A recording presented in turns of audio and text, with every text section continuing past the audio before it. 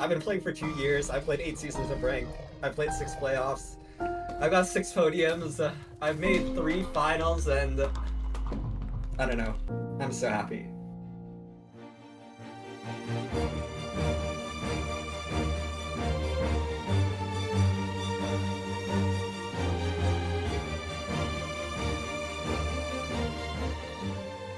Good morning, good afternoon, good wherever you are. Welcome back to MCSR Ranked Season 9 Playoffs. I'm Crayway, and I'm joined with Wreck Rap Parker. How are you doing this morning? Bright and early for us. You excited for these games Yeah, today? a little bit. I'm doing well. I got some breakfast in me. I'm ready. I'm ready to start these games. I see both players have been doing their private rooms for 2 hours. I think EDCR and Steez are gonna be warmed up. I'm looking for some good games here. I am super excited for the games today. We got a couple of bangers. The first one, like Parker's saying, EDCR versus Steez. But let's take a look at the bracket, see what happened yesterday, also what's happening today. So the first game, like we just said, EDCR Steez, that top left game, that will be happening first. After that, Parker and I will be staying here to commentate Dugal versus HDMI Cables, one of the best players in the history of ranked playoffs versus a newcomer from LCQ. That'll be exciting. After that, we'll have Infume versus Beef Salad, arguably the match of the round of 16. And then after that, we'll be closing the day with Nahan and Loki. And Feinberg and Nerdy will be taking care of those two final games. Parker, this game we're about to commentate is definitely on the cards for the best match of the day. But is there another game maybe you're excited about later as well that you're super pumped for? I've been saying it. It's just a little bit of bias having a Steve skin as well. Nahan versus Loki. I just think that's just such an awesome premise. Two Skeeves versus each other. That's what I think it's gonna be I'm fun. excited for. I think it's gonna be great. I think it is. It's a very funny thing. Like we were looking at like some graphics before, and it's so funny seeing like Steve versus Steve. And you know, Blazemine's still alive too. Blazemine's still alive too. So we could have a Exactly. Steve versus Steve later on as well, which would be very exciting.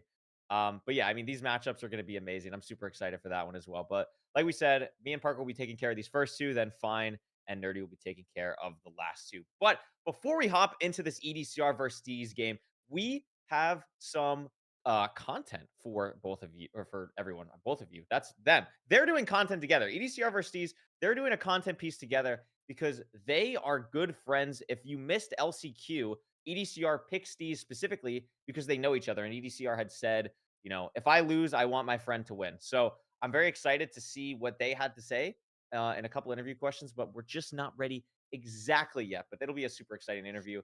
Parker, how do you feel like you Mhm. would do if you were playing like against one of your friends in like a bracket style thing like this? Would you want to do that, or would Yeah. you want to like not potentially knock your friend out? Because it was a pretty interesting decision from EDCR.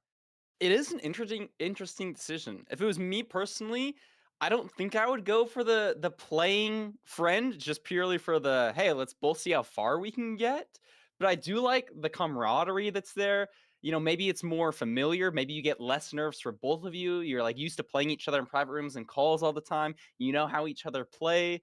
Um, yeah, I definitely think it could lower the stress levels, lower the nerves. I think something which would be important for EDCR. I know last season he came in rank 1 and didn't have quite the performance he was looking for. So maybe that helps him in this situation, playing like a more friendly type match. Yeah, absolutely. Well, the interview is ready. Let's take a look at what EDCR and Steez had to say for this upcoming playoffs.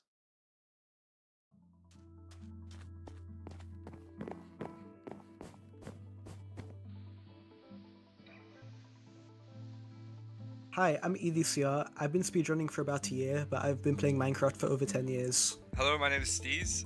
I'm 17 from the UK, and I've been streaming like a little over a year, but I have been playing Minecraft since I was 5 years old. So I first really started playing Minecraft through Hypixel Bed Wars, and I really liked the idea of mechanics and being good at the game. And then I found out about MCSR, which is a bridging server, through a friend, and I really liked the idea of optimizing strats, developing strats, and showing mechanics through that. I found out about Minecraft speedrunning through Dugal's 8:15 RSG world record. Now that was a while ago, and I really only started a year ago, but I've loved Minecraft speedrunning since, and how you can express mechanics and decision making, and how it is just limitless, and it's really fun. My introduction to Minecraft was with Hypixel. I really enjoyed playing games that you can speedrun, such as zombies and parkour.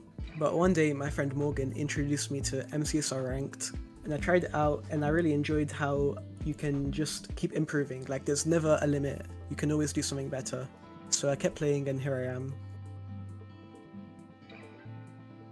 The reason I picked Steez is because we're both part of a group called Car, which is like a friend group where we discuss strats and just talk about whatever. So even if I lose my matchup, someone from Car still moves on. So it's like a win-win. So it's funny actually because EDCR told me after I made it through LCQ that, well, he said in our chat that he was either going to pick Squarecrab or me, and I low-key told him it was fine to pick me because I just want to have fun. I don't really care about making it far, like realistically. Whoever I was going to play, I just haven't played anyone much, and I was probably going to get first rounded by a lot of people. And so if I'm going to get first rounded, it might as well be EDCR, who is a close friend of mine, and I'd be happy either way if I go through or he goes through. Steez is a very mechanical player. He has insane mechanics. He's like a top bridger. Me, I think my mechanics are decent, but where I'm going to gain time on him is through decision making. So I think it could honestly go either way depending on how the seeds are. Like if it's a very linear seed, he could probably win. Yeah, I mean, I agree with that. But yeah, I mean, if the seed has any remote hard decision making, he probably just gaps you by 30 seconds. On pretty much every matchup, my only win against him is a sub 7. So I think that's very telling on kind of how our matches go. But I'm not very nervous, to be honest, because as I said, like if I'm just trying to have fun, and if EDCR makes through, that will make me happy, and if I go through, that would obviously make me happy. Yeah, I will say for last playoffs, I was really nervous, and I think it actually resulted in my downfall. But in this playoffs, I'm just looking to have fun. So if I win, I win. If I lose, I lose. I just want to have fun. I would say there are two things that I've improved on mainly.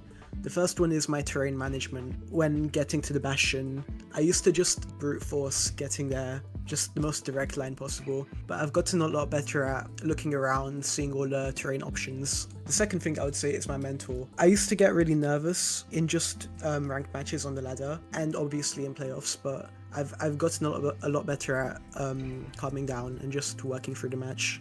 So compared to Season 8, if you look at my Season 8 stats, they weren't very good compared to my Season 9 stats.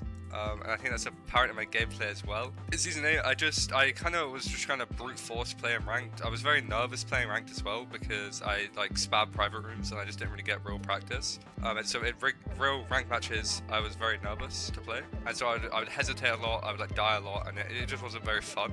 But in Season 9, I tried to work on that a lot, and I tried to work on my mental.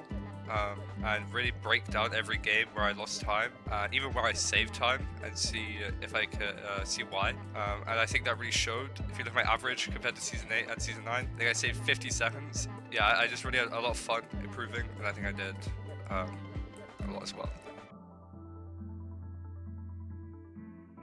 So on top of bridging on MCSR, there is also Minesweeper. And it is very fun, and I actually had 5 world records on there. I am a really big fan of Minesweeper as well. A fun fact about me is that I'm left-handed. I'm really glad I didn't mute. Normally these, I mute like 10 seconds before the end. Parker, Yeah. I'm also left-handed. So I'm Wait, was that actually EDCR's? EDCR said that he's Frick, I left-handed missed at the end. EDCR's. So EDCR said he's left-handed at the end. That is actually so base. Wow. I'm assuming that he doesn't play with his left hand. If he wins, we could absolutely ask him. I don't think he would play with his mouse with his left hand. That would be kind of crazy. That would be. I did not learn how to play that way, but I just think that's cool. I think that's really cool. So I am now biased. I'm a biased commentator. I very much apologize. You're gonna have to take the Steez bandwagon. But all right. Regardless, I think the thing that we were just talking about it while we were watching this interview, like these two players have not played for a long time, Parker, and I think that's what's so impressive about this matchup. Yeah, 1 year from each of them, very notable. Also, another thing that I think is very important, they're both in. We've seen this name pop up a couple of times. The Car friend group of speedrunners, and I think, at least speaking from personal experience, the time where I got best at speedrunning was when I joined HBG. When you join people of like-mindedness who are at similar skill levels, all pushing each other. Same with YouTube. When I started getting good at YouTube, it was when I joined Lifesteal, a friend group with it. I think there's so much power in community here, and learning. It introduces you to different play styles, to different points of views. And so I think if anybody is trying to improve here, reaching out to people, just interacting, being kind, to like your fellow MCSR runners. You can start friendships anywhere, and who knows, those friendships could lead you to playoffs. We've seen both these players 1 year, guys, 1 year. This is true. This is super true. I mean, especially like for me specifically, like getting into MCSR and doing everything, like the most fun I had was when I originally joined HBG, and it's cool to see people joining the game now, like have their own friend groups and own experiences. And, this is truly a match of like a new era of running. I think the mechanical gameplay that we'll see in this game is absolutely insane. And I'm really excited. So why don't we just give us the stats, Oliver? I want to see this. Like, this is crazy. So we're talking about this. Let's put it really in perspective here. EDCR went from literally never touching Minecraft to, or not touching Minecraft, excuse me, never touching Minecraft rank, never touching Minecraft speedrunning, He's been a big to deal, rank 1 in like, what is that? Less than 8 months? 220 days is like less than 8 months. Like, that is absolutely absurd. And my favorite stat in all of playoffs is that he does not have a 1.16 RSGPB. He doesn't have one. He doesn't care. And the win rate is absurd. 72% is crazy in this era of speedrunning. I mean, Parker, what stands out to you? Yeah, I mean, EDCR is one of our strongest contenders. There's a reason he's ranked 1, sounds kind of obvious to say. But I think, I don't know. One thing that I thought was interesting was Steez talking about his top speed. It sounds like Steez has a very mechanically pop speed gameplay, and we can see this in the stats. Best rank time, Steez does have a faster win. When they were talking about the matches they've played together, Steez's only win was a sub-6 Curry. So Yeah, potentially be looking out for those linear seeds. They might be favoring Steez. Yeah, I mean, the one thing, if you're on Team Steez, your hope here is kind of similar to the Hacks Feinberg game that we watched yesterday, where like if you were rooting for Feinberg, you wanted these like kind of crazier, more thought process out seeds. If you're rooting for Hacks, you wanted just this linear thing. EDCR, while playing nearly 1,000 games, and obviously 644 is an incredible best rank time, Steez has a faster rank time in a fifth of the games, which is crazy impressive. Like that is nuts. And it's not just like a high 650x. Like 640 is a crazy insane time.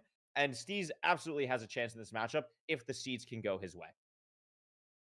100%. I'll be interested to see what the seed pick bans are. Maybe we're hoping Steez plays for Rune Portal. Looks like we got the stats up here. Wow.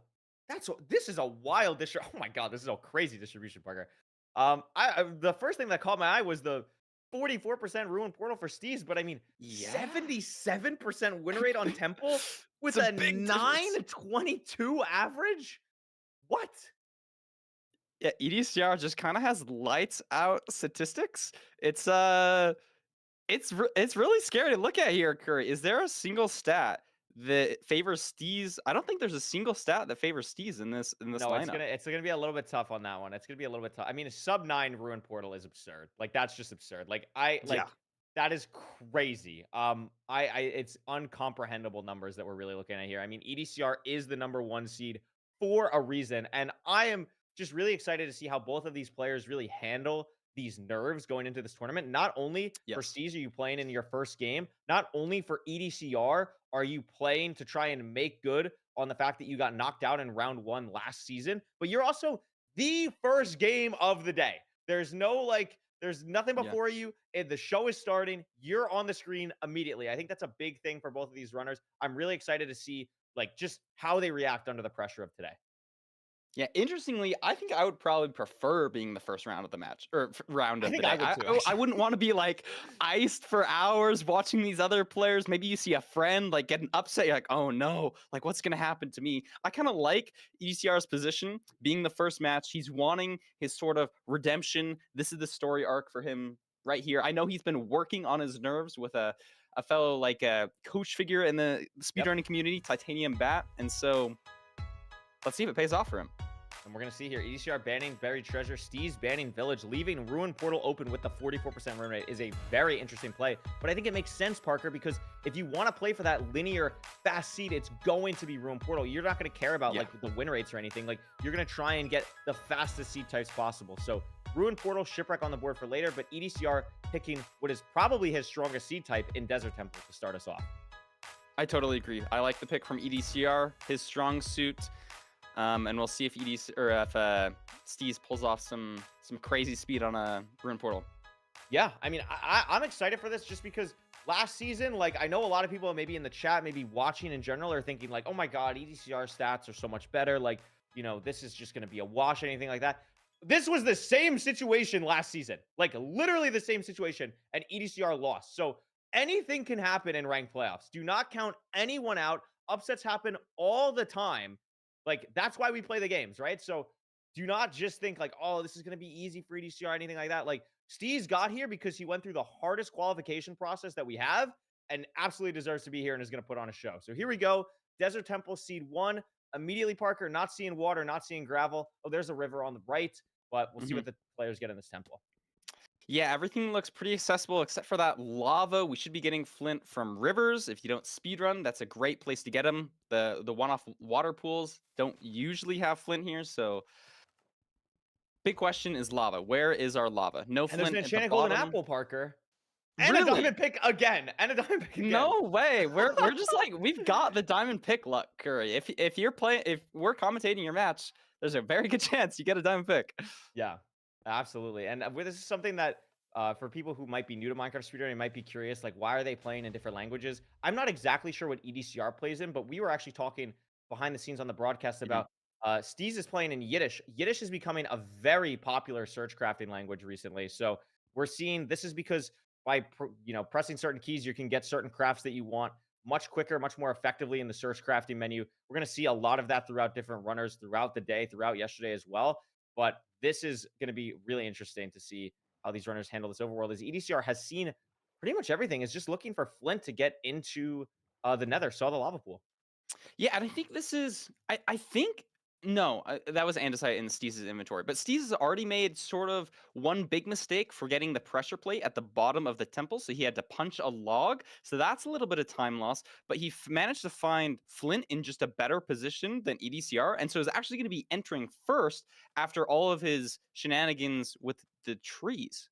Yeah, EDCR did grab a ruined portal. I'm not exactly sure if the chest was even there, if he got anything from it. I would miss that. I was looking at Steez's screen, but still having to grind gravel for Steez. EDCR just now finding gravel. This TNT is almost certainly not going to give him the flint that he needs, because we're seeing how much gravel Steez has to mine. Finally gets the flint, is going to be entering the nether, and EDCR shouldn't be too much farther behind, but especially with the wood shovel, Parker, it's going to be it's a significant lead starting out here. 100%. You know, gold or the wood shovel definitely doesn't feel good because it's going to lose you a lot of time. And EDCR already behind, something maybe we weren't expecting. We have a bridge that Steez is going to be entering momentarily. And is this going to be shaking up EDCR's mental, or is he totally locked in? Let's see how he plays the rest of the seed. Yeah, I'm excited to see. Also, this bridge enter is a little bit awkward. Has to throw a lot of gold.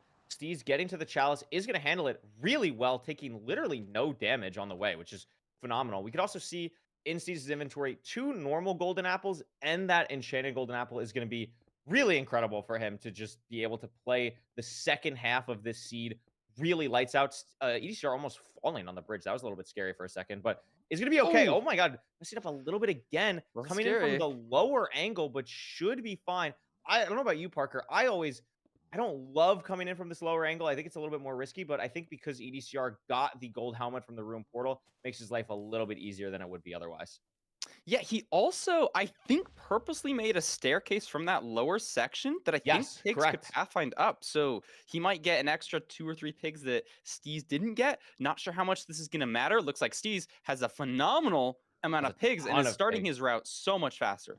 Yeah, and this is on double single bridge as well, so not a normal route where you're going to get like a ton of pigs, but Steez, I think the Crimson also really helping out. Like, there's at least 15 pigs in this whole Parker. Like, this is crazy.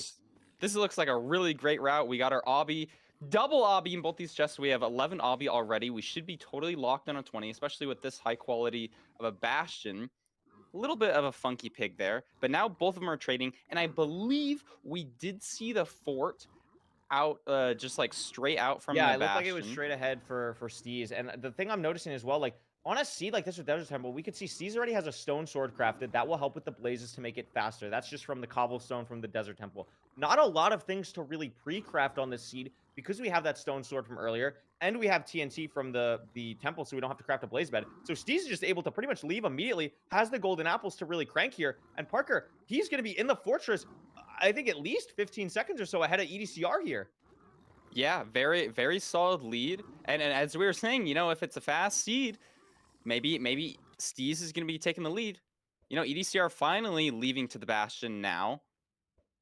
We'll see if he finds this double blaze spawner, maybe slightly faster, maybe has a different pearl or two. That's what he's going to need to catch up here, especially if the rates are fast. He might not even need to. Yeah, looks like EDCR is going to play on 5RD, maybe gets 1 or 2 strays, but doesn't look like it. This is a really awkward kind of double blaze spawner situation we're seeing for Steez as well. I'm curious to see how EDCR handles it. Not only are they not like super close to each other in the sense of like a nice middle ground to kind of play in, but that second one being like half buried is also a little bit annoying. So very curious to see how the runners kind of handle the blaze bedding or explosive to detonate the spawner area. Seems like both are just going to play this one more open one, which I think makes a lot of sense. Yeah, we see EDCR getting the blaze TNT off almost the same time as Steez, so potentially makes up a little bit of time there, but Steez did get the extra spawns from the other spawner, maybe a stray or two, and now EDCR dealing with a wither skeleton, so losing a little bit of time there. Yeah, one thing I want to note is Steez. They're blinding basically at the same time. EDCR actually technically blinding earlier. Obviously, Steez has more rods, but I think this is just EDCR is going to try and overlap and force as much aggression as much as possible to get back into this game. Remember, these are the best players in the world. Like, EDCR knows, like, 10 seconds at this point in the match is a lifetime. Like, it's so hard to make this time back besides, you know, an unlucky stronghold nap or something like that. These players are going to be so evenly matched in so many areas. So any minuscule thing that he can get back is going to be super helpful. He's checking chunk borders for a pearl hang, still has the enchanted golden apple, and is probably going to pre-craft here very soon to make sure he has everything he needs to finish the game as Steez is out. Oh, beautiful. Both these players having lights out pre-crafting. Love to see it with the different languages, all the keyboard rebinds. They are masters of this art. But I think EDCR is making up time here on Steez. I'm pretty sure he entered the fortress a lot slower than he's going to be entering the stronghold here. Yeah, only going to be maybe 10 seconds behind. Yeah, it's going to be a little bit of a hesitation building the portal and messes it up with the gravel. That could be a bit of a time loss. But Steez is struggling a little bit to find this portal room. And this just might be what EDCR needs to get back in this game. We'll see what the spike looks like for him. Something to note as well that we didn't mention as Steez finds the portal room is EDCR, correct me if I'm wrong, but I think will be the only person in this playoffs with a different stronghold spike than what we're used to seeing because of his graphics card. So it's going to be a little bit different of a spike than we're used to seeing. Steez hitting the 0, front 94 should be pretty straightforward. It's going to be tough for EDCR to make up this time, Parker. This is Steez's game to lose. No arrows, though. Could make it funky. I know EDCR does multi-block, so potentially could go for a 2+2, but it looks like he had a bad pearl, and Steez should be able to pull this off. It's 2 more anchors. Explosives. It should still be fine. Yes, EDCR not able to make up enough time to make the non-arrows matter. It looks like EDCR also did not have any arrows in the Bastion as well. So Steez playing a very clean game to win, especially playing the overworld better. I think, honestly, Parker, that's kind of been the story of a lot of the matches, at least we've commentated. Like, we've seen like a 10, 15-second overworld lead, and then the player just holds that for the rest of the game. Especially with these Desert Temple seeds. I remember yesterday there was one where somebody missed a rune portal or missed a lava or missed a water. And there's really just a lot you need to keep track of on these Desert Temple seeds. And that's exactly what we saw. You're totally right. EDCR just not finding Flint for 30 seconds. He loses 30 seconds. And even though he makes up over 10 seconds over the entire seed, it's just not enough to overcome his time loss just in the overworld. Yeah, I mean, you could see, I mean, this split, I think, is a great way of, like, how Steez is going to be able to, like, pull this out officially, right? Like, you take a lead, you hold it. EDCR is probably going to make up ground. I mean, he is the #1 seed for a reason, and he does consistently make up ground throughout the seed. But if you can play the overworld better and give yourself that cushion, Steez is mechanically good enough to hold that and finish strong like he just did here for a sub-8.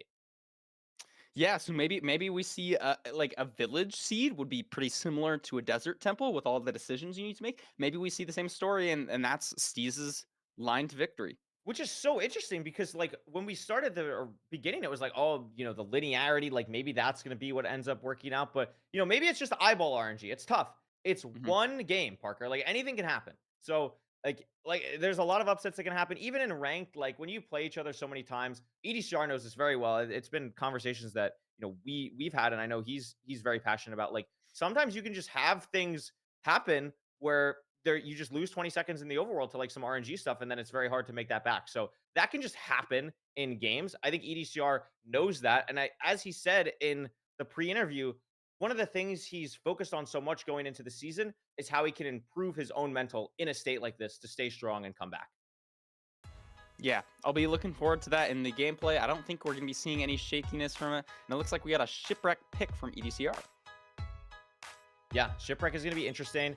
Again, something to watch out for is when do these players see the ravine if it's not obvious. The food situation on Shipwreck can be different. Like Desert Temple usually can be something where we have to worry a lot about food. It didn't really come into play because, 2 golden apples and an enchanted golden apple makes that pretty comfortable. But Shipwreck, Yeah. if you're not getting carrots here, Parker, it could be a little bit awkward, and we could see that come way more into play.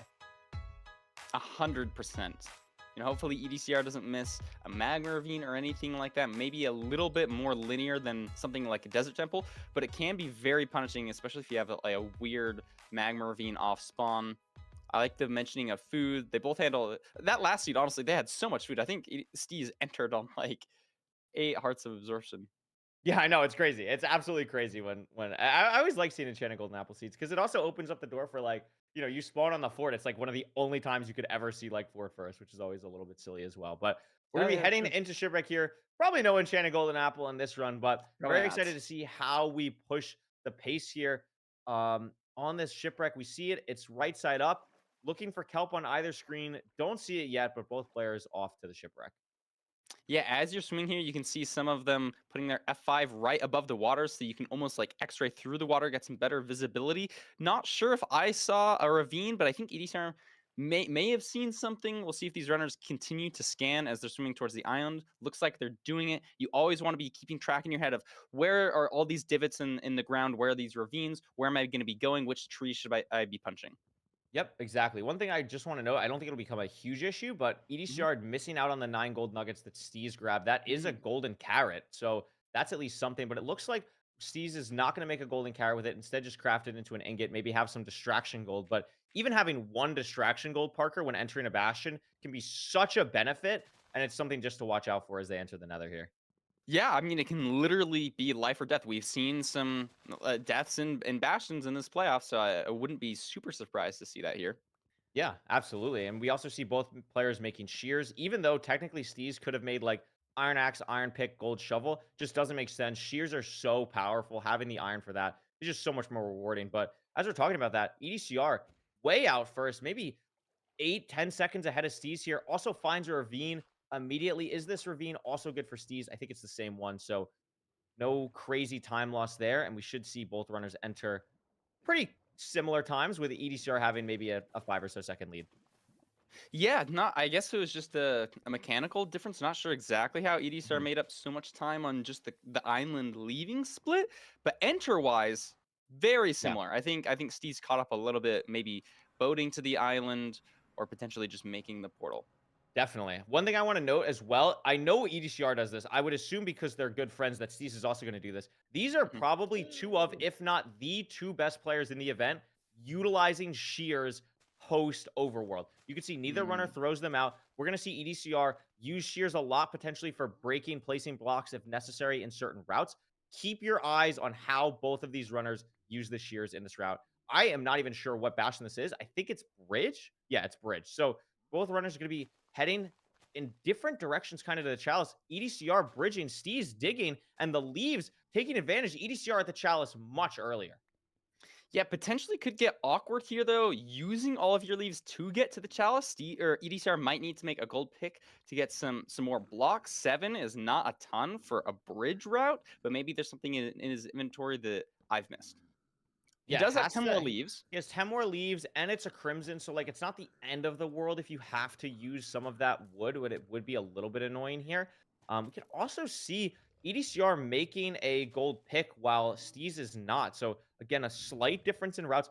Does this make the route a little bit faster for EDCR? Probably. Wow, that leaf placement was absolutely absurd. You can also see it was burning. Oh my gosh. Wasn't able to put out the fire in time in a really awkward spot. Now has to rebuild with wood, but this is risky because all of that wood from the bottom can Oh my burn. gosh. Isn't able to also open up the top section to let more piglins in. He's trying so hard, it's not working. Meanwhile, Steez going for a completely different route. Did not. EDCR, I don't think, realized that this was a single, and Steez is now in a double, in a triple. So trading in 2 different parts of the bastion here. Wow. That was a real difference in bastion here. I didn't even realize that they're just on completely different sides of the bastion. So ECR is gonna have to run. Oh wait, no, never mind. Wait, He's just on the no, lower no, portion. He just did that. Wow. Okay. Was yeah, that intentional? Maybe just he was flustered. Maybe. Oh, look at Steez. He's on 1 heart.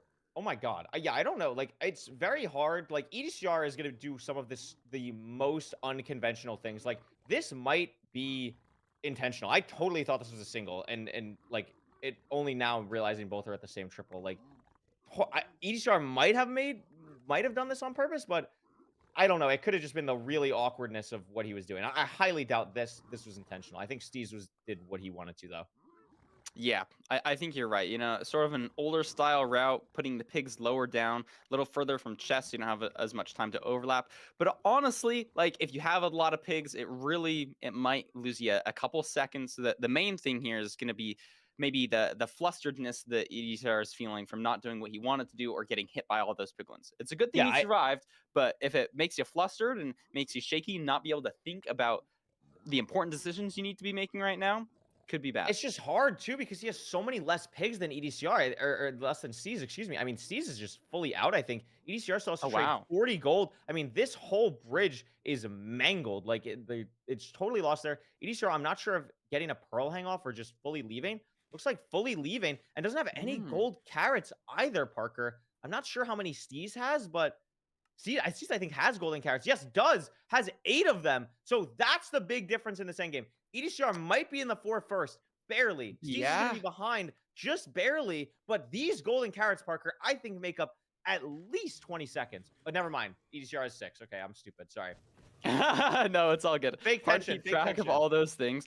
But just the way that EDCR left the bastion, I mean, we're seeing this difference in Steez just leaving blindly very quickly, a little bit more to the left. Maybe EDCR being better with those decision-making skills that we were talking about earlier, and decided to really force some terrain, some unusual terrain, and it paid off amazingly. Now in the lead, building his portal, leaving on four eyes. No, not quite. Getting some more. And Steez looking to pre-craft. Yeah, I mean, this is going to be really close in this endgame now, actually. Both players utilizing the Iron Sword. We could see on the bottom, EDCR 5 rods to Steez's 3. So that's going to be the big difference here. EDCR throwing the first eye. Oh, EDCR actually has, or Steez actually has 6 rods. Oh my god, maybe the tracker was wrong for a second. But Steez actually has 6. We'll see. Yeah, it must be really good rates, I guess. Like this, like the Blaze split was just really quick. I feel like EDCR maybe is just gonna go 4 for 4. I mean, this endgame is gonna crank for both of these runners. The eye breaks, so has to get a 7th rod. We do. Steez will be leaving. EDCR needs to get 2 more rods, I believe, but neither runner is pre-crafted just yet. Look at that crafting from Steez! Oh my gosh! That is the power of search crafting. That is the power of utilizing a language that you might not be as familiar with to read, but wow, does it make other aspects of the game so much quicker. And we can it matters so much on the seed where the rates are pretty good. EDCR entered the 4 faster. He got to the spawner faster, and now he's just behind, but it takes better terrain. He has like 6 gold pickaxes compared to Steez. So sure, Steez is building this now, but EDCR is going to crank to this location, and it might be just enough if the stronghold makes Steez hesitate a little bit. It looks like Steez gets a spike that he likes here. Again, with the EDCR screen, we're not going to be able to tell what are good spikes and what are not. Oh my gosh, Steez is struggling to find this, and EDCR is now in the stronghold. Let's see if he gets a spike that he likes better. Looks like he's rescanning in the same direction that Steez did. So potentially they're getting the same spikes here. But if EDCR pushes a tunnel differently than Steez did, like this upper right section, No, it's not working. We have 3 mobs here, a creeper, skeleton, and zombie, that will mess with your readings, regardless of what graphics And card there's you a have. portal room. And EDCR's in first. Steez went down this hallway. I don't think fully checked it. And now all of a sudden, EDCR in the lead for what feels like maybe the first time all matchup so far. Yeah. Back 0, really difficult, but has the blocks, has the mechanics, pushing back 99 on 97. A beautiful setup, but messes Oh my it up. gosh. Is still gonna maybe get there in time, just barely, but doesn't have the anchor now. Only has 5 beds to deal with this, Parker. I don't know if this is gonna be so hard. This double bed has to be so good. It is. Is this last bed enough? Yes, And it is. is. Oh my gosh. Wow. Good work, EDCR. That's what you need. You need to be building the confidence here. Look at that. Building an Aether portal. And then another one. He's locked in Curry. I think that was really good for the EDCR mentality. A little bit of shakiness there on the 0, but he managed to clutch it up and hit it. That was crazy. Nice work. That was absolutely crazy. I mean, look at how close this matchup was throughout. Less than 10 seconds separating these runners at all times until finding the stronghold. But then EDCR able to pull ahead, a little bit better readings on the preemptive, potentially forcing it a little bit more than Steez was, and just checking one final corner that Steez turned back on. Ended up deciding the entire match. I mean, that was a crazy matchup. It was cinema.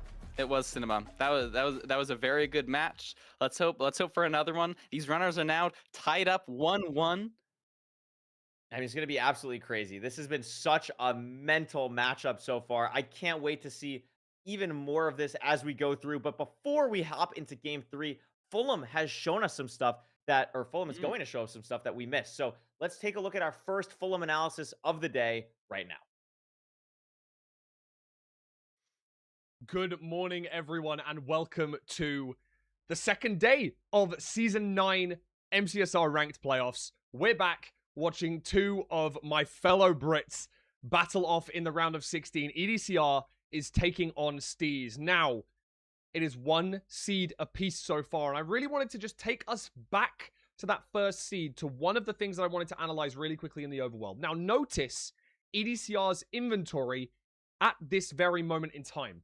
He has 9 logs, a stack of blocks, some TNT, a little bit of food, and some ores. However, the crafting here is something that I really wanted to pick out. And now, even though we know that these guys' crafting is insane, at this point in time, I think the decisions for the crafting may not have been ideal. Now, obviously, these are insanely fast. But if we have a look here, I personally am a little bit perplexed as to why EDCR decided to go for the wooden shovel here.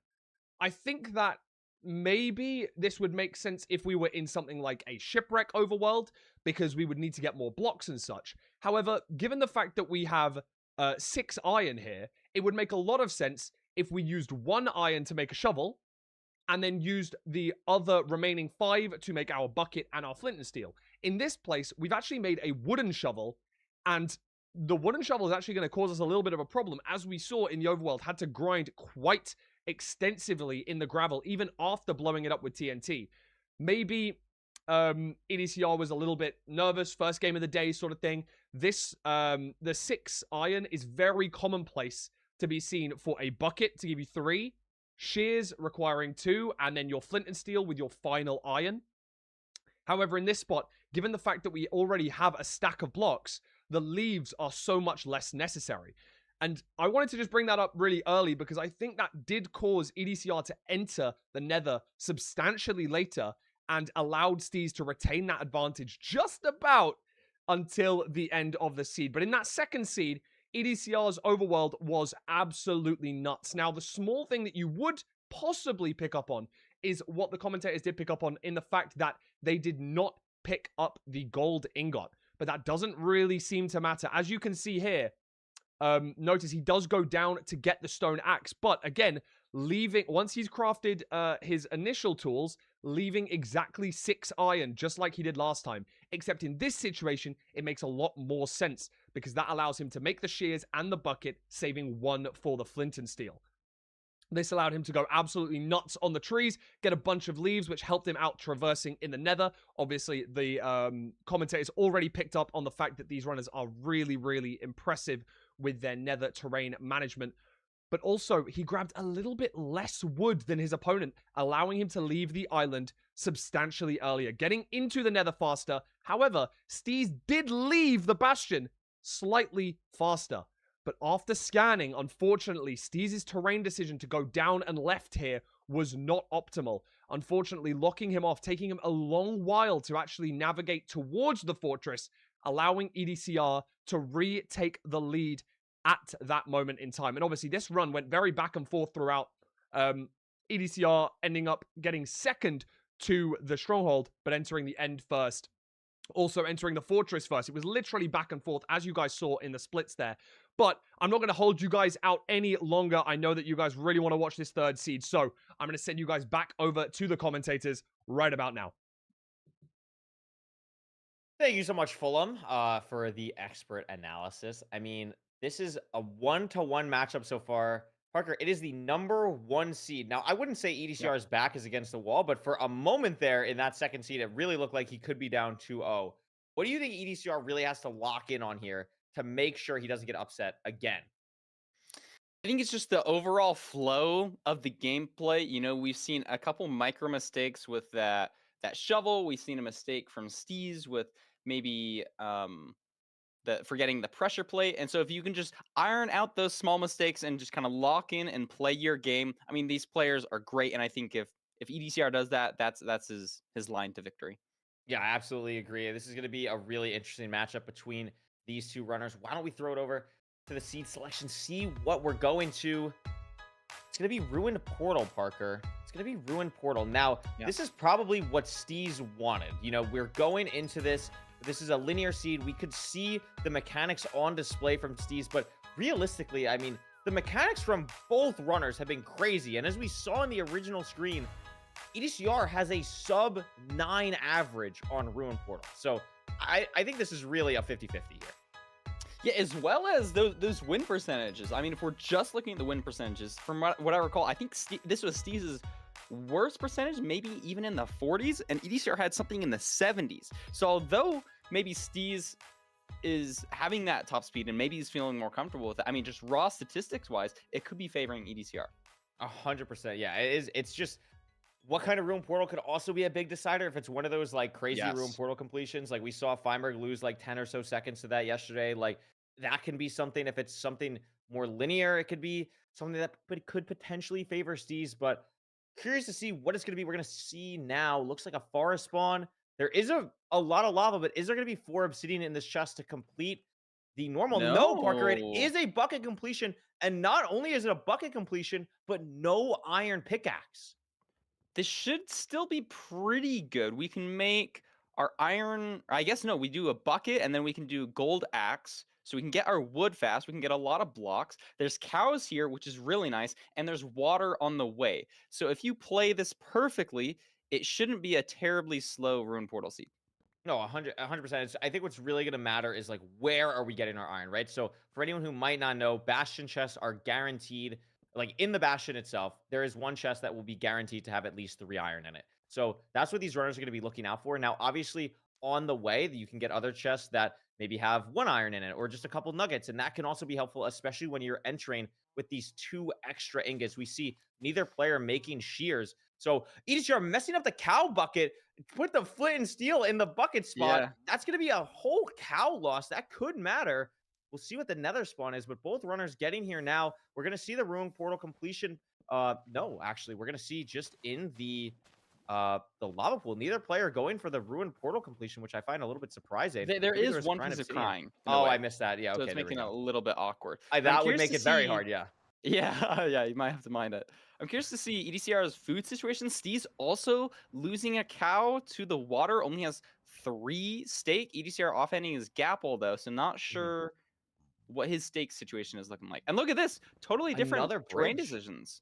Yeah, one high, one low. Completely different terrain decisions. I really like this terrain decision from Steez because remember, we have to get these chests, right? So going directly to the triple here is so nice. But what EDCR is doing is playing a little bit more consistently, seems to be making the gold helmet before heading up here. Steez playing a little bit more risky and is literally 1 nugget off the iron ingot that he needs for the last bit, and is actually checking the piglin trades here, which I don't love as a play. EDCR going straight for the lodestone chest.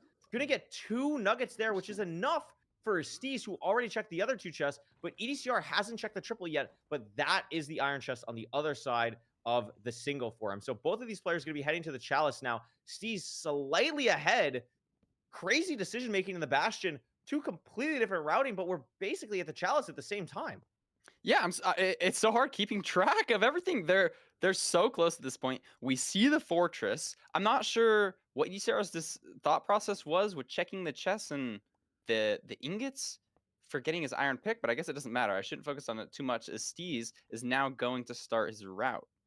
Yeah, I think EDCR, like, Oh my gosh, there's maybe lava. the thought process was like, I know I'm gonna do a Donkey Kong-esque route. What is? Oh, 'cause Look you at can't this, really do though, Donkey Kong 'cause Curry. there's lava. Yeah, it's a little bit Is he awkward. freehanding this? I would imagine. Has he ever so. done this before? This This is like, we have to just deal with the lava here, so it's gonna work. I'm curious. I love this. I love it. It's very creative. Like I don't. Is it working though? Oh no. Yeah, not a lot of pigs. He has and 3 Steez- pigs, Curry. He has 3 pigs. They're stuck on the did lava not- because they can't get around, and EDCR is also only on 3 hearts right now. 1 heart. Oh my gosh. Oh my gosh.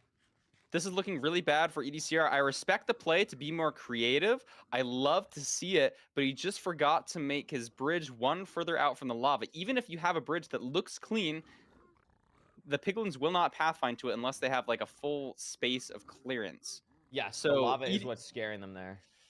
He might get some pigs from lower though, and that'll be nice. But Steez is closer. Is he closer?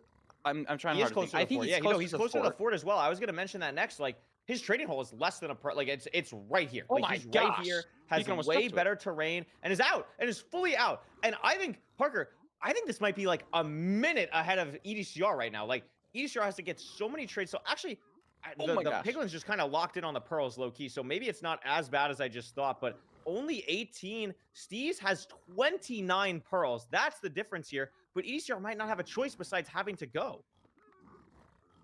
Gets 1 more pearl trade. Is probably going to leave Yeah. on that. Picks up the gold and is out. So Has I don't a know stack. Yeah. A That's stack crazy. of untraded gold. So really, really pushing the limits here, really pushing the speed. He knows he's behind. He can see that those advancements in the top right. He knows Steez is in the fortress. He's like, all right, Steez is going to be locked in with these pre-crafting. Steez is already on 5 rods. EDCR needs to speed up here. He's going to be purling till it looks like another spawner. So potentially he makes up some time here. But I think the main setback is just going to be the pre-crafting because the rates are so good. Yeah, absolutely. I mean, it's going to be so interesting to see what happens here. Looks like Steez already has 6 rods, though, so it's going to be blinding. And also, if an eye breaks, he has blazes to kill already here. Meanwhile, EDCR just getting the build out for... No, I'm sorry. I thought he was extending his platform, Parker, but he's just building... He's overlapping overlapped. the platform while building the portal. He's actually just... He's actually tasked. crazy. He's tasked. This is actually beautiful. Crazy. The drag looking at me, he's literally, quite literally, Curry, placing blocks as fast as Minecraft can register it there while overlapping it. That was beautiful, but I don't know how much it's going to matter on this seed, especially because Steez has all of his rods. He's purling, and we're sub 6, Curry. I mean, this is a pretty fast crazy seed. pace. This is so aggressive. I'm seeing, honestly, what I'm really liking about Steez's gameplay, he does not hesitate, Parker. Like, it really reminds me of like a Loki-esque player where it doesn't even, you can't even process if he's making an incorrect play because everything that he's doing is like, he is just immediately making a decision. And that's like so important in Minecraft speedrunning. Like, there's no time if you hesitate on like, oh, does this decision save me 1 second if it takes you 2 seconds to make it? Like, he is locked in at the portal build at 610. EDCR pre-crafting now, but so much less explosives because of the lack of wood. And that could be a huge deciding factor as Steez is preempting. Yeah, phenomenal point. I love liking it to Loki's style of gameplay here. You know, if there's other runners in this tournament watching this gameplay right now, they're going to be like, oh my gosh, Steez, even though he's a newcomer, he's kind of cracked out the wazoo right here. Pardon my language. He's going off the rails. Yeah, Parker skipped media training on that one. That's we're getting aggressive here, but I mean, this has to be it. Like, the mine shaft is getting a little bit awkward. And EDCR also missed, by the way, Parker. Had to dig into the staircase. No great spike. This is a similar spot to where we were last seed. Is this going to be it? It is. A weird backwards now for Steez, but he's in the portal room. EDCR nowhere close. And I mean, this is, if Steez hits this, he can take his time. He's got 1 billion beds. He's got 1 billion beds, but maybe he can't push this high of a height because he can't throw 3 pearls. And EDCR has to hunger reset. This is actually, he might, this is going to be 90 at the highest, Parker. Yes. We're going to get to 90. The build, does the Dragonfly is really the play here. Look at that double bed, I think it so stays, much it damage. stays. He should be fine. And it stays. But he misses the bed early. He misses the bed. Barely gets the anchor. Oh my god. It's He low enough gets that we so might be able to clutches. He finish gets it so with the bow. clutches. He gets so clutches. Oh my gosh, he's bow It's clutching. definitely He has to clutchable. It's kill it definitely now. clutchable. He has to kill it now, otherwise EDCR is gonna hit the 0. Shooting EDCR the is arrows. zeroing, but messes up and has to leave because of the low Oh my gosh. explosives on 2 hearts. And Steez is taking a while to hit these last couple shots, though, Parker. I think he might have to full bow at this point. He does have has to to. full bow. He missed the dragon takedown. How many arrows does this guy have? Can he catch up here? Even though his Is this dragon a health is perch so for much lower. EDCR? Oh my gosh. No, it's flying around. Oh my god, I thought it was gonna perch. It looked like it was beelining to the node. It's basically just a perch race. Both players are just waiting for the dragon to perch. I believe EDCR still has enough explosives to kill the dragon. I think he has 4. So I think he's gonna be fine. But Steez is so low, only has 4 arrows left. This could be a turn and perch though for Steez. my It's gosh. not. This is an insane end fighting. Steez has to break all the crystals, I think, because of the low health. I don't think he can do 3 beds with. I don't think he can do 3 beds with this armor. So it's really scary here. Also, doesn't have. Wait, his he doesn't boat even because have a boat, so he's Wait, he doesn't have a bridging boat. over to a tower so that he Oh can my god! fall down without taking damage. And EDCR now climbing a tower. Both of these players still waiting for a perch. It's basically just a perch race at this point. Steez is going to be very scary. Watch his screen Parker, as he's going to this is try the- to one cycle. This is the problem. So Yeah. Steez has to hit like a 3 bed at this point, but only has the health Yeah. for 2 beds. And EDCR has to hit a 4 bed, but only has the health for 3 beds. So we're in a spot right now where both Yeah. of these players could totally die and we could be here for 10 minutes. Like, I can't overstate that. Like, that is honestly maybe the most likely scenario, Loki. Like, that is genuinely what we're looking at. If EDCR hits a 3-bed axe in playoffs, that would be absurd. The perch for Look at it. EDCR Snap. has to hit this. Has a crossbow ready. Gonna try and do some crazy double bed, maybe. 1, 2, It's low 3. damage. Oh my gosh! don't He's think gonna have that's to wait for enough. another perch. I don't think it's enough Wait, either. Parker, I don't think he has enough the crystals arrows down? to take out the crystals. I think that's Oh what my the problem gosh. was. So I think he has to die. Oh. And I think the dragon perch for Steez has been too long. So I think Steez is gonna die on his dragon perch, which is happening right now. It flips. Has Oh to my hit gosh. this in 2. Oh my god. Wait, he can do an extra bed. He He had the healed. extra health. Oh my god. Had the extra health somehow my gosh. for 1 more. And it's Wow. gonna get the kill. Oh Curry, my that would have God. been so much different if the decimal points of his health were just like 1 or 2 different. Literal He didn't take decimal damage on that points. second one. Decimal Wow. points of health. The literal extra armor bar difference. Half an armor bar to Oh my 2 gosh. armor bars. It's also so rare to have 2 armor bars even matter. Having 2 armor bars even matter is so crazy. That is so, like, I would say that's less than a 50% chance. Steez had to play for it, knew he had to play for it. And Parker, these players entered the end at 7 minutes and didn't finish the game until 10:21. What a mental end fight from both of these players. Mental is the best word I could think for it. Oh my gosh. I thought for a It's second maybe absolutely both of them were crazy. gonna die. Oh my goodness. I mean, they Wow. both entered the Nether at nearly the same time. The 3rd Bridge Bastion in a row, by the way, in this matchup for these players. So we've only seen Bridge so far. Seeing how they're handling that is absolutely crazy. I mean, this has been an unbelievable matchup so far, Parker. And now the #1 seed is down to his last life. And Steve, Yeah. who was picked the first time, the first pick from LCQ, went through all of LCQ just to get picked first by EDCR, now has a chance to upset him and move on to the quarterfinals.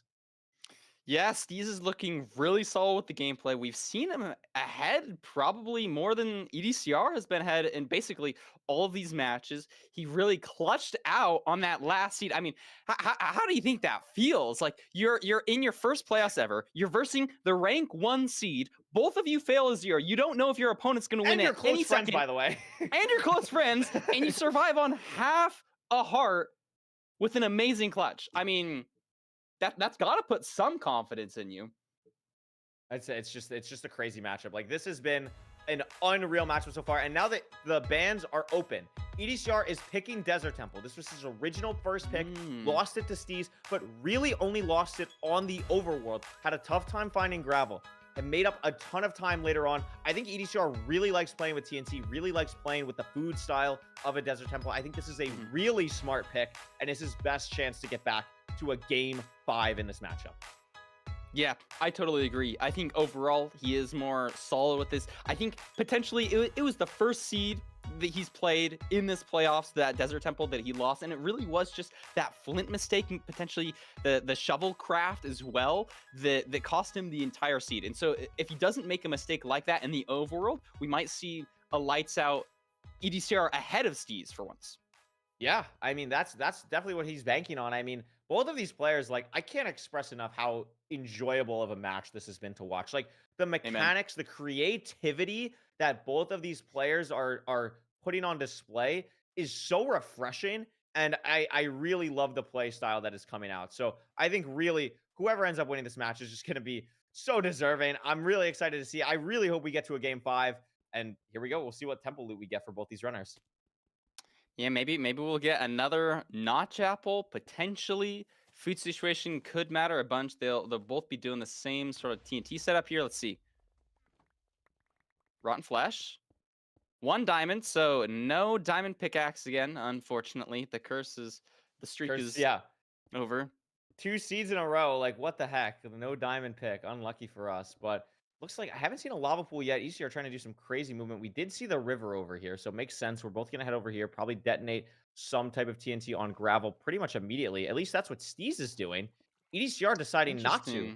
Maybe focusing on trees first. I'm unsure why he didn't want to go for this giant gravel patch, but wants to focus on a tree first. Also has some cows and another gravel patch.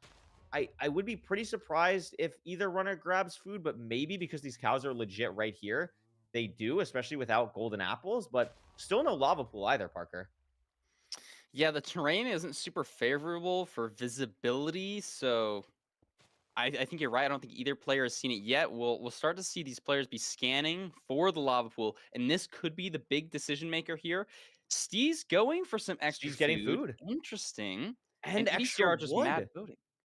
Extra wood as well. I mean, that's a big difference. I mean, we literally saw last seed, like, EDCR would have been able to hit that 0 probably if he had the extra wood for a couple more beds. I think might have had the health. Would have been scary. But EDCR's portal, dude, oh my goodness gracious, yeah. Just both crazy. of them clean portals. Going to be entering a very similar time here, but I think Steez does have 1 extra good food on wow, EDCR. what a seed. Linear seed. Very linear seed. Housing right here. Fortress on the way. We see both these runners pretty much at the triple immediately, but Steez again, a different route. Also gets blocked off. Tried to go through the top hole. A piglin in the way. Has to go for a backup, but plays it very nicely. But EDCR with, I would say, a sizable 8 or so second lead here. Yeah, and an 8 or second or so lead can really matter on this seed. There's not going to be a decision you can make up time with getting to the fortress. It's literally just 1 pearl throw away. If we have fast rates, it's going to be even more punishing. I think EDCR looks really comfortable here. I think having this housing, having this linearity, and also knowing that you're ahead has to feel pretty confident on the seed type that you pick. The only thing to really watch out for is going to be how much does the food difference matter? Because the fortress is so close, I actually don't think it'll matter that much. I think it might end up being a time loss for Steez. I think EDCR really trying to push the pace here and be as quick as possible. I mean, his back is against the wall. I think that's probably why Steez went to grab the mutton, like just a little bit more consistency. I have this game to play with. This is what EDCR is banking on. I completely agree with you, especially because EDCR is just on raw higher health here. So not going to have to worry about that as much. What are the trades like? Checking both of them now. Steez on 11, Obby. EDCR 17. 17. 23 Anything- now. He's out. He's out. He has 1 fire res, and that's going to be the play. Gets 2 now. Probably going to leave. Wants the gold, maybe. Looking for it. Gets it. That's 2 gold pickaxes. Steez trading a little bit more, but again, EDCR just having a tiny bit of an edge. And is this the spawner? No. Just part of the fort. Oh. No spawner on the screen yet. But look at this. Steez didn't mine 1 extra block that EDCR did, and so didn't find that better terrain, and so loses a handful more seconds climbing up the bastion to get his pearl. But was at a better location, so only had to throw 1 pearl instead of 2, and might actually get to the spawner before EDCR. Look at this. So much back and forth. EDCR actually- up on the blazes, but Steez at the spawner. But Look, there's 4 4 strays strays! for EDCR. Oh, 5. 5 strays for EDCR. Now, every second that he spends here is time where we're not blaze betting, we're not detonating anything. But look at all the time that Steez has to spend clearing out this lava just to go for a Going to potential a blaze bet, second spawner. just to go to a different spawner. So maybe EDCR sees this too. EDCR's on 7 rods though, and is just done with his nether split. I Oh mean, my talk gosh. about playing for variance. That'll look at- work. Look at the time as well, Curry. 440. 440. Having all your rods. I don't think he's pre-crafted yet, but if this is a close stronghold, he can make the gold picks. He should be locked in. Steez is going to be leaving soon. 3 That looks like digits, triple 900. too, Parker. Yeah, I mean, doesn't have to pick up the eye, doesn't have the pre-craft yet, but EDCR, again, thousands of games of experience, knows exactly what to still do in this situation, hesitating a little bit on where to go. This buys Steez a little bit of time. I mean, he only has 6 rods, and his eye goes in the desert mountain, Parker, so has to throw Oh. another one. That is tragic. EDCR nearly on cords, I'd assume. But wow, And this that is is looking really unfortunate. good. I think, is this the biggest lead we've seen from EDCR, possibly entering the stronghold? He's just Absolutely. getting his final rod, so now he's leaving. But EDCR with the gold picks, utilizing them well, building his portal. 530. Looking I don't for really his know what these spike. spikes look like. That one, I It's- guess he's liking. That I think he likes that. Yeah, the like reverse 50 25 25 is a little bit weird. Could be here looking for light maybe. Nothing he's in love This with, but it looks looks like like it. it's this room. Yeah. You can tell because it's not corrupted by the cave in any way. It's a full square rectangle type thing. Crafting table being made no. and Steez is dead. But EDCR doesn't know this. Knows he has to crank pace still. Has no idea. Crafting everything he needs right now and is still going to be doing a hunger reset. Setting up for the 0 cycle. In his mind, he has no idea. Has to crank pace as much as possible. This run back for Steez is going to be tough. This 0 for EDCR is also going to be a little bit difficult. It is back, but open, but it's tall, That's Parker. This is tall. going to be tough. It looks like Tower 97. He should be able to get here. Plenty of time to spare. Wow. And he's doing multi-block. This is going to be phenomenal damage. Multi-block gives slightly better damage than the regular setups, but is a little bit harder to do. More things to keep track of. But EDCR, He's going to Totally go for the comfortable with anchor this. +1, and it gets it. wow. And EDCR is taking us to a game 5, Parker. What a way to build back your confidence. Nearly Yeah. a sub-7 time. And he's not happy about that. The dragon did 1 more extra rotation. Almost getting Yeah. hit by the dragon there, by the way. A little Yeah. bit scary. But what a time. What a run back. And this game is going to a game 5. Wow. That's a fast seed. That's faster than I've ever completed a seed. Love to That see is this absolutely gameplay. unbelievable. Nice work, EDCR. I think you're right. I think this is a great confidence booster for him. Really setting him up for some good gameplay in this last seed. You know, we've seen a couple of mistakes from EDCR, but this seed was clean. This seed was No, clean. that was played it well. crazy. I honestly missed how Steez died. I don't know if it was like I feel like it There might have been a might have fall hunger or- reset. I think he was in a 2x, like a 1x1 potentially. I'm not sure. Maybe Yeah. chat knows. I'm not 100%. I know we are going to eventually go to a Fulham analysis. Fulham is not ready right now, but I'm sure Fulham will show us how Steez died or show us some Okay. other cool epic thing that has happened in the last 2 seeds. But I mean, Parker, we're going to a game 5. It is going to be Steez's map pick. Do you think from what you've seen today, you would pick anything specific, or you kind of just go on instinct, whatever you're most comfortable with? Probably just instinct, whatever I'm most comfortable with. Maybe you're picking a seed that you've won on. I guess Desert Temple really didn't work out for him there. I don't know, honestly. I really don't know. It is tough. The seed bans are off the board, but before we figure out what Steez is going to pick, we are going to head it over to Fulham, like we said. for some analysis. Fulham, what do you got for us? It's time to go back a seed real fast. We got to go back to that seed 3. Do you guys remember when we entered the end at around 7 minutes and it took 3 minutes to kill the dragon? Let us quickly recap exactly what happened here. I know the commentators were going absolutely crazy, and I know we have a lot of brand new viewers this season that might be a little bit confused as to exactly why this happened. Now, for all of my MCSR veterans, you probably already know this, so I apologize if it's repeating for you, but I know there's a lot of new people, and a lot of people might not understand exactly what's going on. Now, this is Steez's point of view. He's about to set up for the 1 cycle. Bear in mind, he's on 1.5 hearts and not even able to sprint anymore. He has, as you can see just above his health points, 2 bars of armor right here. 2 bars of armor and only 1.5 hearts. And now notice, this first bed, as with the majority of beds, deals him exactly half a heart of damage. But something that may not be immediately obvious, even though hearts are split up into halves, they're actually split up into further decimals beyond that.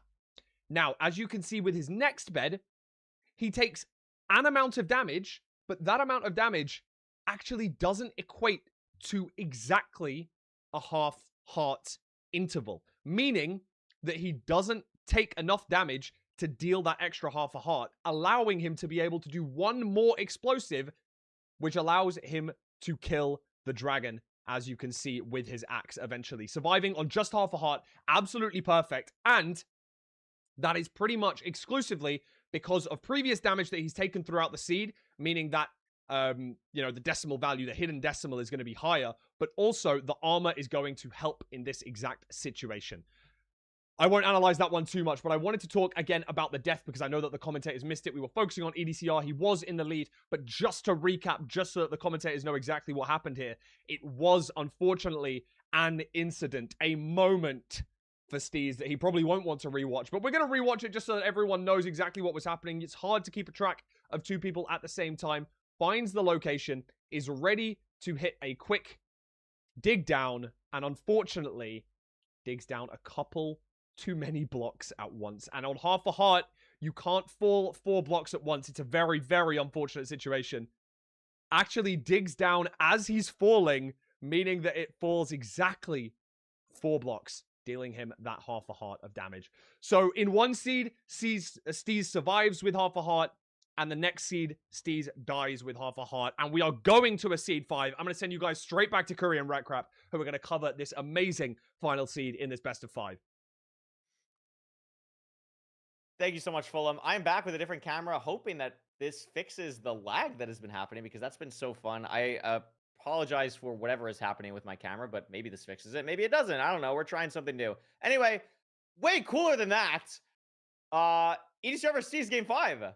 That's cool. People are Game already saying 5? it didn't work, so guess what? I'm just going to Just gonna switch back to the better quality. Yeah. That's good. But I Really appreciate the Fulham analysis. I didn't see Steez dying there. Kind of crazy, kind of poetic that he survives on half a heart and then dies on half a heart.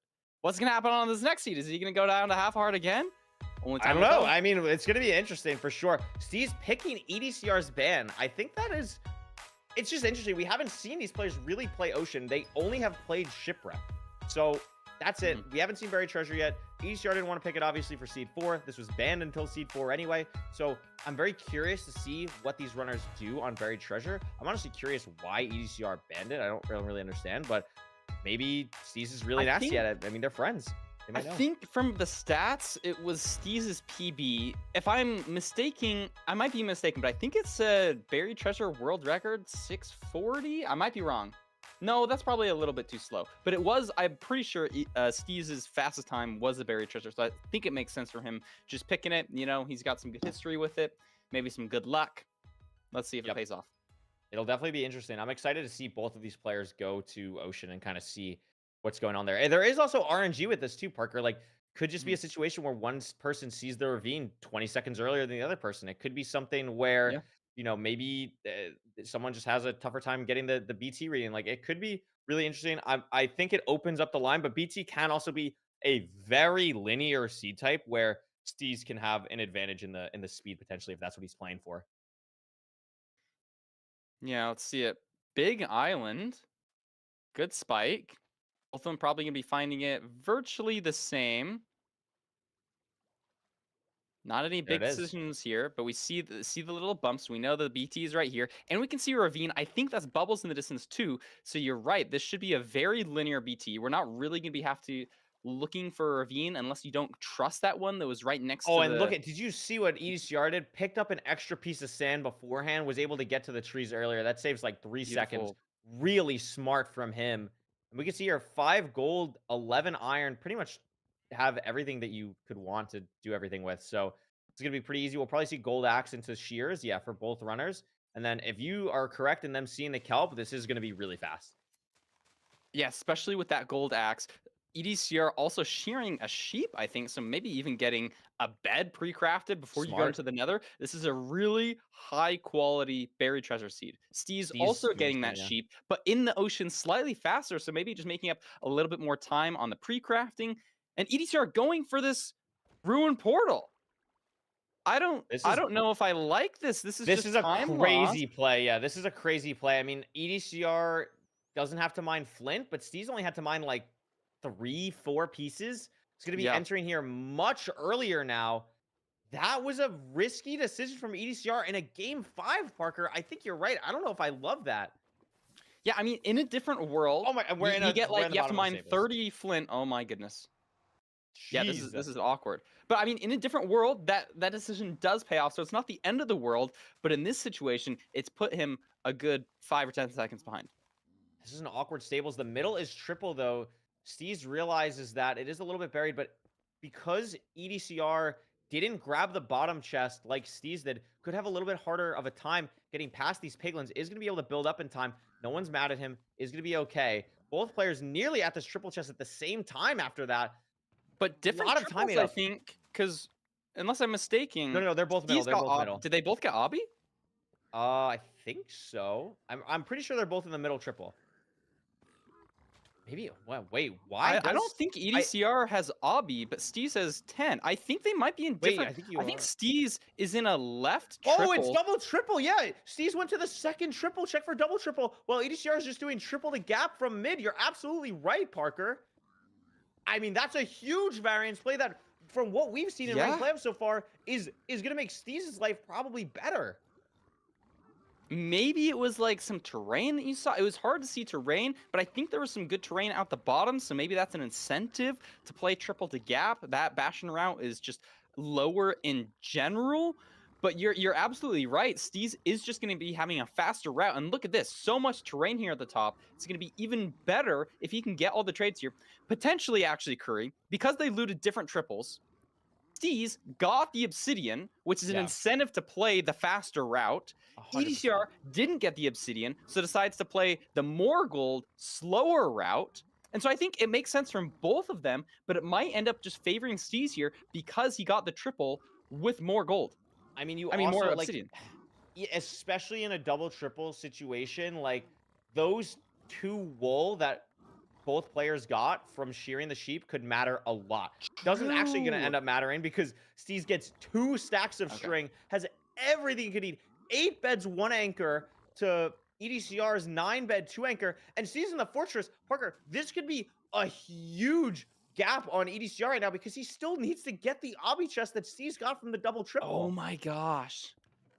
Oh my god, he gets another obby chest that was like 11 or something. But look at this. Does not have good terrain. I mean, it's opening up now, but it's just a little bit awkward, and this is so bad for EDCR. If he loses this, he's out of the match. If Steez loses this, he's out of the match. This is what it comes down to, and EDCR is just behind by 10, 15 seconds, maybe 20 This spawner now? is going crazy, though, Ben, and I don't think Steez has handled it in the best way. EDCR on very low health, but Steez just now getting the blaze bed off. If EDCR can get maybe an earlier blaze cycle here, already got a stray. I'm unsure if Steez got any. Like, this could be much better of a fortress play from EDCR, and then all of a sudden he's right back in this. Wow, interesting. I saw EDCR place a couple extra blocks on that blaze bed to make it just a little bit nicer to kill blazes. Never seen that before. Yeah, I like that. You're right. What are our rod counts at? They're both at 1. Not sure how many of these EDCR killed, has though. fully gotten back into this because of how poorly Steez played the spawner at the start. I mean, maybe might be a Wow. couple blazes ahead on the, like maybe 1 or 2 on the micro, but EDCR looked like he was behind by nearly a minute, Parker, and it's maybe 5 seconds at worst. Yeah, he's blinding before Steez. Definitely has made up time. I think they're at a pretty similar blaze kill count as well. Measuring what does it look like? It looks like, is that 400? Hard to tell. It's definitely 3 that's digits. I close, think though. it's 400. This should be a really fast seed. Not gonna be a ton of time to make up here, and it could get awkward. Oh my gosh, Wither Skeleton goes through the portal. Beautiful. I mean, Get that guy out of here. Don't mess and with our because- great match. Because Steez is taking so much longer in the overworld here, Parker, like, this is all time that EDCR is activating the blaze spawner that Steez isn't, and that's just so bad. That's just so bad for Steez believers. Like, EDCR has somehow crawled back from, to be honest, what looked like a really, like, a huge deficit to being in the lead here. And we'll see if any of them push for strays. You know, if you're just 1 rod short and you got 2 or 3 strays at the very edge of your screen, that's definitely worth going for. And EDCR does have these 2 strays here, He's so just he's 2 going to be strays from killing lowering his these. render on the Pearl Hang. I think Steez might get them as well because of standardization, but I'm not sure if he'll go for it like EDCR did. And all, like, EDCR's wide macroing looking for them, still needs 2 more rods. I mean, this Both is a of them at huge 4 difference. rods. And we're literally just waiting for spawn. We should be getting both our rods here, potentially. If this one doesn't drop, though, it could be bad. I Gets don't know one. if EDCR, or I don't know if Steez is going to get his last 4 rods here because EDCR killed the 2 strays. EDCR raising render, and Steez You're doesn't. right, Steez it is is the still 1 rod strays. short, but gets another spawn immediately. This last one should drop. It does. The Pearl Hang from EDCR wasn't amazing, but it's right on chords, Parker. He might have been in lava, but it was literally right on chords. Steez is also under lava here, which should be very close to chords as well, assuming it was a similar Pearl Hang. It is. The portal doesn't put EDCR directly in the stronghold, but Parker, he's also on 1.5, doesn't have a bed in the hotbar right now. If there's any mob, it could be dangerous. Wow, this is so close. This is so I close. think he liked the This is spike so here. scary for EDCR. Just 1.5, like a skeleton shot, you're dead. Your playoffs run is over. I think Steez going a different direction than EDCR. If the portal room's here, which And it it is, this could be it for EDCR. EDCR needs to find this fast, and he's going the same direction that Steez is now, taking 1 wrong turn, has to go here. Look at how he's Steez just waiting for the silverfish to spawn. That That's was such a such a slow time death loss, yeah. reset, but he doesn't have many pearls. EDCR has to find this portal room now, otherwise Oh his my tournament God. life is going to It's be over, there. and he finds it. He But doesn't Steez have is the in. reset. But Steez has like a Oh my gosh. 7-8 second advantage. It's a lot, Parker. I don't know. Like, Steez would have to really fumble this 0 cycle. It's You right? front 99, I believe. Has so much time here. It's going to be so hard for EDCR to make up any time here. I think this is Steez's game to lose. The double bed's good. It's not think you're great, right. though. It might be a should 4 finish, rotation 0. and That it was 3 does. rotation. Wow. Parker, Even if Steez is EDCR knocking out 2+2. EDCR. Wow. That's game. Oh my gosh. That is game. What a crazy set. Wow.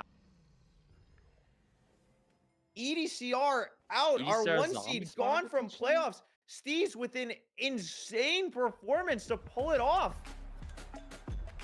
I think this is the 3rd playoffs in a row, Parker, where the 1 seed gets knocked out in the round of 16 because it was Infume Yeah, in season 7, you're right. EDCR in season 8, and now EDCR again in season 9. What an unbelievable set. That was a crazy back and forth seed. You could see here 30 seconds ahead on Enter Fortress for Steez. EDCR brings it all back, enters Stronghold first, but loses on the nav. 18 seconds to nav, Parker. That's crazy. That is crazy. EDCR in his final words saying potentially he got a zombie spawner. Maybe get that can't happen. You just got a spike that throws you off. If you don't know, zombie spawners have the same preemptive as silverfish. But Steez played lights out that entire match, Curry. Yeah, His mechanics were cannot on stress point. this I enough. Like, loved his playstyle. He did so well. I think Steez played unbelievable, and I really think EDCR did as well. Like, I think, like, just from watching, I don't remember if it was us that commentated his game last season, but I remember watching it, and you could tell the nerves were there. Obviously, in a matchup like this, especially going up against your friend, it's going to be difficult, but I think EDCR played incredibly well. This wasn't something where, like, either runner, like, gave the game away. Both players played unreal. Like both players played legitimately unreal, and it was a really fun best of 5 to watch.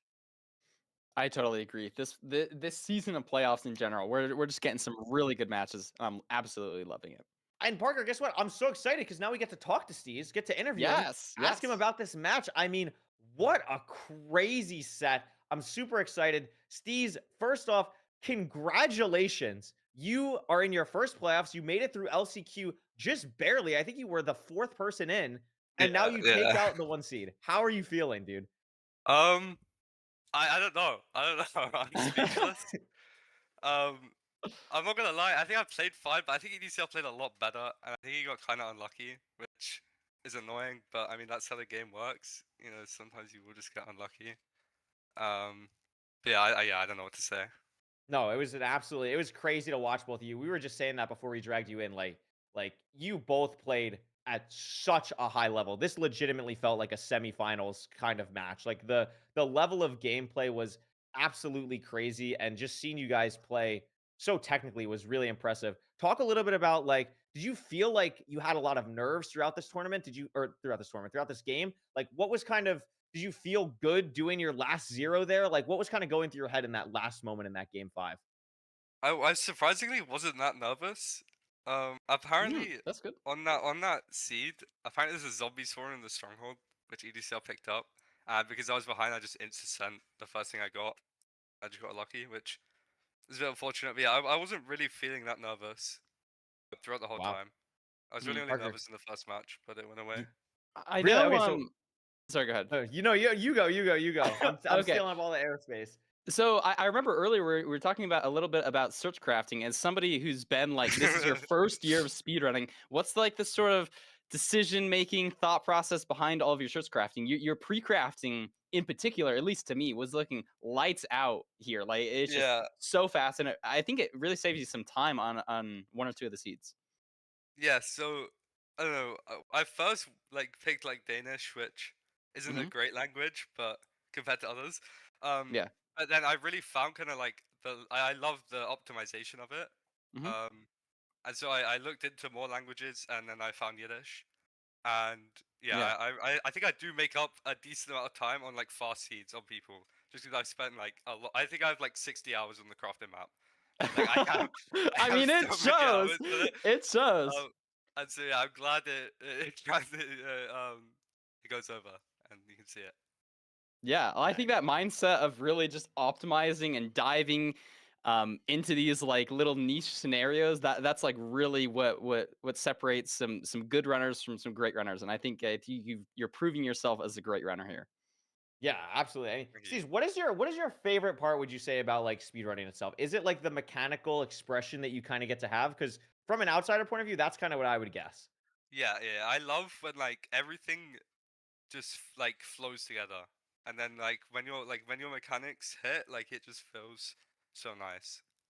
Was there a moment in these set of matches that you felt like it was that flow? You're like, oh my gosh, that moment. Yeah, I think the first seed I felt really clean. I felt really clean on all of them, to be honest. Except for the You one looked died. pretty clean on all of them. But we don't have to talk about I died. Yeah, we don't have to worry about that. You know, it's just now that you won, it's like, it just happens. It's all good.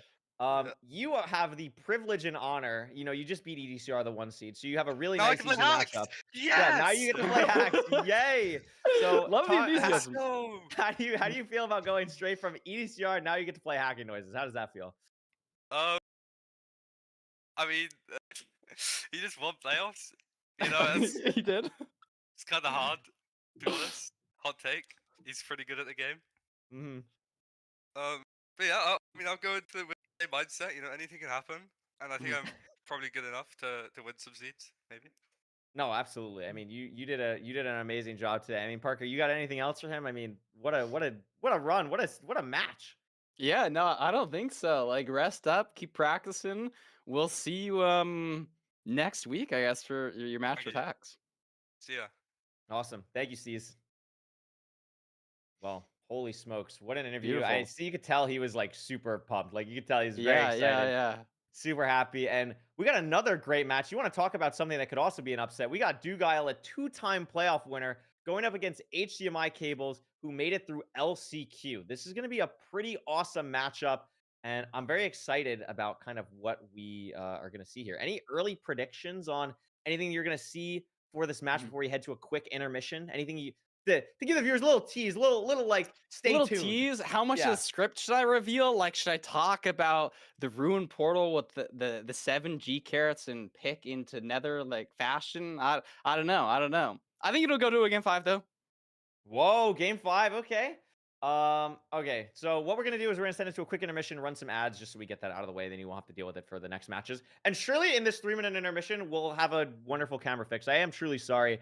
You know, quickly speaking candidly, playoffs production is something that I care a lot about, and I don't know why this is happening, and we've just been trying to deal with it. So I appreciate the patience. I hope it doesn't take away from the incredible gameplay that we're seeing. But we're gonna send it to a quick break, and we'll be back for the Dugal HDMI Cables matchup.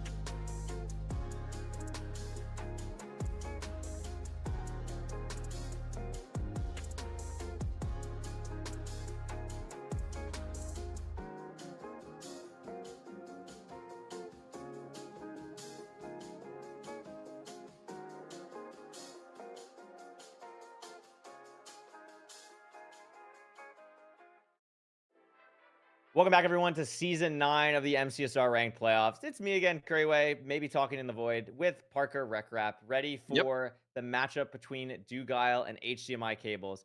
And we're not going to wait for anything. How is it fixed? That makes literally no sense, because I'm going to tell you right now, we were literally going to send it. Sorry, I'm breaking the fourth wall of production, which we tried not to do as much this season. But literally, we were going to go to another break to like do the interview, and I was going to legit plug in a whole other mixer for myself and try and fix audio stuff. So now I'm not going to do that.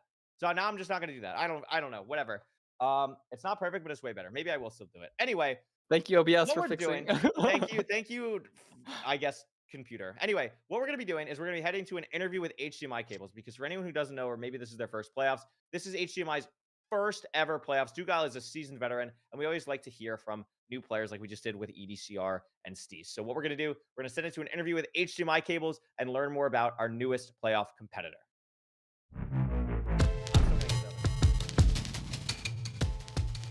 I'm HDMI Cables. I'm 19 years old. I'm from the Netherlands. I've been speedrunning for almost 2 years and a little bit.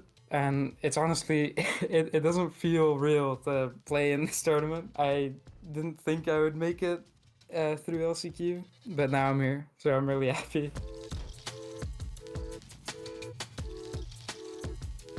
I've been playing Minecraft since July 2015. So like I started playing when I was like 9 or 8. Mainly started with Hypixel and CubeCraft, and I got really good at Egg Wars, and that kind of made me a very competitive Minecraft player. And then to get into speedrunning, I met my friend AirPods, and he had, I think, a 14-minute time. And I mean, as the competitive person I was, I started speedrunning to try and beat his time, because like I don't want to be slower than my friend. I really focused on that, and then I think in a month or 2 or something, I beat his time, and then kind of had this friendly rivalry until where I am now. And he has a 757 and I have a 756. When I started, I mainly watched hacks, and for the first part of when I started speedrunning, I messaged hacks asking him for coaching, and for a while he backseated me, and he really helped me improve with getting better at the game, and I got good pretty quick because of him. And now I'm here in playoffs with hacks, and that's like the weirdest feeling. I started watching someone, and then now I'm playing with them in this high-ranked tournament. That just feels... it just feels so surreal. So I'm really happy with how this all turned out. I think I sent him a 940 end enter in RSG when I got that, and he would just say, oh, this is what I would do, and this is how you loot the Shipwreck slightly faster, and you should get a better ordering in your hotbar. And it was mainly focusing on like very micro stuff, and I think that's why I think I focus more on micro optimizing. I think my macro is definitely the worst thing about my gameplay, and my micro is a lot better because hacks kind of got me in that mindset of micro.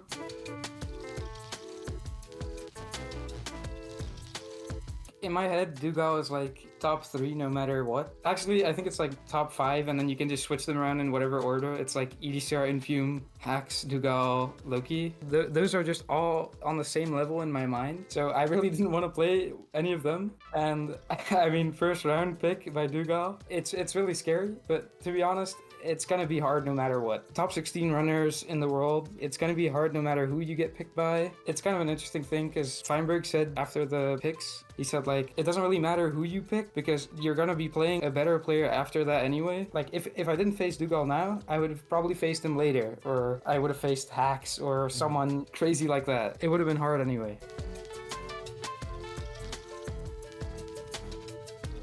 It means a lot, especially because I think I've had insanely high potential in like my skill for a while, and I feel like for the past year I've had almost no feedback on that, and then now to finally get first in LCQ and make it through playoffs and almost be first throughout the whole LCQ, like I have finally got some feedback on my skill, and that definitely means a lot to me, to finally see that I'm actually like good at the game still, because I've definitely had thoughts about quitting, because I'm like, I don't think I'll be able to do this because I like being good at things. It's annoying to me if I put in all this time, like I play every day and I try to focus and learn things, and then I don't play well during the season. I don't qual through LCQ. That just feels bad.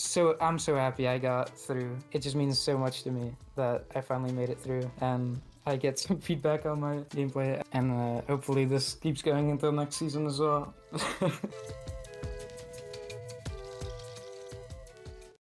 Thank you so much, HDMI Cables. I think it's really cool, and I think it's a testament to like our community, like the Minecraft speedrunning community, that like a top runner like Hacks is like, yeah, like I'll teach you how to do this stuff. I have a little bit of extra time right now. Like, I think that's so cool that our community is so willing to help others and not gatekeepy, and I just think that's awesome. I think it's so cool.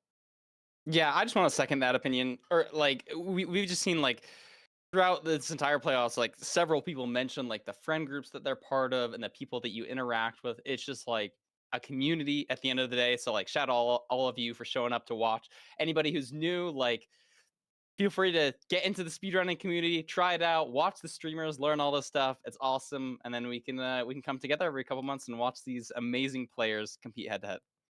Yeah, no, it's absolutely crazy. It is a testament to the community. I am super pumped to see this matchup. Before we do, shout out the 2 editors that have worked on the things you've seen so far today. Natty did the trailer in the beginning, which I know everyone loves. And then the last interview, I don't remember if I said it, but shout out to Loki for doing the interview or doing the editing, for the EDCR and the Steez matchup. And then this one was edited by Beetle. All people that maybe if you're in the MCSR community as well, you might even like recognize and know their names because they're just so many people in this community make this event happen. But I'm super excited for this matchup between Dugal and HDMI Cables. Let's get into the stats. Let's see what's going on here. Dugal has one of the most impressive I almost said recipes. It can be a recipe for success. Recipe for success. You know, a pinch of playoff winning, a heap of RSG world recording. Yeah. Yeah. I mean, this is like the stats on both sides, very impressive. But Dugal is a very hard person to beat statistically with pretty much everything we're seeing here. Yes, 100%. I mean, we're seeing some good stats from HDMI Cables, though. I like that he was mentioning, you know, he was feeling almost like he wasn't getting feedback, like he had this like top speed, but he just wasn't like seeing any results. And I've been like seeing that in his stats, you know, like ranked average time. I think the season before this, he had a similar one, like low 10-minute. That's very like high level competitive, but he just hasn't made it into these big tournaments. But now he has, and I think we're about to see some very solid gameplay. As well as he has absolutely. A 7XX in our RSG. I didn't realize that's that. Crazy. That's a crazy impressive time. That's a crazy impressive time. A sub 7 in ranked as well. These two haven't really played a lot, just time difference. I mean, Dugal was West Coast, HDMI Cables is EU, so that's not a lot to go off of there, but very impressive on both sides. And again, I think the most impressive thing about HDMI Cables is really the run that he just had in LCQ. We can take a look at the stats here. I mean, Dugals are always just off the charts. 850. What? Oh my gosh. 850 room portal is like uncomprehendable. Like that's like we need to invent a new rank. That's like Netherite plus, bro. That's crazy. Netherite plus. Oh my god. I mean, yeah, again, it's really scary to look at. It's really scary to look at, but I think also like HDMI Cables, I mean, we've seen a couple of these other lower seeds come in and it's like, oh, we have like a 49 somewhere. Like, oh, we like Steez last round had like a 44 in room portal. HDMI Cables is very consistent across the board, and that could be a strength. But Dugal, like HDMI Cables kind of said in the interview, like Dugal is a player that's just so good, and I think the things that HDMI Cables are also is going to be strong with as well. Like Dugal is also going to be really strong with, so it's going to be a really difficult matchup. But I mean, EDCR just got knocked out by Steez. Anything can happen in ranked playoffs. Anything can happen.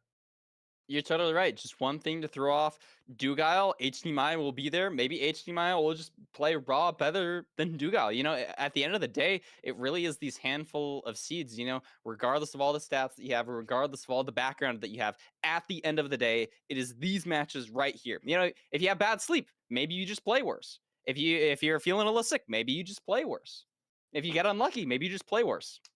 Yeah. I mean, that's what happens in ranked playoffs. That's why we play the games. That's why we do a best of 5 to try and eliminate that as much as possible. But anything can happen and anything will happen. Dug is going to ban Shipwreck and pick Desert Temple, while HDMI Cables is banning Village. So that means the other seeds on the board for games 2 and 3 will be Buried Treasure and Ruin Portal, which will be exciting. I'm very excited to see Dugal play Ruin Portal now because an 850 average, like that is just like, I just can't get over that. This is so insane. But we're going to head to Desert Temple first. Really excited to see here. I think Desert Temple, like, I would say I've enjoyed watching Desert Temple seeds the most so far. I think the lack of food sometimes and just the use of TNT makes them so exciting to me. I agree, especially with the TNT portals. I remember yesterday Silver having that beautiful TNT portal. I wanna see some more of that. Yep. You know, we've had an enchanted golden apple today. It didn't make a huge difference because like they just saved it till the end and didn't even need it because it had so much health. But you know, we might see some crazy funky plays here. Absolutely. It's going to be an exciting matchup, and I'm sure we're going to hop into it very shortly. This is going to be a great match between one runner, established, two-time winner, one runner here to try and make a name for themselves, and it's going to be a great, great matchup. Oh my goodness gracious, Parker. And Yeah, we didn't I'm do predictions. Do you have a prediction? I think Dug is gonna win the first 2 seeds. Then HDMI is gonna win one. And then I'm gonna take back what I said earlier. I think Duke's gonna win the next one.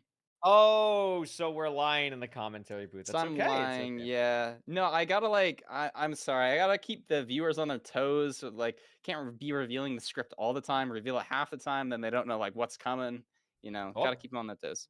That's fair. No, that's valid. And here we go. And Parker, this is a Desert Temple seed where I've seen the lava pool, I've seen where they're getting gravel, and I've seen where they're potentially getting food and wood. So this could be a very linear overworld, and we can get a good glimpse immediately about what the mechanics from these two players are going to look like. Yeah, not sure if either of them were practicing beforehand. I imagine both of them have been practicing for at least an hour. That's probably just a good amount of time to get the hands warmed up, the decision-making warmed up. Both of them on lock here, checking out all their items from their hotbar as they're leaving the Desert Temple. And look at Duke. That was awesome. Yeah.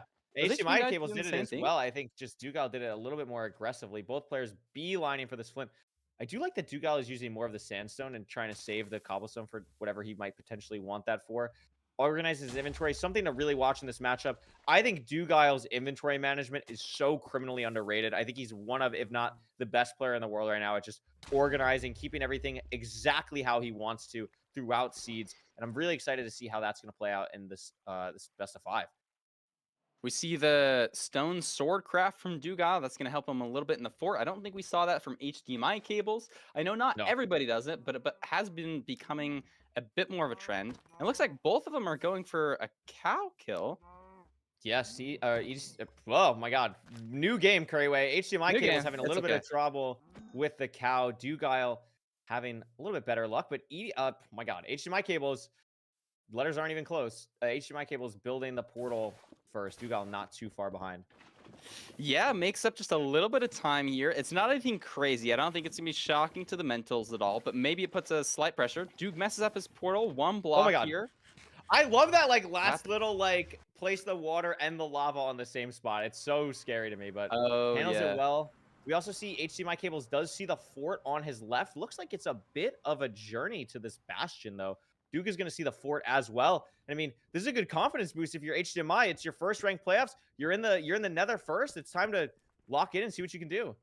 He's had a couple hiccups with the movement, though. Took a bit of fall damage that he didn't want to. We even saw a mouse shake, so maybe that's throwing off his movement a little bit. If there's one player who's got a reputation for movement, it would be Dugal, having basically every single world record in speed bridging at some point.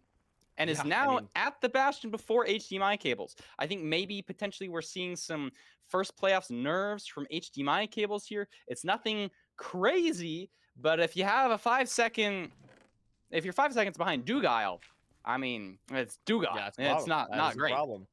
It is a stables triple here. Unsure. Dugal 2.5 though messes up a head hitter. He's gonna be okay, barely. Has already checked the chest, has the stake, has to waste one now, though. Has so much more stake than HDMI Cables, though, so has a little bit of leeway on the amount of damage that he's taken so far. Dugal starting the triple the gap route, ready to go. Very cleanly done from him. HDMI Cables also starting, but not as many pigs, it seems. Could be a little bit scary in that regard. Dugal seems to have so many more at the moment. Also opens it up. Very cleanly done from Duke, as HDMI Cables is about 5 or so seconds behind right now. Also behind on the food situation. Oh my gosh, undead. Oh my gosh, Curry. Wow. That's so bad. That was so quick. I mean, it just went from 5.5 to 2.5 to half a heart to you're dead, just like that. I mean, sometimes the piglins can just combo you. It's a very scary part there. That's like the last real bit of triple to gap as a route that can be really scary. That last little bit, and if you don't throw the gold the exact my right way, gosh. or the piglins just Look don't at look HDMI. at a certain way, it can be scary. And HDMI is going to have a really difficult run back, is like you're seeing. I mean, down to 4 hearts already, no blocks, no nothing. It's going to be a really hard run back. Yeah, taking even more fall damage. Like, you do have the piglins trading where you died, but he's going to need to get some gold back. He's going to need to not really take any damage because he's only on 3.5 hearts now. And meanwhile, Dugal is going to be done with his route soon. He's leaving now, Curry. Yeah, I mean, it's going to be really interesting to see, like, Oh I my don't think there's gosh. anything really HDMI Cables can do here. Has to basically hit this jump. This is like a crazy parkour map-esque jump that he's going to have to do. Dugal at 19 obby, 1 short. I almost thought he left some in the chest, but maybe I'm just a little bit slow on seeing if he actually got it or not. But going to check this last chest. No obby there, so stuck on Nothing. 19. Is he playing home portal? No, he's going to check for more chests. I Oh, mean, he's that's going down tough, to the other Parker. gap. Checking. Is this the last chest that he needs to check? Maybe. And he There it gets, is. he gets it. So he does get it. Is going to be able to leave. I mean, that does buy a little bit of time for HDMI Cables, but it's just, I don't know if it's going to be enough here. Dugal is a very aggressive purler here. Going to be at the fort at this point. HDMI Cables does have all his stuff back, but it's going to be tough. It's going to be tough to get back into this game as Dugal is heading to the spawner. Yeah, we're not really seeing any mistakes from Dugal here, playing cleanly, staying on top of his health management. He still has that 2 stake as well as 17 rotten flesh. You've got the TNT to do Blaze TNT. It's looking really good for Dugal fans. Yeah, it is. I mean, this is a great spot. You're 2 minutes ahead. You're feeling comfortable. You're the 3 seed in playoffs. One of the top seeds, one of the favorites in this tournament, and you're playing like it right now. This is a really good performance from Dugal so far. Good to start the matchup with this. Organizes his inventory, as I said, really cleanly, and is pretty much pre-crafted already, ready to go with everything he needs for the rest of the seed. HDMI Cables now looking maybe for a spot to leave. Still needs that obby. I think he's going to need to find that same chest that Dugal did, so probably not going to be making up time there. Going for an Iron Axe pre-craft. And I don't even know if he's playing this Bastion faster than Dugal. So we're going to need to see a major hiccup here for HDMI Cables to have any chance at coming back. Yeah, I mean, Dugal blinding what looked like a pretty slow siege just because the enter took a little bit and then the terrain to the stables took a while is turning into a pretty fast one here. Dugal is kind of cranking the second half of the seed. I did just notice HDMI Cables like shifting on the other monitor, F5. It seems like the mental's in a good spot, and that's like the most important thing. Like when something like this happens, you want to make sure that you don't let it affect the rest of your games. It's a best of 5 for a reason. Anything can happen. As he's now checking these chests, it seems like the same order that Dugal does. We'll see if he, after he gets the... Oh, messes up the Pearl Hang, though. That's not going to be great.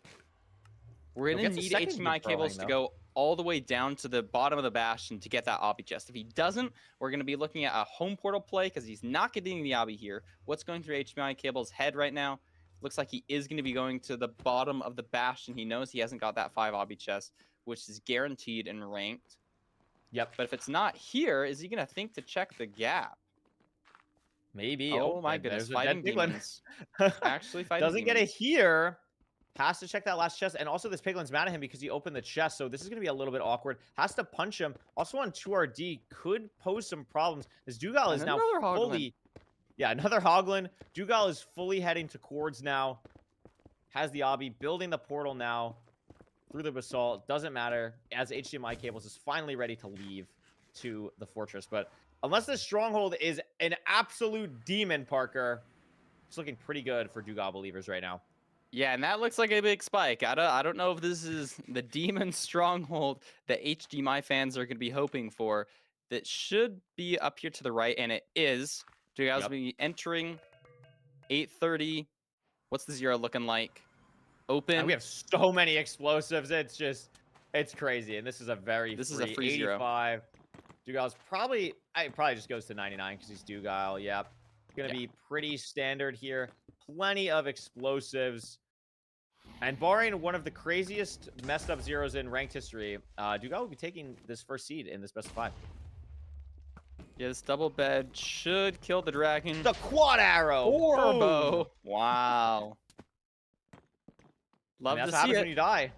That's going to be a tough one to run back. So, I mean, HDMI Cables did have some promising signs there. Both hesitated a little bit after the Bastion. I think, like, it's hard to judge splits when we get there after this. I mean, it's just one game. That's how you have to look at it. Especially first playoffs, it's incredibly difficult to play under these type of nerfs. So, good to get it out of the way in this first game. Bounce back time in the second. I agree. I mean, that portal right before the seed ended looked good. I think, you know, HDMI Cables definitely has the mechanics to match it. We'll just see if his decision making and food management and health management can match that of what Dugal was doing.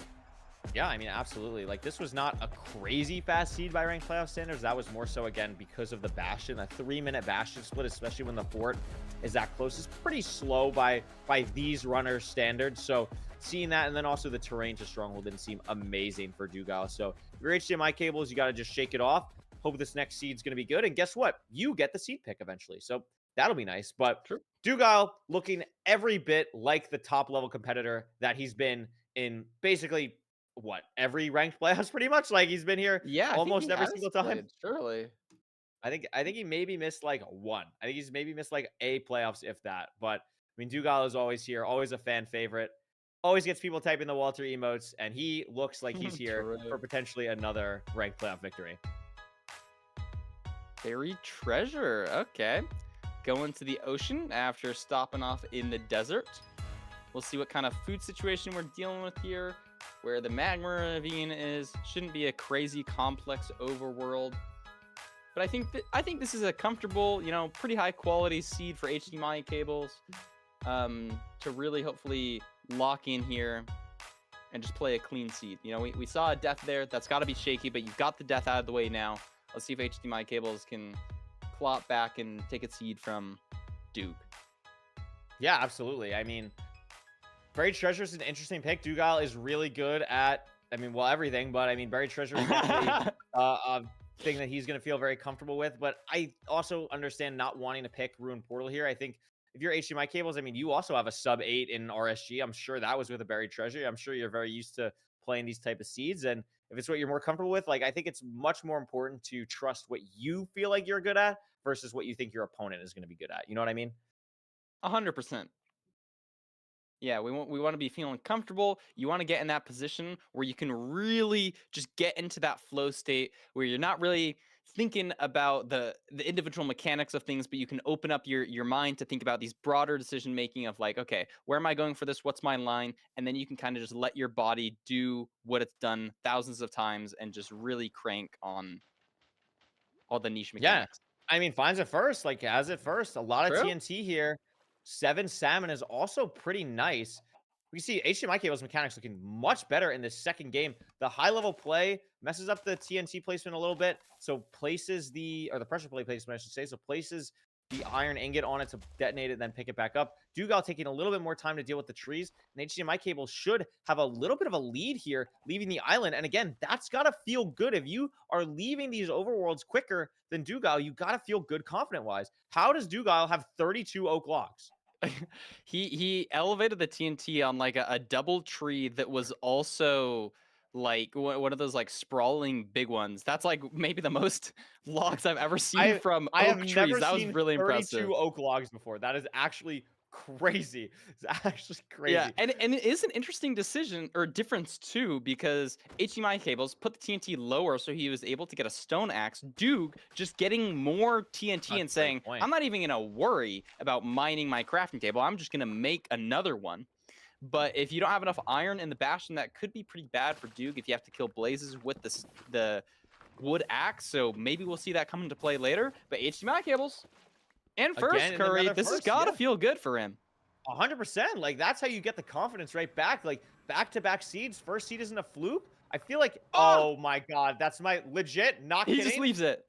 Top 5 stupidest mechanic that I have to deal with in playing Minecraft. Like whenever that happens, it's crazy. The reason that happens when you get stuck in the trees, there's this little gap of space, and when you're holding W, the game pushes you into that space. So that can happen. It's a very, very, very silly mechanic. But it's going to be interesting too, because I mean, he only has 17 planks. If he wants a boat back, that's going to be 5. That means he's only got 4 beds worth of wood. So he's going to have to grab wood at some point, or at least have to remember it, or be stuck with 4 beds. Yeah, keep an eye on that wood count, just sort of like we're going to be keeping an eye on all these trade counts. We're playing triple.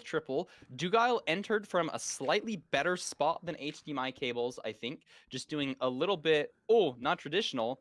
But HDMI Cables taking a lot of damage. I think HDMI Cables is still slightly ahead, but I think Duke made up a good amount of time from what he lost in the overworld.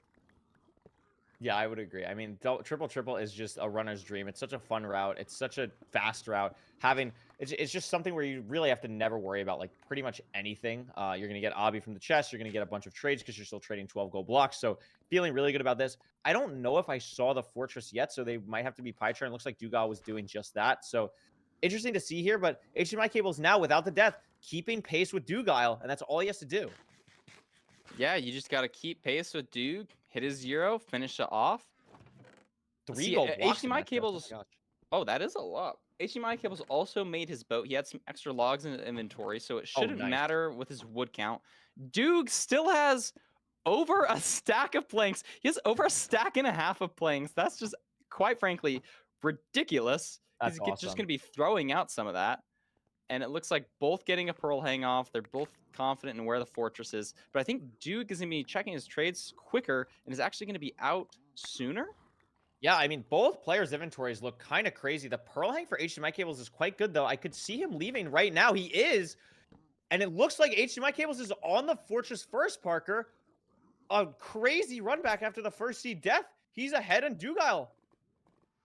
This is huge. Yeah, this is looking really good. Duke in the lava. Oh my gosh, that is the most insane pearl clutch.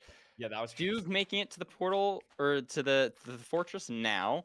Maybe has. Oh my god, why does he have a bajillion mobs on his Duke fortress? might be dead. Like, actually, 10,000 mob fortress.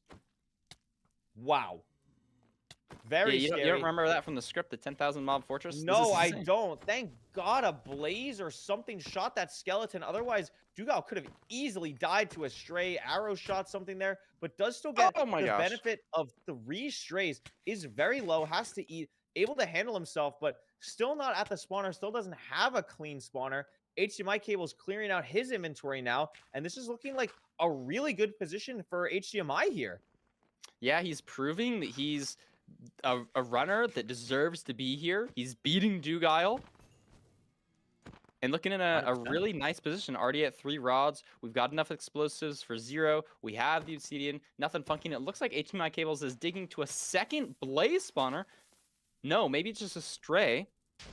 This might actually kind of crazy. Be kind of weird. He's digging really far for this and just doesn't get it. So just losing some time there, but Dugal not even got his blaze bed off. So HDMI Cables just honestly in the driver's seat here. If it's a pretty standard end game, we'll see a victory from him. Just insane search crafting from Dugal as well. Listen, you can do it in English as well. Dugal has a set keyboard to remap some binds, has some crazy search crafting himself. But HDMI now measuring, it's a 3-digit angle, so it's not, or 3-digit distance, so it's not going to be too far. Dugal measuring as well, and we could see, Parker, that Dugal is actually ahead on rods, probably thanks to the strays, and HDMI wasting so much time trying to find that one stray that he wasn't even able to capitalize on. Also having to throw 2 eyes, so losing a handful of seconds there. Duke is really clawing back and making up time here. I mean, he's just ahead on rod count if we're looking at the player inventory right next to our webcams. Yeah, I mean, I think the gold pickaxes are helping so much as well. That's going to be something that HDMI just doesn't have the luxury of right now, while Duke has 2 extra ones in his inventory. Both players pre-crafted, both having to wait for this extra cycle. The real downside comes in is if Dugal is able to leave and HDMI Cables has to wait an extra cycle. We'll see here. HDMI still needing 2 more rods. Dugal's out. Does HDMI Cables get the 2 rods from this blaze cycle? He's still waiting. He gets 1. Does this blaze drop to keep it close? Yes. He's out. Looks like what are these players' decision making going to be? HDMI Cables using a boat trying to bait this Oh no, he has to blaze kill one in. more. Yeah, Oh, I now he guess gets because it. an eye broke for both of them, they have to get 7 rods. So Duke is good, but HDMI Cable still needs one more. Duke speed bridging with the soul sand, getting to his cord locations, messing up a little bit, but you can always use that boat to get back on top of the soul sand without swimming up through the lava slightly faster. And look at this portal Oh my from god, Duke. what a portal build. Very clean. Pretty good at Minecraft for Dugal. HDMI Cables purling to cords now. Dugal again ahead in the stronghold. Lost so much time. Also getting hit off by withers. Has to eat twice just to be able to pearl, really. Unless he's right on the cords, it's going to be pretty tough here for HDMI Cables. Dugal, no clean spike. Here's Silverfish as though, and knows it's above him. So the time is ticking for HDMI Cables. Dugal just going to be hunger resetting and entering the end. Yeah, blocks off that portal entrance in case we get any stray mobs from messing with us. I think he has a good amount of explosives here. 6 explosives. He's entering. What's the 0 looking like? He's got the fish in the offhand, Clean too. that from HDMI Cables, though. I don't think it's enough where the 0 speed really matters, but if somehow Dugal messes up, I mean, HDMI Cables is right there. I just think it's just barely too slow to be a close 0 cycle race here. I think you're right. HDMI Cable is definitely making up some time getting to the stronghold, and probably the stronghold nav as well, but it just doesn't matter as Duke hits a clean 0. Clean 2+2. HDMI didn't even have arrows. It would have been really, really tough for that situation to go his direction without arrows. And Dugal, in a much closer game, is still going to be up 2-0 on HDMI Cables. Wow, I mean, if those predictions that I made earlier were not lying, we'll see an HDMI Cables win on this next one, but GG to Duke for winning. Up 2-0. HDMI Cable is back against the wall. He needs to win this next seed if he wants to stay in this tournament. I mean, the thing I'm looking at here is really HDMI Cables I felt like, played the first half of that seed incredible. It really was navigating to the cords and just not having the extra strays that really put him in a tough spot. You can see 31 seconds made up on Dugal finding the stronghold, and then HDMI Cables cut that in half on the enter end. It just still wasn't enough, but really well performance. There's a lot of positives to take away from that. It's really hard, I'm sure, mentally to be down 2-0 to someone against Dugal, but a lot of these early games keep going HDMI's way. It's keeping him at least in this matchup and has to have at least some confidence still going into game 3. I completely agree.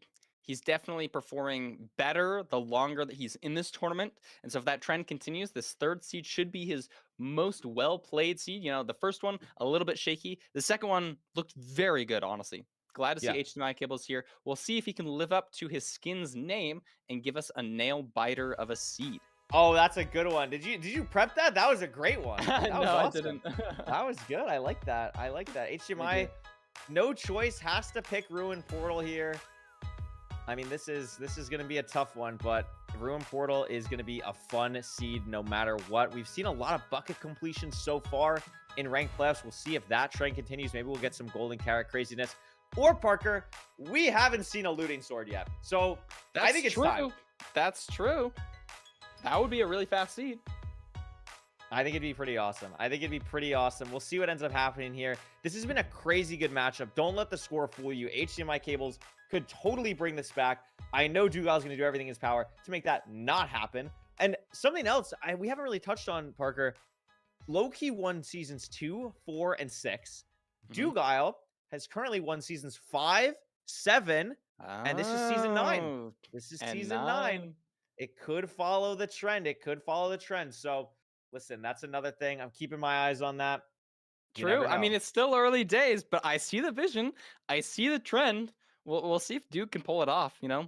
He's one of these Titan players that we want to be keeping our eyes out for. You know, people are scared of Dugal.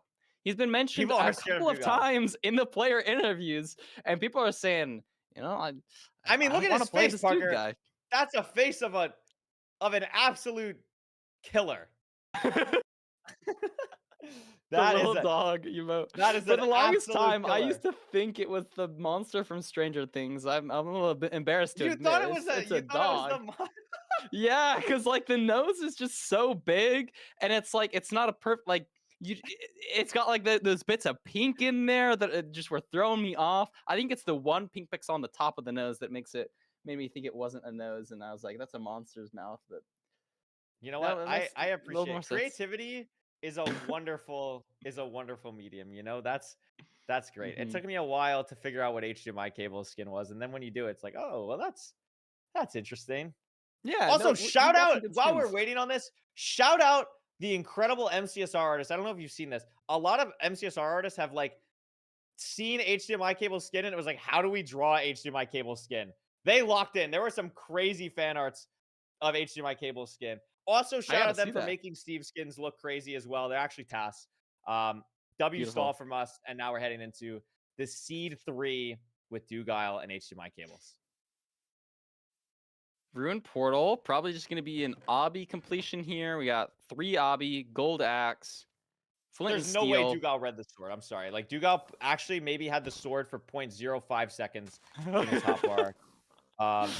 Isn't using it on pigs, though, so I don't know what it is, but it's probably not looting, unfortunately. Wait, but HDMI cables is But probably HDMI cables just is to, using like, I imagine it's to save the damage, yeah, I like think it's on just your to save the damage. axe. Oh, That it's would be mending. crazy if it was looting. mending, yeah. Oh, okay. It's mending. It's okay. We tried. It's okay. We'll get a looting seed. We did try.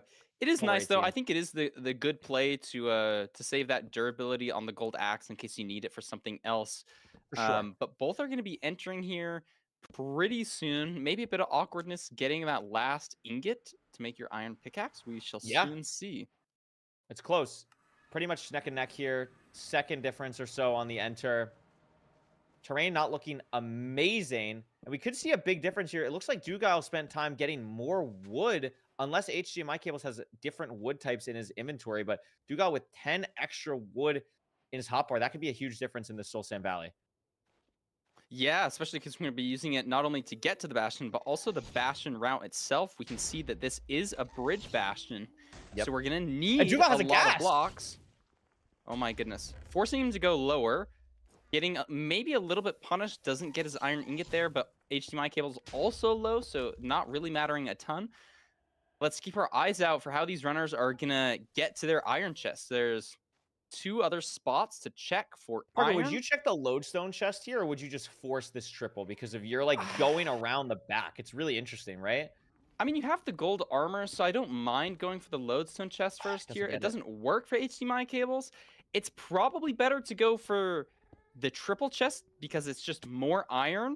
But even so, HDMI Cable is just going faster because he can run directly to it with the armor, not taking a ton of damage, still both on good health, good amount of food. And HDMI Cable is really kind of separating himself from Dugal now, making his iron pick on the chalice. Yeah. Has the chalice hesitated a little bit because didn't realize he didn't already pre-craft his ingots, so lost maybe a little bit of his lead. But this is another seed where we're seeing HDMI Cables have an advantage. The question is, can he actually hold it this time against someone so skilled in Dugal? We also know, because we had to check the chest, that we know we're going to be doing a Donkey Kong route or some type of variance there because the other side of the Bastion is a single chest. You always want to force the triple side when you can.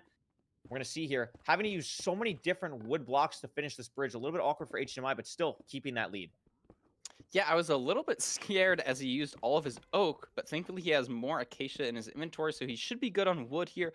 Duke using some of the harder, non-flammable blocks to build the important part of his bridge, so not going to have to worry about potentially burning, but I think HDMI Cables didn't burn as well, so he should be fine here. He's got his pigs in the hole.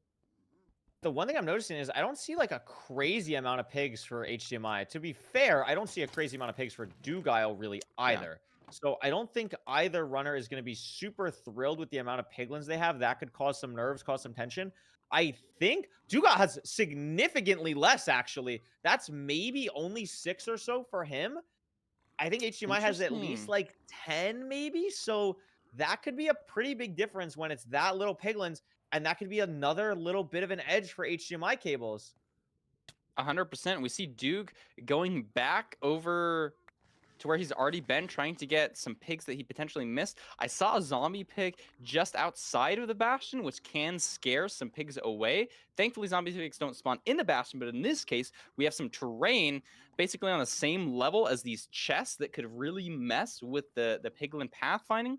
So we'll see how much it matters as Duke is now looking for the fortress, gets a scan, trying to think where he's going to set this pearl hang, and decides to go for some high terrain. Yeah, this is going to be really interesting to see where they kind of deal with this fortress. HDMI Cable's still now getting 20 obbies, so that's going to be big. We have pretty much everything else we need. It looks like he is going to be leaving. Now, question is, have we actually seen the fort? No. Going this way, not a lot of string, Parker. There's the fort there. And again, ahead by a lot. Dugal still on 17 obby. HDMI has everything he needs to beat this game here. The explosives is going to be a little bit awkward for Zero, but not anything that a top runner should be super worried about.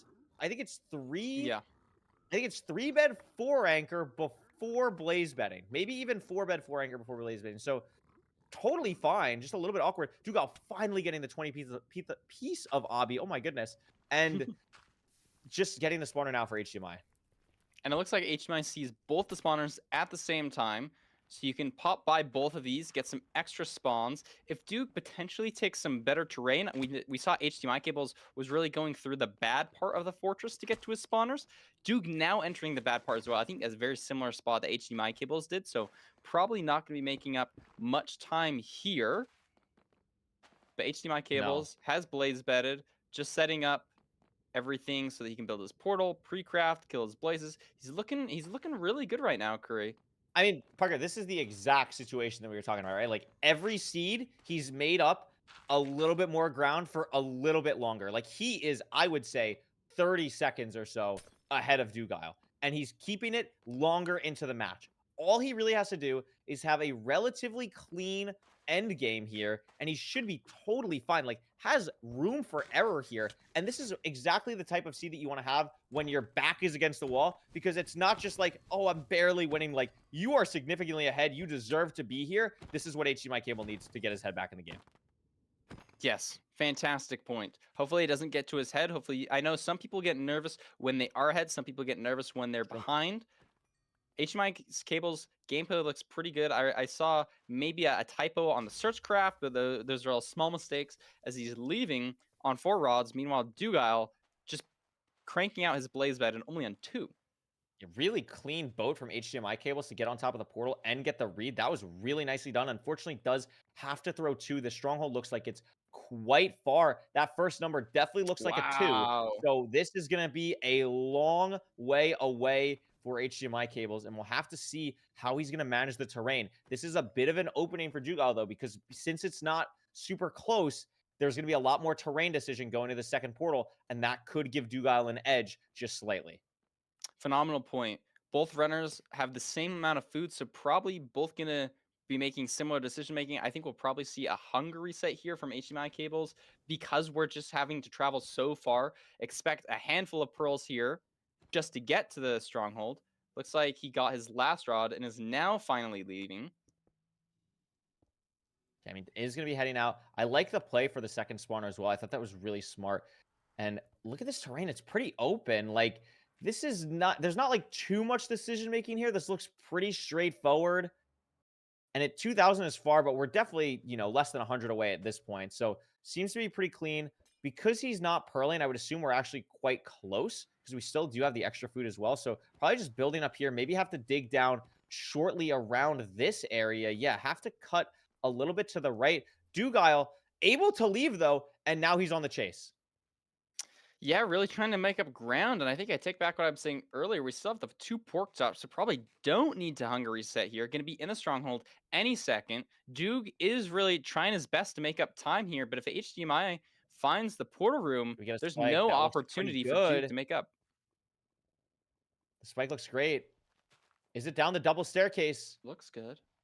There it is. Great nap from HDMI.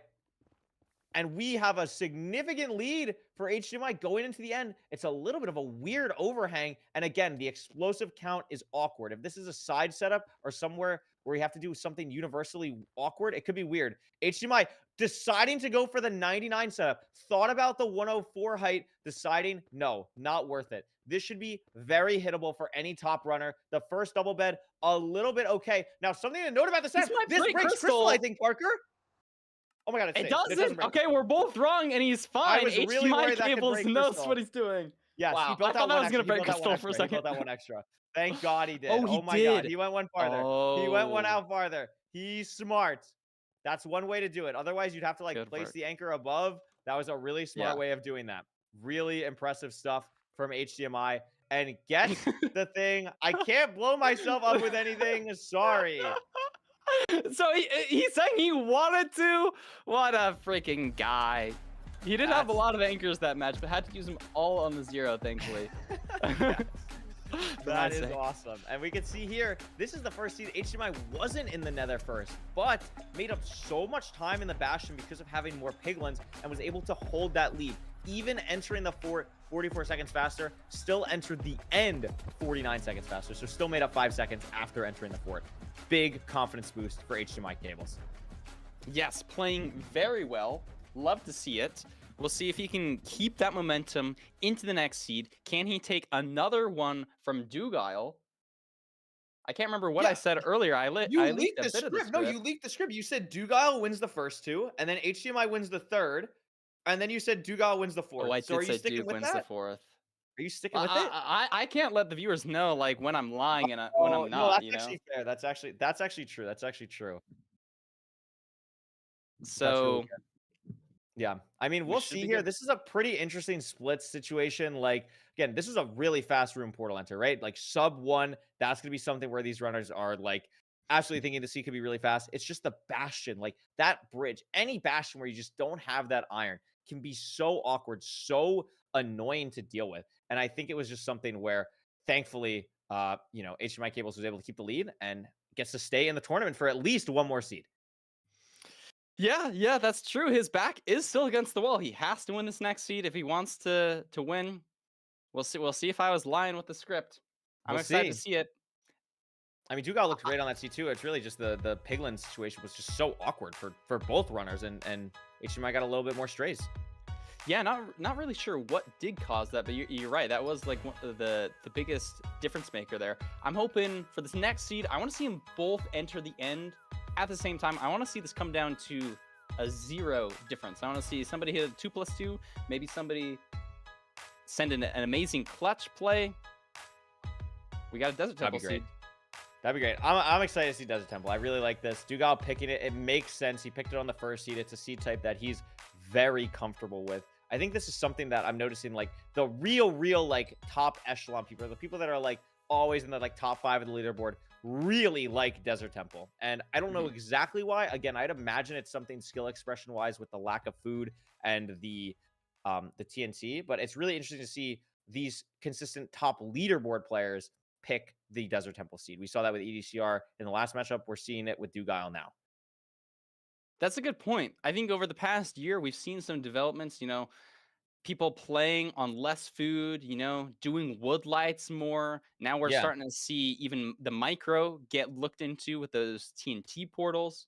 I mean, I also think of like, especially, I mean, the next match is going to have Infume. I remember when Infume really came onto the scene, it was because he was so innovative with the Desert Temple. So really interesting to see so much of this season, and it's always exciting to see. Yeah, a little bit of a larger crater here because of that dirt at the bottom. HDMI Cables looking for gravel, doesn't find it. So Duke is going to be exiting the temple first. He's ahead by a couple microseconds, but the big decisions are always going to be where's our lava pool, where's our water, where's our flint, and then drawing the best line in between those couple points of interest. Absolutely. And inventory management so crucial. I was noticing on HDMI screen, even like build hopping over like a cactus on the ground that he didn't want to pick up, like anything you just don't want to deal with can just be so annoying on Desert Temple. We could see also how clean Dugal's inventory is. It's always something to keep in mind when watching with TNT and how the players manage it. Yeah, and we're at different spots for the flint, and I think I like HDMI spot a little bit better, maybe a little bit more direct, because I did see a lava pool on his screen. But Duke, I guess, has a lava pool right here, so he's actually going to be entering before HDMI cables. Yep. Something I just noticed Dugal do when he was doing his portal. I wonder if it was on purpose, but sometimes when you build a portal, like you can get cobblestone on your second block. I noticed when Yeah. he took the water out and replaced it. I would imagine deliberately just so you never get cobbled. That's really interesting. A really tiny micro thing for him. And he's in the nether. He's Makes sense. cranking to this bastion. Don't see it just yet, but he does see the fortress. HDMI cables in a little bit behind. Yeah, looking like they're going to be taking pretty similar terrain here. Duga's rescanning. We should be seeing the bastion right around this corner, and I think we do. It's just very far, but we have a lot of blocks, so we should be able to get there fine. There's also beautiful terrain there. It's just going to be a question of how do these people play the bastion. It looks like housing, and so maybe you're going to use these trees to go to the top of housing. Maybe you skip all of that and try to get your pigs trading a little bit sooner with a manhunt type route. I think Duke is going to the top with these trees. It looks like Dugal's going to top. I've seen a lot of people, Mungie most notably of playoff people, really try and force manhunt more often, even in like wet bottom housings where there's like lava and stuff. But Dugal heading to the top. Looks like HDMI Cables is going to head to the top as well. No real variance here. Dugal should be keeping his lead of about 10 seconds. Yeah, ever so slightly terrain, but it shouldn't be mattering too much. Duga also checking this far chest. We'll see if HDMI cables does as well. If you don't get the obby, you probably want to check that chest just for safety. Make sure you're not missing anything. And he is going to check the same chest that Dugal did. Dug still maintaining that lead, now just playing a standard housing route. Yeah, Dugal ahead again by about 10 seconds. Now, these runners do know where the fort is, so this housing could go pretty quickly. Notoriously the fastest bastion besides some stable, triples, variations, or anything like that, but very consistent as well. I'm not exactly sure how much obby these runners got from the top. I'm sure I'll see it in a second when HDMI opens his inventory here. Only 6, I think, so not anything amazing. Also taking a lot of damage. That's really the thing I'm watching out for here. Dugal seems to consistently be keeping his health slightly higher than HDMI throughout all of this. And it might matter as we'll probably have to throw a good handful of pearls to get to that fortress. Some of the other seeds, we've seen the fortress 1 pearl throw away. This is probably a 2, 3, maybe even 4 type situation. We have the golden apple, so we'll see if these players use that while overlapping getting to the fortress. That's probably the right play, but I do like Dug's position much better, just being on a slightly higher health. Yeah.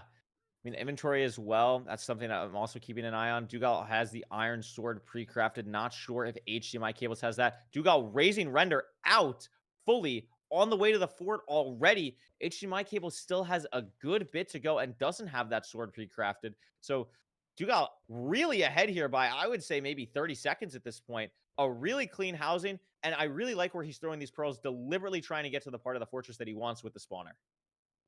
I totally agree. Those pearl placements were really good, really utilizing those awkward nether islands in the air to pearl onto. You don't want to get stuck in any lava. He was also throwing pretty conservatively, making sure he's landing exactly where he needs to. And HDMI Cables didn't get 20 from his route. Yeah, I wonder if it was like some chest didn't maybe fully hotkey the obsidian, or maybe lost a gold block somewhere, but that is really unfortunate if that's how this game ends up being decided on this obsidian. Having a hard time here as well. Low render, having to deal with the pigs, not being able to craft the gold. Gets it now, but I mean, while all this is happening, Dugal's at the spawner. Killing Blazes already has 3 rods. Yeah, this is looking not so great for HDMI Cables, and if he doesn't get the obby here, he does. So it's not a detrimental situation. But again, look at that health position that HDMI Cables is at. He can only throw 1 pearl here. He can eat the gap, but he's in a much worse position than Dugal. Can probably throw another 2 pearls here, but it's just going to be at the spawner way slower. Duke already has 6 rods. Oh my gosh, Yeah, look he at has that 6 rods. Had to save himself from falling at the bottom, but able to just pearl back up, be totally fine. I mean, he's very skilled in that capacity.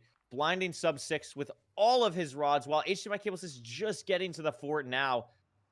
This is really tough for HDMI Cable fans. Dugal is fully in the driver's seat, and this nether is really open near the fortress. So this terrain getting to wherever the stronghold is probably going to be pretty simple. Yeah, and even more punishing for HDMI Cables. I mean, he gets these strays here, but the food situation's still coming back to bite him. You're having to throw so many pearls here. The spawners are so far away from that bastion. Yeah. And Duke is just fully lined up. It looks like 1,300 blocks. Yeah, I really like this hunger reset play from Duke as well. You know you're ahead. You can just take the time to hunger reset in the overworld. It allows for more pearling now, and you're just fully ready to go. I think that's really smart. HDMI Cable's still struggling to potentially find the spawners, I guess. Duke didn't have nearly as much trouble. HDMI really looking. It's all the way down this way, we know. And there it is. Finally getting to the spawners now as Dugal is bridging out to the cords very quickly. Oh my god. There are not a lot of people in playoffs that can do what Dugal just did, and not a lot of people in Minecraft in general who can do what he just did. Holy smokes. So he's in the spawner as I'm kind of out of the match. Sorry for the technical difficulties, but we are back. W save. Duke, Touch to 0. has he found a good spike that he likes? He has Where's a very this good portal spike. room I gonna think be it's going at? to be right to the right. No, it's a double library spike. HDMI blinds on 6. And so if this spike for Dugal doesn't find quickly, I mean, HDMI Cables is on the hunt now, has the rods, is going to be heading to cords very soon. Here's a hidden, though. It probably is this way. No, it's dead. No, it's So not. Dugal's spike is fully misleading him, and the longer he's in here, the more mobs are going to spawn. It's going to start to get awkward. He needs to find this soon, and does. Dugal now has the chance to close out this match as HDMI is just running to cords with a Soul Sand boost, but it's not going to matter as Dugal is entering the end now. I mean, maybe an awkward 0. It's buried here, but it is front, so probably just going to be pushing a 95 here. Pretty standard 0. I don't Very think we're going to see a standard mess 0 up from cycle, yeah. Duke here. Only going to 95. That would be the only thing if the Dragon flies here, but rank 95 fly is incredibly rare. Dragon is going to stay. The double bed was great. A little bit awkward here, but again, Dugal just has the time here and is going to close out this match with another double bed. And that'll be a 3-1 victory for Dugal over HDMI Cables. A really well-played seed on low food from Dugal in that last one. I totally agree. Clean gameplay, deserves the win here, and he's going to be moving on to next weekend. You know, HDMI Cables, though, we saw some good gameplay. I like how he warmed up to it. This was his first playoffs. I think this is some great experience to have under his belt. Yeah, I mean, absolutely. Like, you know, it's obviously always tough to lose a match like this, but you got to feel good taking a match off a 2-time playoff champion and really holding your own throughout. Like, there was really never a point in any of these sets besides when HDMI Cable died that really made it feel like he was out of it. I mean, unfortunately, he lost a gold block, but every time that these players were kind of having similar things happen to them, the gameplay was very, very neck and neck, and I really liked watching this match. Yeah, I think the longer that we just see playoffs in general, you know, these players' skills, they start becoming closer and closer to each other, which is great for us because it means closer and closer matches. You know, sometimes, especially in the early days, we can see like these Titans really separate themselves from the pack. But we're starting to see a lot of people on the come up, like HDMI Cables, fighting their way through LCQ and really giving people a run for their money. So no, absolutely. And it's really, really nice to see that, you know, Dugal still got it. It's always nice to see someone who's been around for a while. I mean, he's been in every single ranked playoffs, people were saying in the chat, which is an incredible accomplishment and is back for more. We'll be heading into next weekend in the quarterfinals. And guess what? We get to talk to him. We get to say hi, Dugal. Oh my goodness. We get to say, hey, congrats on the win. Dug, congrats on the win. 3-1 over HDMI Cables. How are you feeling? How do you feel like you played today?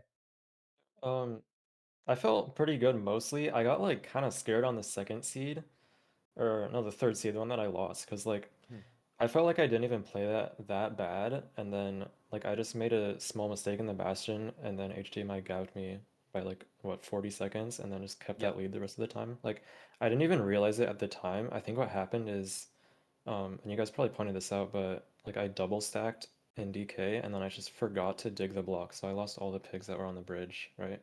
That's what happened. Yeah, we couldn't that figure makes out why sense. exactly you lost the pigs on the bridge, but that would make sense if it was the double stack on that. Because that was the difference. Yeah, he just had he had maybe like 10 pigs and you had maybe like 6. So that was crazy to watch. Talk a little bit about, you are the only person who's played in every ranked playoffs. Obviously, You've won 2 seasons. You've won season 5, season 7. What have you worked on specifically going into this season that makes you maybe stand out a little bit more, or like what keeps you kind of going playing in so many playoffs at this point? Am I really the only one left? I think so. What about, People were like, saying in Silver? chat. Silver missed season I 5. still missed one. Oh Yeah. my goodness. It's That, kinda okay, crazy. I It's sad. thought there were still a few others. Okay, that's kind of crazy to me. I mean, I don't know. I'm like getting to the age where I'm like kind of like Oh my god. Oh my I'm gosh. beginning to How old is that? expire, We're baby. young. We have so saying? much How old life. is you? I'm 22. Oh yeah, man. Yeah, you got nothing else ahead of you. Let's just I mean, I wrap it think up I now, am like I am like definitely one of the oldest playoffs like players and like maybe the oldest playoff winners. Like, I don't know. I feel like even though I am one of the older people in this community, like I am still improving, and like I feel like I still Yeah. haven't reached my peak yet, which is pretty cool. That's awesome to hear. I mean, obviously, there's a lot of young people coming for the throne. I mean, the EDCR Steez match was crazy to watch. I don't know if you were awake for that, but that was crazy. And seeing like the new age compared to what you've been doing for so long is a really interesting kind of contrast. And obviously, you are still at a very high level, and it's cool to see that you're still pushing yourself. Record, what do you got?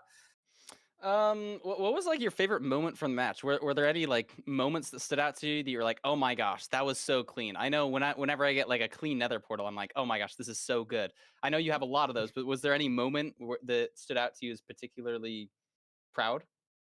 Yeah, I mean, I did kind of feel that like on the second portal on the last seed, like I kind of cranked that. I was like, oh yeah, that's it. Yeah. And like I We were also watching hit that 2+2. speed bridge, getting I that. I felt was like, oh good. my god, like it was a very clean transition. Yeah. Yeah, thank you. So Yeah, that like was really also good. the 2+2. Yeah, the 2+2 is clean. And then I also noticed like you've been doing like a lot of unique micro things. I don't know if this is just like a this season thing, but I like noticed it. Like when you were building your portal on that last seed, like do you purposely remove your water and then replace it to like avoid getting cobbled on like that second water? Do you know what I'm talking about? Like when you're placing the water originally in the portal, because you do like Oh a lot of yeah, micro yeah. things that I noticed that were very like it really does seem like you are pushing yourself this season. Yeah, that is something I just started doing recently, and like I don't know, there have been a lot of like micro tech like just getting discovered lately, and I'm always trying to keep up with like all the newest tech and stuff. That's awesome. Parker, you got anything else? How are you feeling going into next week? You're gonna be playing Blaze Mind. Blaze Mind, right? You played him Yeah, a Blaze lot. Are Mind you is feeling scary. confident, scary? Yeah. Yeah, Blaze Mind is pretty scary. Like he has crazy mechanics. He is like pretty new, but he is like definitely definitely a scary opponent. Like anything could happen against him, I feel like. Yeah, That's for yeah. sure. Well, best of luck, dude. Congrats again on making it to another semifinals. Good luck, or semifinals, excuse me, quarterfinals. Good luck to making it to another weekend. And I'm sure we'll see a lot more of you then. Congrats again, dude. Thank you. See ya. Bye. See ya. Well, Parker, we watched 2 great games today. We did. It was We pretty did. awesome. The first game, best of 5, EDCR versus Steez. Steez took. Well, you know what? Oliver, give me the bracket. Let's take a look at the bracket really quickly before we Throw head it to over. intermission. Throw it over. I don't know if Oliver was ready for that. I kind of threw that on the hand. Oh my god, he's ready. Let's go. He's a professional. Look at this. We have not fully filled out, but it's totally fine. We have Dugal moving on to face Blaze Mine, and then we have Steez versus Hacks. And then we have 2 games today that will decide an entire quarterfinals. We'll have Infume versus Beef Salad next up after a quick intermission to get Nerdy and Feinberg in here. And then we'll have Nahan and Loki. Any predictions, Parker, for those next 2 games before we head to an intermission? Predictions. I think Infume v Beef Salad definitely going to a game 5. I don't see that going any other way, but I think Infume's going to win that one. Nahan v Loki. You know what? I think this one's a little unexpected, but I think the Steve power also going to bring it to a 5, but Loki's going to win. Those are my predictions. I like it. Well, I think this is going to be a very nice 2 games to kind of wrap up the day. And I mean, we watched a lot. The EDCR Steez game, honestly, was like really one of my favorite games that I've ever commentated. So it was really, really impressive. But yeah, this was great. I'm really grateful to be a part of this. Shout out all the people making this work, the production, the staff, even Parker's camera. I'm gonna shout out Parker's camera still, Shout and out my the camera. camera. I don't know what's going on with either of us, to be honest. We're just Rick, it's good. I'm trolling. It's okay. good. We're trying our best. Listen, this is why we're trying our best here. We've had a good production so far. We're gonna go to Feinberg and Nerdy. Maybe just having a webcam in your kitchen is the way to go. Like maybe we just try too hard. I don't know. Maybe we did. I think I know what's going wrong, but I'll fix it by next time.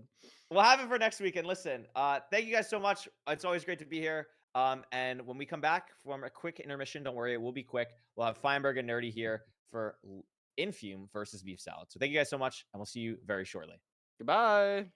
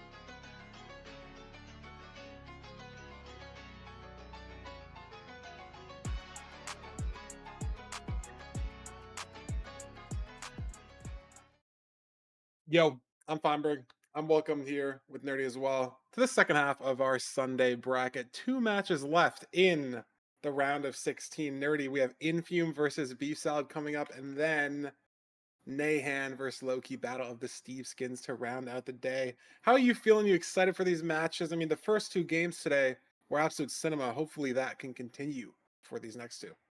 Yeah, I mean, first of all, we got Infume. You know, second place last season, has been doing a lot of damage in the Minecraft speedrunning scene. Obviously, our current ranked world record holder. So that's very exciting going against Beef Salad, who has won Simply's tournament, right? So definitely an experienced player as well. This is going to be a great match. And then after that, like you said, Feinberg, Battle of the Steve Skins. We got a brand new Steve going against our most decorated playoffs player, also in a Steve skin. So it's gonna be amazing. It's gonna be amazing. And I just want to point out, it's funny you say Infume has the ranked world record, which is true. It has a 547. It's the only sub 6 in ranked. Some people have sub 6 in private rooms, but in the ranked ladder 1v1, Infume has the only sub 6. Nerdy, take a guess. Out of the top 7 times, all times of ranked players, how many of them are Infume and Beef Salad? It's not the funny number. Okay. but Out of the it's top close. 7? Out of the top 7 times, how many are Infume and Beef Salad? Just those 2 players. Out of everybody else in the Netherite Bourgeoisie, everybody else in the Diamond, Demon. I'm gonna say I don't know. I feel like this is a leading question, so I'm gonna say 4. I guess I don't know. I have no idea. 5 out of 7 times. Infume has number 1 and number 4, and Beef Salad has number 3, 6, and 7 in the top 7 times. This is very exciting. Also comes in at number 11, and Infume comes in at number 15, but their dominance over these low 6, and then obviously Infume sub 6 times. 5 out of the top 7 fastest rank times ever are these 2 players. So I know we can talk about, and let's throw it over the player cards and see. Oh, production's yelling at me. We have a content segment. I'm getting so excited about the numbers. This is good. I'm getting excited to see the gameplay. I overstepped my welcome here. We have content segment between these 2 runners. These runners are not new to playoffs. Infume obviously got second last season. Beef Salad's been on the podium before, all the way back in season 3. So we don't have new player interviews because these have been around. We have a rendition of a segment we've seen before, Zero Cycle Horse. So these runners are going to be doing some 0 cycles against each other, some funny, wacky stuff. Maybe some blindness, maybe some jump boost. I don't know what they're going to come up with. Trident, Riptide, we'll see. I didn't watch this. This is going to be my first time, but we'll see who's better at these wacky zeros that we definitely won't be seeing in the bracket in these matches today. So let's throw it over to that content, and then we'll get into the stats and the gameplay. Okay, let's just start like simple but hard, and let's do like back 103 top setup.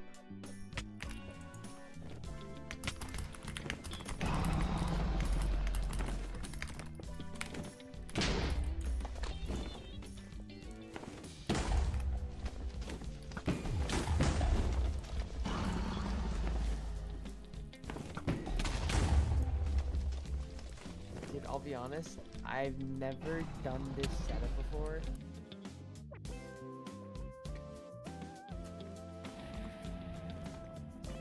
I think I went the wrong way.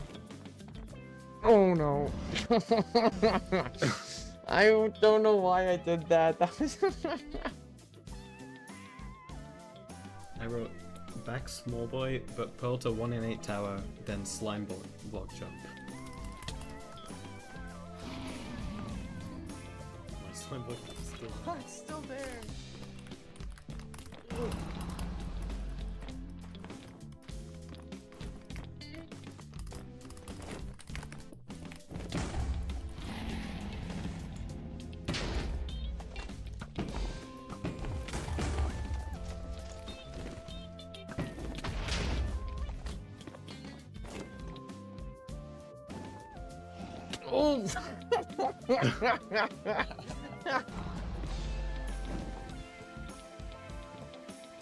Oh! Oh!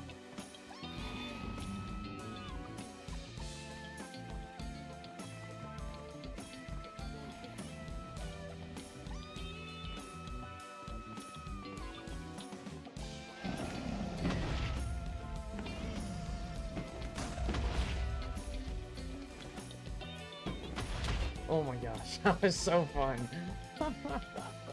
Back 88, the inventory is full of shulkers, 6 of which have a bed in them. Okay, there's one.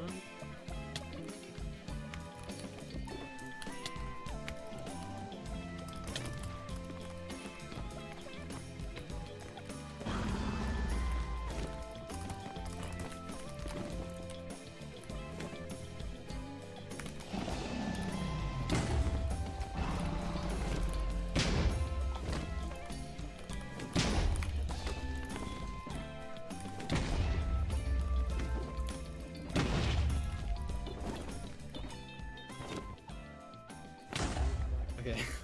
That was nice though. That was nice.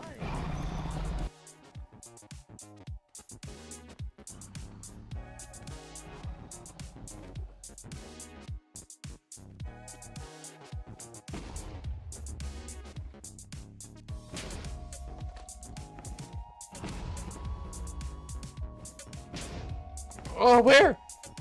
Fuck. Oh no, no. Oh no, no. Do you have one more? I don't know. I do. No, god damn it. Oh god, dude, I thought I was cooking.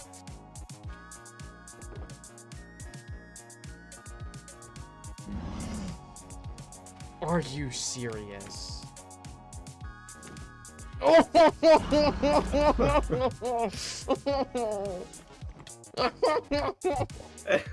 Bats and bats. Oh my god, I forgot what I was doing.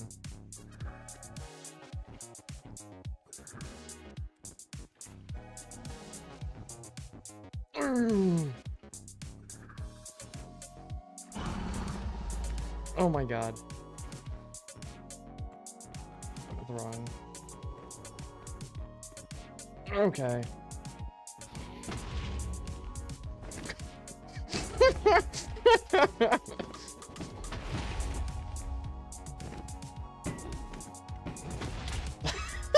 That was so stupid.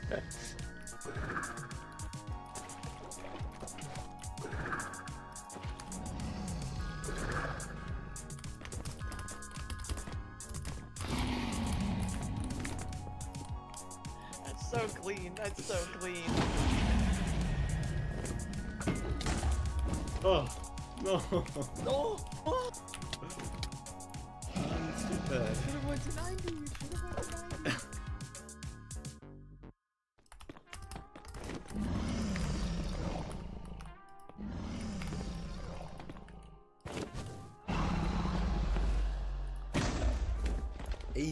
Oh my god.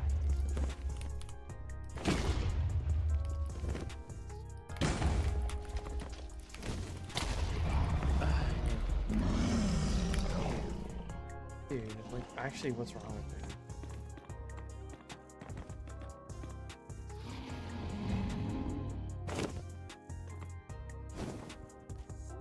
Oh! Oh, you turned straight into the fire. And, like, to the side. I'm not cut out for this horse stuff.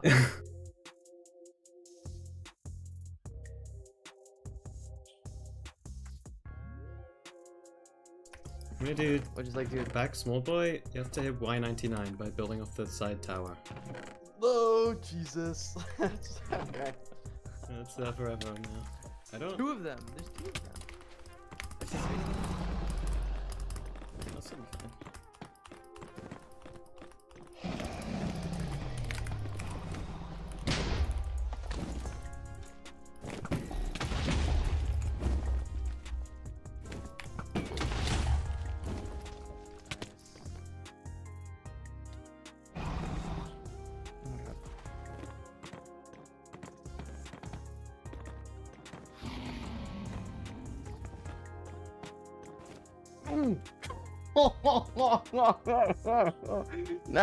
That's the game telling me to stop. That's the game telling me to stop.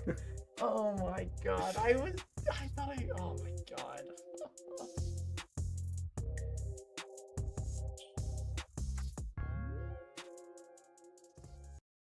Well, lucky for Infume, we're not gonna have TNT Minecart 0. we could see someone push 199 and back small boy. That is a feasible thing. A couple of those are feasible. Maybe not the Riptide Trident one, but back 103 top setup. I wish they got that horse thing going, or the whatever the. They really aquarium tried. was. I was there spectating, and I can vouch it did take 25 minutes of them just trying those things back to back. They got pretty close, I think, at some points, but it's okay. Like, I guess that's not really how the horse game works. Like, if it takes you 30 minutes to hit the 0 and then your opponent gets like 2 tries, is that really like? Well, no, I think they were just going back and forth for 30 minutes. Is what I'm saying. Oh, so like Beef Yeah. Salad tries the horse, Infume tries the aquarium, Beef Salad tries the horse, and then it's like whoever. Something like they that. They both gave up. Well, Yeah. hey, maybe strat devs, we got to get on this horse 0 tech. Maybe it's good. I mean, there you go. they're fast. They climb upstairs fast. You got True. Maybe there's true. maybe there's something there. That's all I'm saying. Maybe there's something there. But I got ahead of myself earlier. Now we're ready to get into the player spotlight, the stats, best rank time, average sub 6, which is crazy. Obviously, Infume has a sub 6, but B-Dot's close enough to put that average best rank time of them like a 5:57. Just insane. But nerdy. Yeah, no. Overall, great stats. I mean, very similar, like you said, Feinberg. Very good top speeds, right? So from a top speed perspective, I think both these runners are very good. I think the storyline here is very similar to that of Blazemind versus Mongi of yesterday. I.e., we have Beef Salad, Mechanics Demon. We saw those zeros that he just hit. Ridiculous stuff against Infume, who is more of a decision-based player. Both very, very skilled runners, but they do have different playstyles, so it's going to be interesting to see how these two stack up today against each other.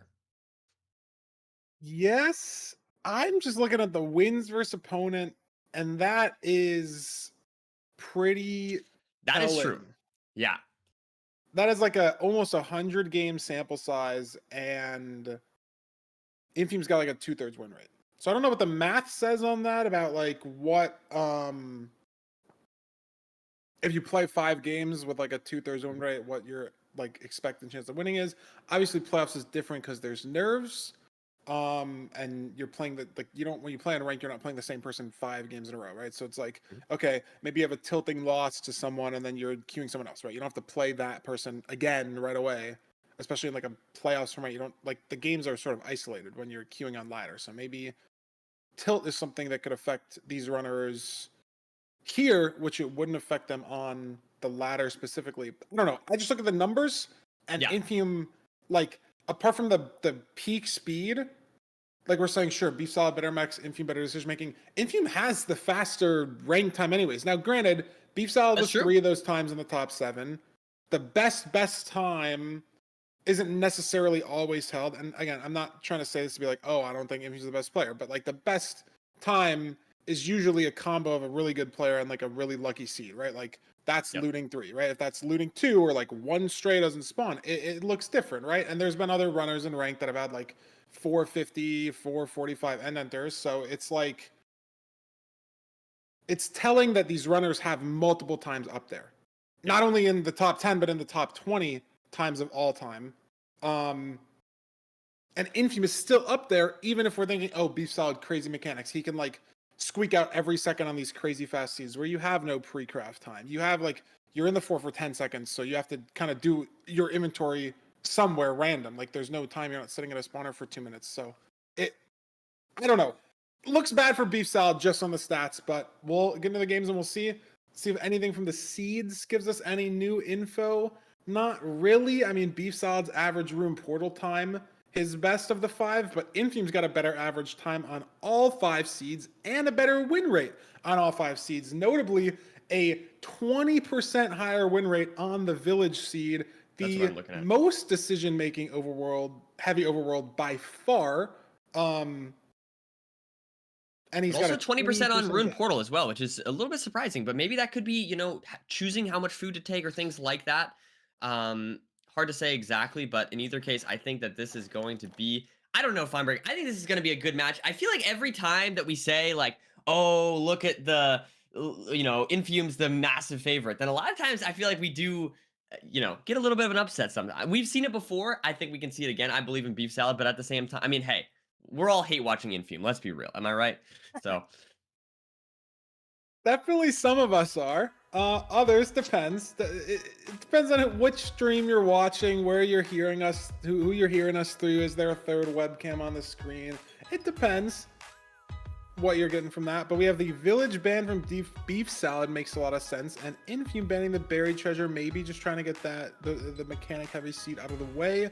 I think Buried Treasure, Room Portal maybe being the two most mechanically heavy seeds, just BT seeds, ton of crafting, and then obviously 2x1 portal, like just especially if the ravines on the island, you have very little time to sort of manage your hotbar and all that. And then again, obviously Room Portal seeds, crazy mechanics wise, because sometimes you're in the nether in 20 seconds and it's the potential of that looting sword to make the whole seed incredibly fast cannot be understated. But we're on the Shipwreck. We have to wait for the Room Portal. We have to wait for the legendary Desert Temple seed. We're starting with our Ocean seed for Game 1. Infume versus Beef Salad, and here we go. Let's get right into this. I mean, I am excited. This is going to be a good match, I think. So, looking around, both runners do see the Shipwreck quite quickly. The question is, where's the ravine? There's one ravine sort of near this iron chest here. These runners are looting the chest in different order. Really doesn't matter. 6 bread, so decent food. We got lots of iron, so can definitely make shears. But Beef Salad off the island, or back onto the island, I should say, just a second or two faster. Going to come down to this crafting split here.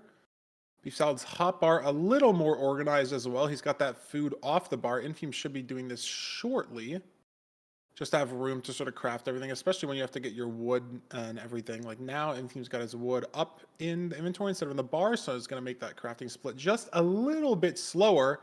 So I think Beef Salad's gaining time here and there a little bit on this island. Going to expect them to be off the island, presumably a little faster. And as I say that, it's the exact same time. So maybe better tree routing from Infume. It is interesting, though. We see Iron Sword there on the bar of Beef Salad, so that's something to maybe keep an eye on. So they both look for a 2x1. Infume's got a little bit of repairing to do on the left here, so maybe Beef Salad going to be in slightly faster, and Infume actually messes up the repair on this 2x1, grabbing a lava from the side. So pretty significant lead now for Beef Salad compared to what we've seen in this overworld so far. And there's our bastion. How does that shape up? Yeah, is this stables? Yes, I think.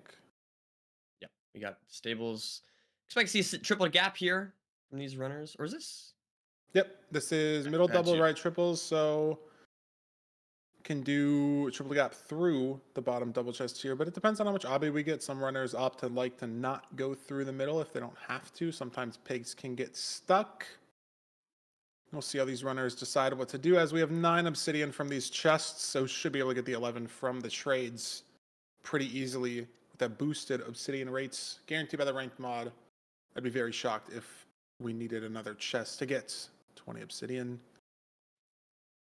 Yep, Beef Salad's not going to opt to go through the middle here, just going to stay entirely on this right rampart. Let's see what Infume does here. Knowing we have the obsidian, he's also going to just go right. Opting both runners not to cut through the middle. Grab that extra chest. We don't need it. We have the obsidian.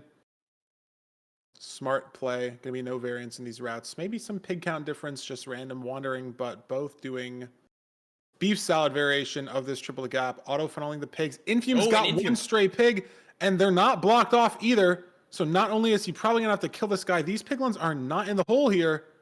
And this is a bit of a disaster, Nerdy.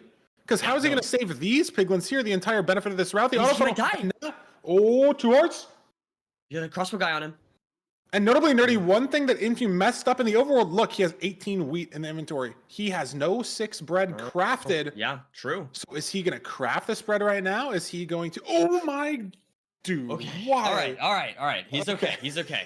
But a rough start for Infume, to be honest. I mean, messing up the portal a little bit. Then now with this piglin situation almost dying there, it does look a little shaky there to start off the day here for Infume. Yeah, and he's alive, albeit a bit slow. These piglins aren't even let out from the top of the bastion, just completely forgot this in the mess. So now we have to start these guys trading, going to slow down the route even more, going to slow down the trades even more. But with the food situation as well, unless this stew is like saturation, I don't know if he's going to have enough food to not have to hunger reset at some point in the seed. He hasn't eaten any of his bread, but 6 bread is not that much. If he takes any more random damage from a Blaze, Wither Skeleton, I don't even know how far away this fortress is, if it's maybe 4 or 5 pearls away, it might be an even bigger cascading mistake. And apparently the stew just is saturation, what I'm reading in chat here. Maybe Beef Salad ate the stew. Looks like he did. As he's at the fort, Infume has no idea even where this fort is. So far behind here, Nerdy. Yeah. Only a few minutes into Seed 1. Yeah, just some shakiness early on from Infume. I don't know if it's nerves. I don't know if it's just like not having fully warmed up. But definitely some just like little mistakes that have been adding up throughout this seed, mainly in that Bastion. And now Beef Salad with a significant lead entering the fort here. Double Blaze betting and clearing out all that glowstone, all that good stuff. He's just at the spawner ready to go. I don't know if Infume's going to have enough time. as well. He's in the bad part of the fort. We saw the way that Beef Salad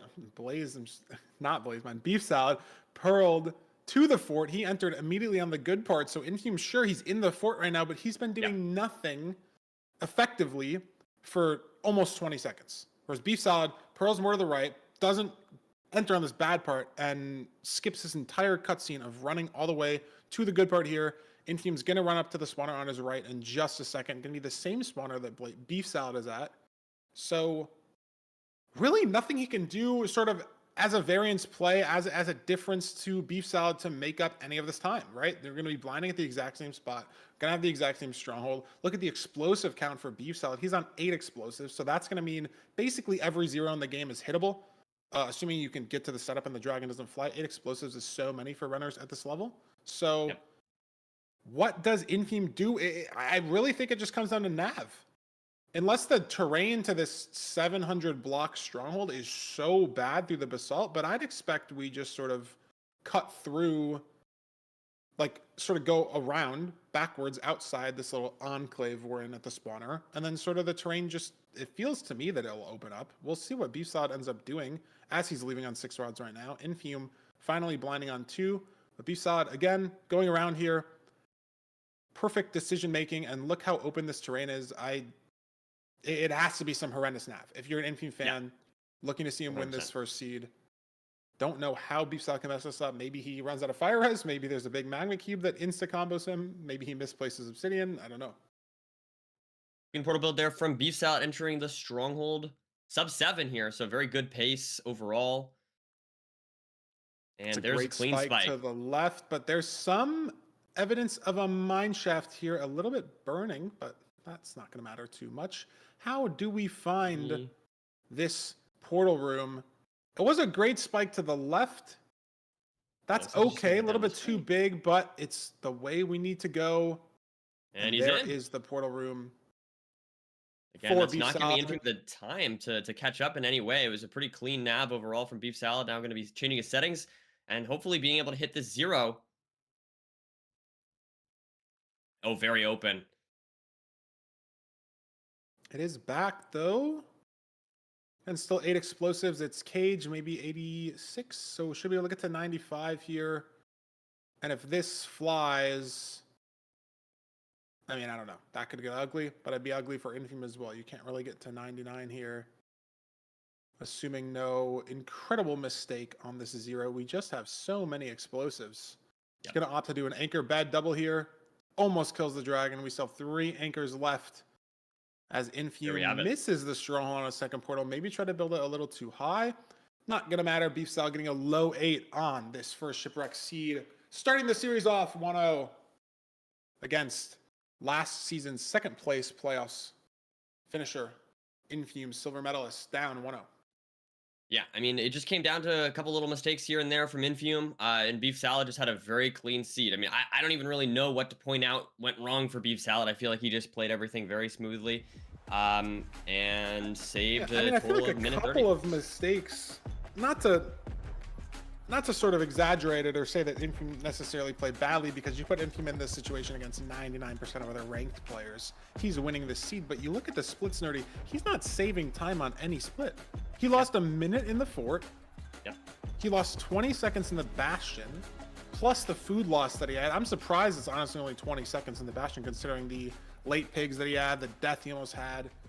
And he was Well, behind on the enter I as feel well like from that's the a portal. little weird so though, because I think he went to the part of the fort, right, that was not good, and so he might enter earlier. But really, I feel like Beef Salad had more of a lead than that split shows. yeah, maybe a little bit of a misleading number there. So maybe 30-40 seconds on both split instead of the 20-second minute split that we have here. I don't know. Very uncharacteristic of Infume, though, as we saw his gameplay in the last season of playoffs. Can he bounce back? You know, is it early, right? I mean, he is EST, so it is 2 p.m. But I remember a few days ago he said he was going to bed at 7 in the morning. So maybe it's early for him. Maybe he didn't warm up that well. Maybe the nerves are getting to him. Maybe Beef Salad's aura is too much. Those 3 times in the top 7 versus the 2 times that Infume has in the top 7. My little mental storyline. I mean, I don't know. Let's see what seed we're playing for seed 2. It's either a room portal or a desert temple. And if I'm Infume, I'm going to want to go to the desert temple. Sort of pioneer of the new meta of just forcing no food. We didn't see that in the Dugal versus HDMI game, though. Both those runners opting to kill some cows, but Infume really forcing, not, I mean, more specifically on the Desert Temple seed, but sort of just with every seed type overall is I'm going to play with no food. If you don't, you're going to lose. Suck it up. Let's play no food together. So, yeah, Infume pioneering the route, the meta changes in the top level of gameplay. Can he have an overworld advantage on this temple? Because he didn't in the Shipwreck, and you know, maybe that's a mental thing that gets in your head. I mean, I experienced that to some extent, right? Especially picking a seed type that, you know, you're confident in as a player. Like, especially like if you're thinking, oh, I'm gonna gap on this Desert Temple seed, I'm gonna gap on this Village seed, and then you start playing it and you feel like you're playing the overworld well, and then you look at the player progress and they're in the Nether first, that can really get into your head. Maybe I just have a bad mental, but I'm just like, that's my experience. No, with this I think situation. that's a normal thing, right? Like I would never, even I feel like I experienced that as well. Like you feel like you're doing everything right. If someone's ahead of you, it's like, darn, that is tough. But I mean, when you're going against someone like Beef Salad, I feel like high TNT from Infume, low TNT from Beef Salad. So mechanically talented, yeah. So anyways, let's see what we got here. It is weird. A little bit of a room portal combo. I was gonna say. So we don't need to. We had a fire charge in this chest. We have 2 gold pickaxes as well. Not like we're gonna really need blocks in this Desert Temple seed, but they're gonna be nice for bastion running. I think I just saw a notch in the inventory. Yeah, this is a fast temple seed potentially if I've ever seen one. The big downsides of the temple seed is really no food and no flint a lot of the time, because you know you have your blocks, you obviously have your iron, you have TNT to get your wood and you know extra blocks, but the food and the flint is usually the main problem. But this room portal with a fire charge and the temple has a notch, those are not going to be problems. And Infume with the commanding lead on this overworld, low 1 enter. I mean, if this Nether is good enough, this could be a sub 7 temple. This would be crazy. Let's see what we've got here. A bit of a double structure there. Always exciting to see some wacky seeds, but in either case, we got the speed bridge up to this higher terrain here for Infume. Oh, look at this. Beef Salad, though, taking this lower terrain. So definitely immediately a difference in how they're choosing to approach the seed. What do you think about this, Fiber? To the left here. I mean, it's hard for me to place. Like, I don't know where. I think, yeah, Beef Salad's sort of down and to the right on Infume's screen right now if you kind of put his little ghost there. And I think you have so many blocks, so you can do what Beef Salad's doing right now and just sort of gain height. Infume taking a ton of damage early. Wasn't opting for any sort of bow clutch there. He's on 3 hearts. Maybe could see him even eat the notch pre-Bastion, but he's just going to opt for the gaps. I mean, 2 gaps and a notch on a seed like this, really, you can be pretty reckless with your damage taking. Yeah. But obviously, it's hard to tell because Infume was just so ahead into the seed. But look at Beef Salad's terrain. He's on top of this triple, moving around. Infume kind of came at it from the bottom and to the side, so I don't really know what I liked better. I think keeping height is sort of a general good play, so I kind of like what Infume did, but maybe it was just a little bit too much to the side. What is Beef Salad doing here? That was an interesting... He dug down to connect these triples. Surely it just kind of works, but Infume's doing this a little differently. Maybe this is better? Oh, well, I mean, he's on 1 heart, so it's and obviously not. I was just full. I just saw him on 1 heart in a piglet hole, and that's not where you want to be. So Immediately, this is looking much better for Infume, but oh man, yeah, that is unfortunate. I mean, he was trying something new that I haven't seen before, connecting the triples. It's awkward to go from that right triple to the middle triple. Yep. Because the piglins kind of hit their head, you know, on that like weird staircase indent. You can it's kind of a one way. So he dug down 2 blocks instead of sideways, and then sort of put himself in this fall trap, and he couldn't, I guess, get out of the fall trap because there's those 2 blocks on the left and the right that sort of, that's what gets the pig stuck in the first place. He was hitting his head there, couldn't get out, and 1 gold ingot just couldn't distract all 10 piglins or however many that he had in that hole. And I mean, this is still very fast from Infume, but on a seed like this where he still has a notch that he hasn't eaten, I don't know, the odds of death are just so low. How can Beef Salad possibly come back from this? Handles those wither skeletons nicely.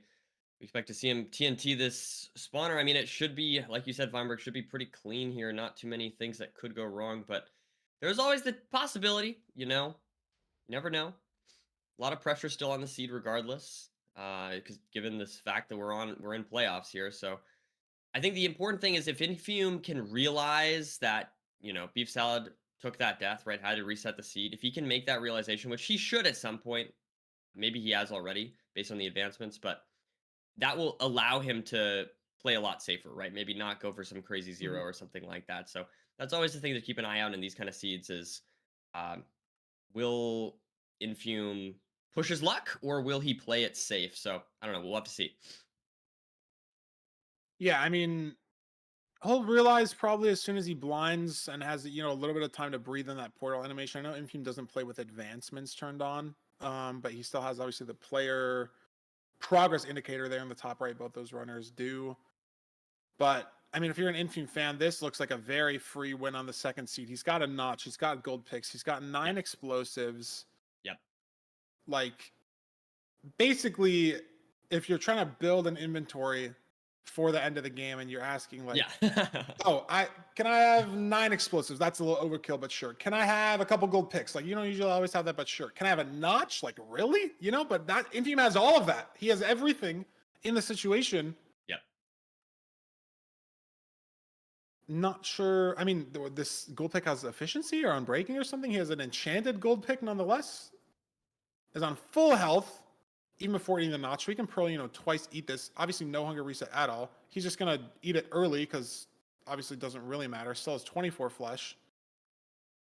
And this isn't the sub 7 that I was hoping for, but this is pretty fast. I mean, if we didn't have to build, you know, 100 blocks to get to this bastion, maybe we'd be in a different situation here. But this can be a low 6 stronghold on a temple seed for Infume. Yeah, I mean, the seed's been really good overall. Just, yeah, like you said, that little amount of bridging just took some time. I would have loved to see some crazy fast temple time, but it's all right. It's still pretty good. I mean, this is still pretty fast. If we get this instant nav, still low 7, maybe mid 7. Doesn't like any spike he's getting so far, but I mean, Beef Salad's still in the bastion, so Infume, you have a lot of time to find the correct spike. Yeah, and like you said, since Beef Salad's still in the bastion, Infume at this point 100% knows that Beef Salad took the audio. Death, so there it is. Here we go. 2i here. Very clean. Open. Don't need the gold picks. Got 3 of them in the inventory. 9 explosives. Front, maybe 97? 100. But great pearl. Can you go for a top setup here? Very and don't even need to get messy with an initial bow here. Can just take it safe. You know, 6 beds. Couple anchors as backup. But great 3+ from Infume. And he's on the board, Nerdy. We're tied up after seed 2. A death from Beef Salad. Certainly not the most exciting seed, as far as, you know, the fact that we just saw a death there. I mean, that can happen, of course, but regardless, the overall match is starting to get interesting, right? I know you, Feinberg, were saying that, you know, the stats of Infume were looking, I mean, I think it was, 60-30 as far as their win rate against each other, but Infume now, but it is a tie game right now. It's a tie game, and at one point Infume was losing, so this is definitely shaping up to be a good series overall. Yeah, I mean, as we can see there, 3 minutes into the fortress difference, just all came down to the death from Beef Salad. Yeah, speaking of the stats as well, Nerdy, it's close to 60-30. If you count these two matches these runners just played, obviously they maybe have queued into each other at the start of Season 10. So I actually can check that right now. Compare Infume, because obviously those are just the Season 9 stats. They have never played each other in Season 10, so this holds true. So since the start of Season 9, Nerdy, we're coming up on their 100th game with each other. Infume has 167, Beefsalad's 132. So it's around a 2-3 chance for Infume. But Beefsalad only has to win 2 more. Yep, only 2 more. I mean, there's lots of opportunities for. I mean, we saw some mistakes from Infume. I will say, and I don't know, maybe it was the pressure, maybe it was, or you know, it could be a lot of different things. But I will say, I do feel like Infume on that first seed looked shaky, and now on this seed, he did look a lot. It looked a lot smoother. So I definitely feel like we could have a good match here. I feel like, yeah, on that first seed, so many mistakes from Infume. On that second seed, we saw one big mistake from Beefsalad. So hopefully we can get a match where neither of them make any big mistakes and we can see a close match. But I'm looking forward to this.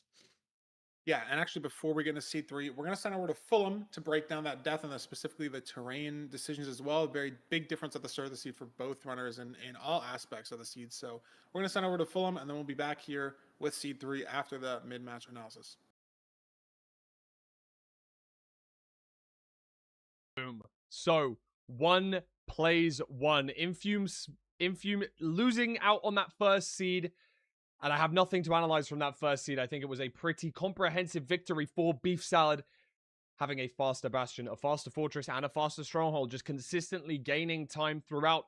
But unfortunately, Beefsalad took a little bit of a tumble in this second seed. And I wanted to talk specifically about the terrain that was taken. Notice that Beefsalad used this lower terrain and eventually had to build up to end up going on the exact same terrain that Infume did. And of course, the death is the most important part of this seed, in my opinion, that I wanted to talk about, because I know that the commentators ever so slightly missed exactly what happened. But yes, I think that Feinberg was able to communicate the great gist of things. We went and traversed all the way across to the furthest triple to grab the gold there to play our triple route, going to all 3 triple chest ramparts, as we can see here, going on the top, building down here. And because these bastions are ever so slightly offset, with the ramparts being 1 or 2 blocks offset between each other, we unfortunately do have a different spot that Infume digs down in here. Digs down 2 blocks. I really like the play. It is kind of probably new to most top runners to have to do this in this situation. And after digging those 2 blocks down, he throws the gold in to lure the piglins from this spot on the right-hand side to fall down, because they're not actively trying to fall into that hole. He wants to try and lure them in first, and he does exactly that by throwing a few in, gets more pigs to fall in on top of him, while equally trying to distract them with that gold. Unfortunately, he then instantly picks it back up. Notice the hotbar here.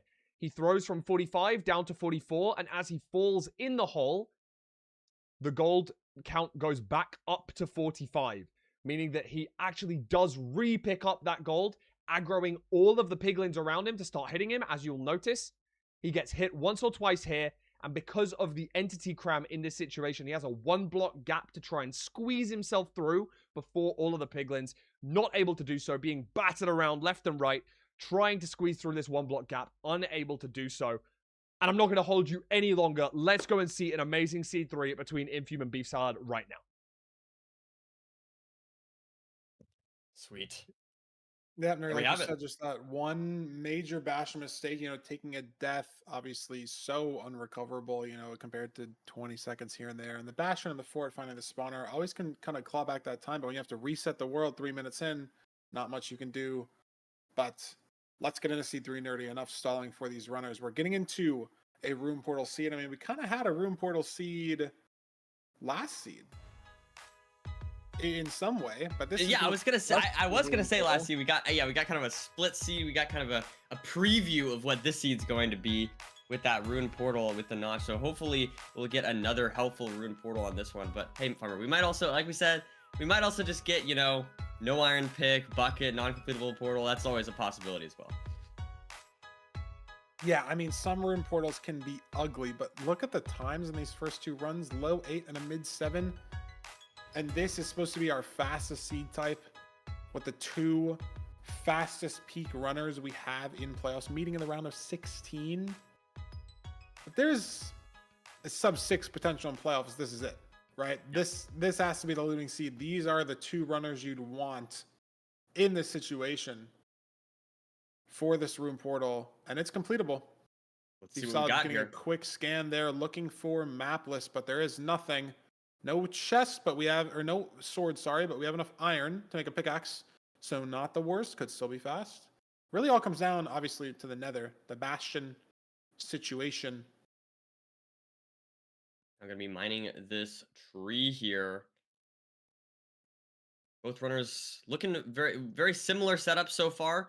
Both runners with 3 mutton and mining the exact same tree. I mean, that's what you'd expect, right? A very linear seed so far. We do have the iron pick coming out from both runners here. Wood shovel there for Beef Salad, no shovel for Infume. So I guess that's kind of the first thing I'm noticing, differentiating these runners. But we do have the gold mined out, and maybe a second earlier for Beef Salad. Yeah, I mean, such little differences in the micro there. It doesn't matter too much, just a second or 2, like you said, for Beef Salad. And the Are they going fort different is ways? on spawn. They are going different ways. Infume trying to force way more left here around this fortress. Beef Salad going to the right. Okay, yeah, they are still going to the same bastion. I was worried But maybe. look at Infume's terrain. Beef Salad has to build and sort of go down here. Yep, Infume yep. kind of in a similar situation, but it looks like he's going to be able to fully keep the height on the way to the bastion. And this left terrain just worked better. And is Yeah, this a absolutely. bastion that we want to be at the top for? Is this housing? I think it is. So is Beef Salad going to fight his way up the bastion? Is he going to play manhunt? He is going to fight his way up the bastion, but this is a solid 15 seconds here that Infume's made up on just the terrain. And Beef Salad's trying to figure out what even bastion this is. It is housing. No, it's stables. Wow. Okay, GG. It's right side. It looks housing-esque. I can't lie. I thought it was housing for a second as well.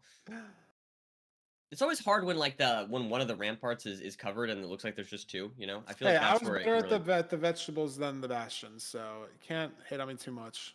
That's fair. I mean, that's fair.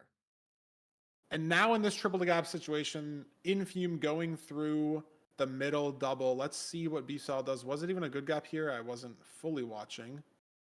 No, it wasn't. So we don't even really get a choice, but Beef Salad is choosing to go down through the bad gap instead of through the double. Interesting. Don't necessarily think this is the right play. Maybe you save an extra pig or 2 here. Got a baby hoglin he's dealing with on 2.5 hearts, trying to let these piglins through. But if he gets hit just once here, Beef Salad will be dead again in a bastion. But it looks like he saved himself from another massive mistake here.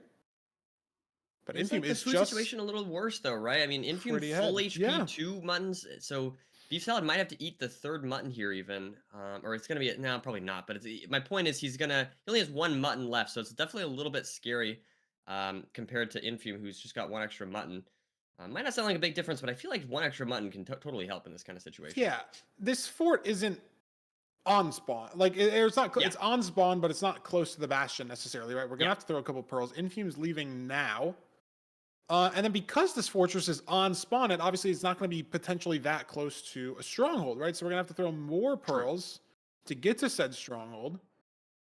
So the fact that Infume's in this fort now at basically full HP, 2 mutton and a gap still, he might not have to hunger reset till the stronghold or even in general. And this is a very commanding lead now. It seems like he's saved even more time in the bastion itself. Beef Salad's still waiting on trades.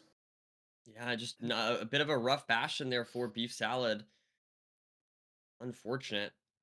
Infume making up a lot of time here, able to start to create a bit of a commanding lead, I'd say, as we are crafting an iron axe and a sword as well. Yeah, Beef Salad's still trying to find the best terrain to get to the fort. He's eaten his gap. That pearl lands on the fort. He's got 2 strays here. but just so behind on this split. Maybe 30, 40 seconds. Slipped off a little bit, having to catch that second rod, so that's just a little bit more damage he's taking. Yeah, very hard for B-Cell to make up so much time here in this fort. Maybe those 2 strays matter, but I doubt it's the time that B-Cell needs just off of that. Goes for the double blaze bed. Like maybe that'll save him a little bit of time there. It's possible, but yeah, like you said, Feinberg. I mean, this lead for Infume is looking really strong so far. And I feel like a lot of it came down to that terrain. A lot of it, I guess, just like taking a lot of damage in the Bastion.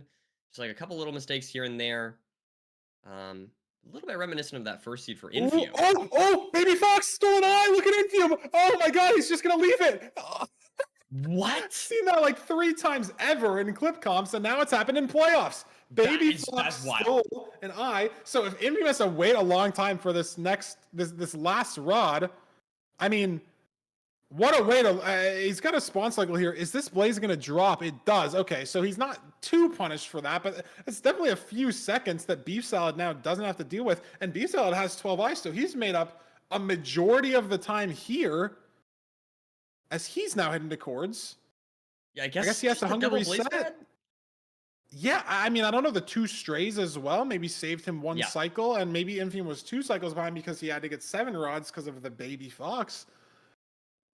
Let's see but here. Infume has a gold pick for this wall. I don't think Beef Salad does, so he's going to be saving a little bit more this time back. Beef Salad going gonna need it.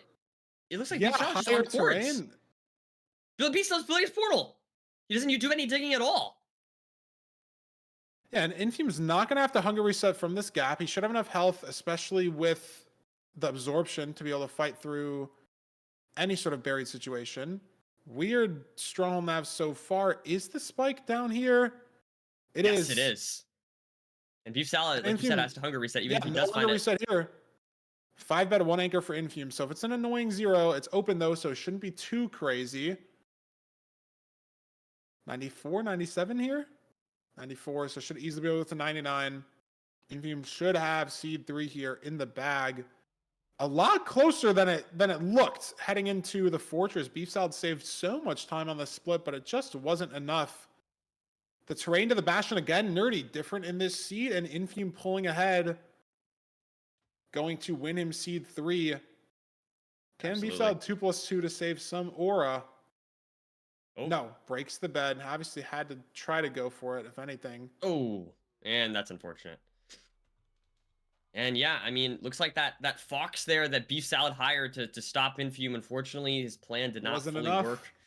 Infume gets the win. 735. Very clean from Infume, taking seed number 3. 2-1 lead here, Feinberg. Yeah, the Bastion's so far away relatively again, right? Like these room portal seeds, the Desert Temple seed, potential to be so fast, and the splits aren't that accurate because Infume stepped into the fort on the way to the Bastion. I wish there was, I mean, there's really just not a good way to do that. You'd have to clear the advancement or something.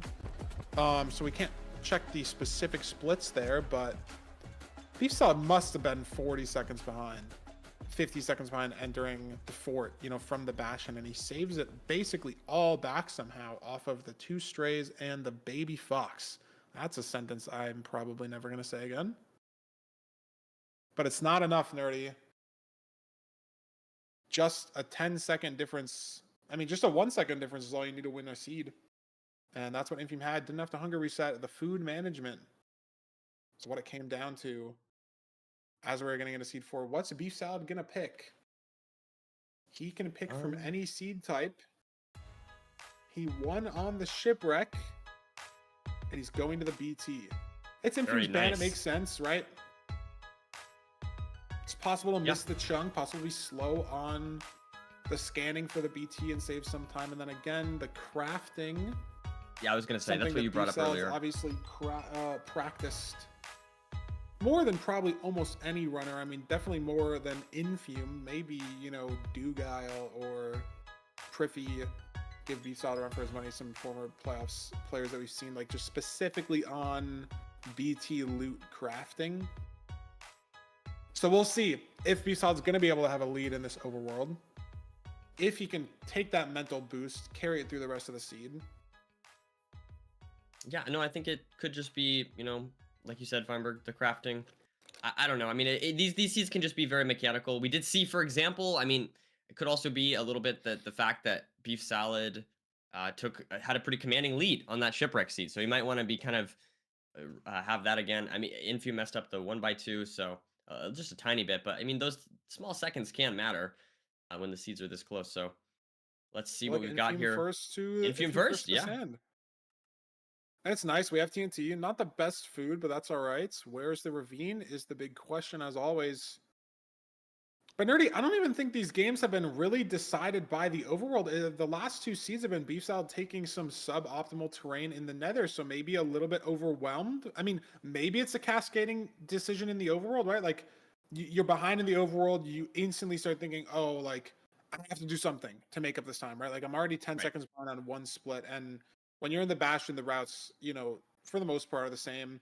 In the Fortress, you get to a spawner, the blaze cycle is going to be the same. It feels really hard to make up that time a lot of the time, at least mentally, even if it's, you know, obviously every runner makes mistakes always, so it's never over until the dragon's dead and the player's in the fountain. But it can feel that way off of just the overworld sometimes, and so maybe Beef Salad's just been a little bit overwhelmed by 100%. Infume's pace. But look at this. Beef Salad finds the ravine significantly before Infume. I don't even know if Infume is even close to any ravine, to be honest. Is this one here for him? Okay, it looks like this is one. Yeah, I can't tell. This is not the same ravine that Beef Salad's in, I think. No, it's definitely not. But Beef Salad messed up his first portal. He's going to opt for an L on the second portal. Infume's going for a 2x1 here, so he could save up all this time. And he messes it up too. Oh, wow.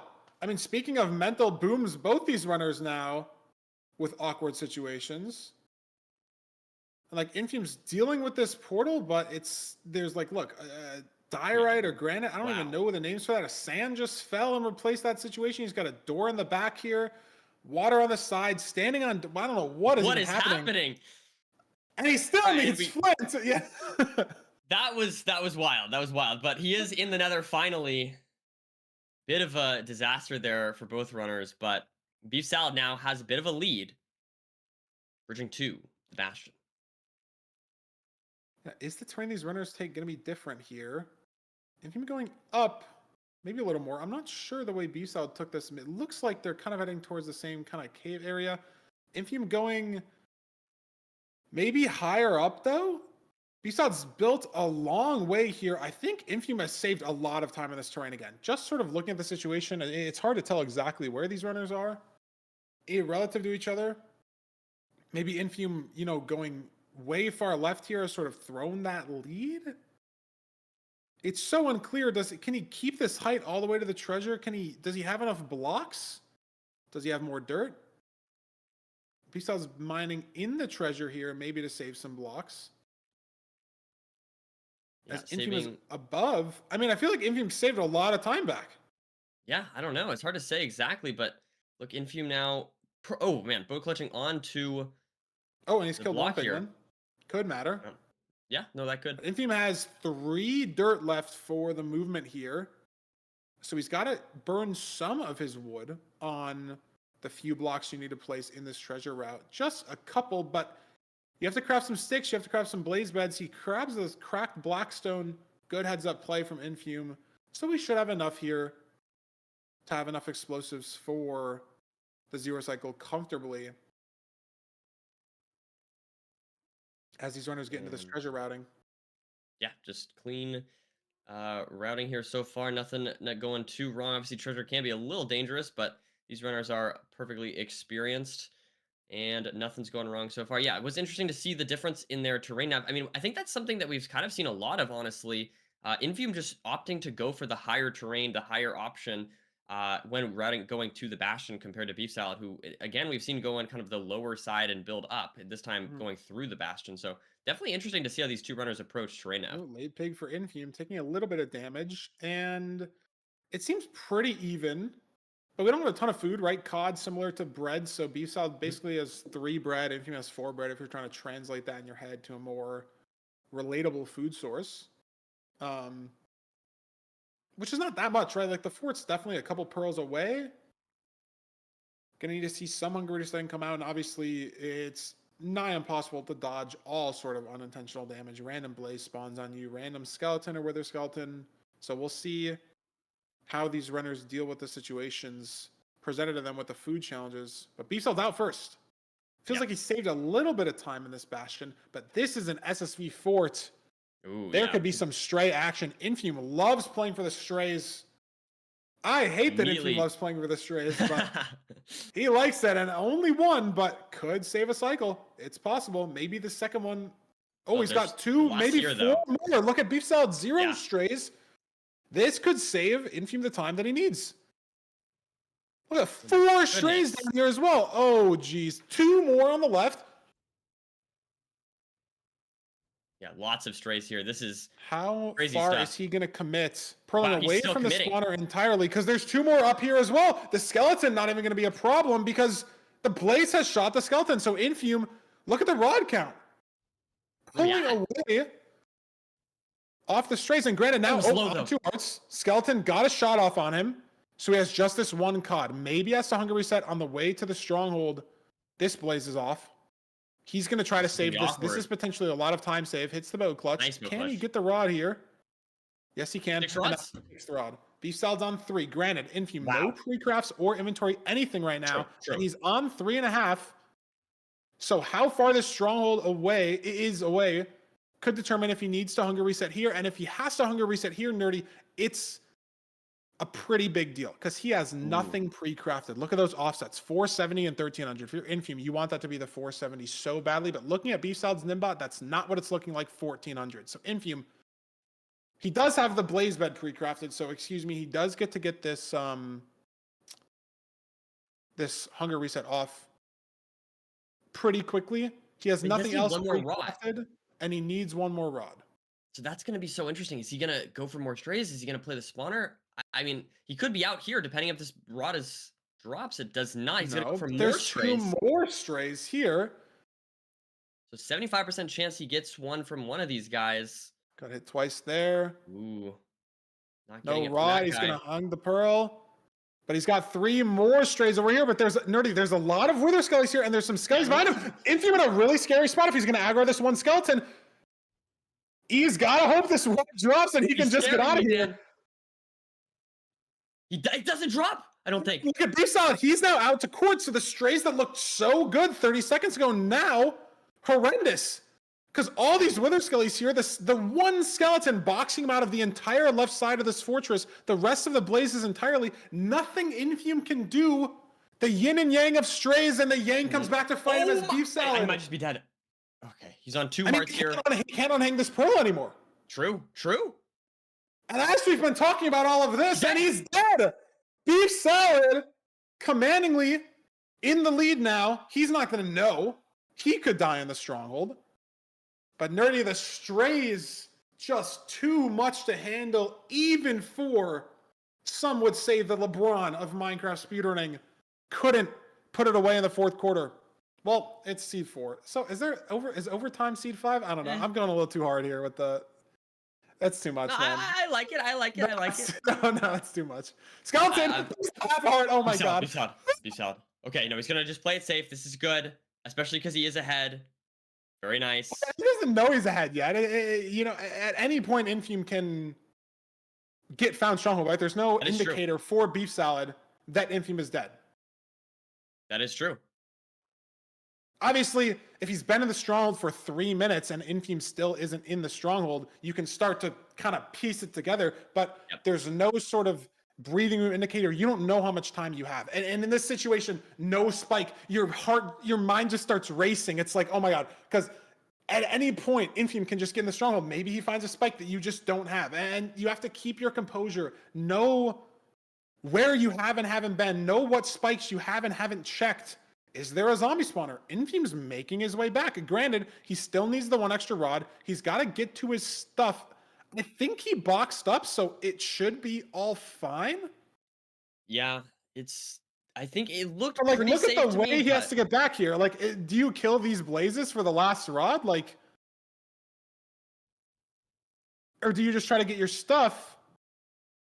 Hasn't gotten shot once yet. He has a wood pick, so maybe can just sort of wormhole through here. Beef Salad still no portal room. Presumably, this will be a struggle for Infume as well. But yeah, this is a You pretty always rough think that, but then stronghold. in these situations, sometimes there's just nothing. Like if it comes down to just sort of RNG, there's no spike. It's fully cold. It's like 10 rooms deep. It just feels random, right? And if someone just randomly goes the other way, it's possible. Here's the But last Nerdy, rod. Infume's got the 6th rod. He has no fire res. I don't know what the terrain looked like. There's a fully burning library for Beef Salad. He still hasn't found the PR. Granted, again, he's got the advantage over Infume where he's checked a majority of the stronghold, Nerdy, but every single place that he's checked isn't where the portal room is, and it's always just in the last place you look. So if Infume's last place he looks is faster than Beef Salad's, it doesn't matter that Beef Salad's got the rest of the stronghold mapped out like the back of his hand. Does not matter whatsoever. But he's found the portal room. Finally.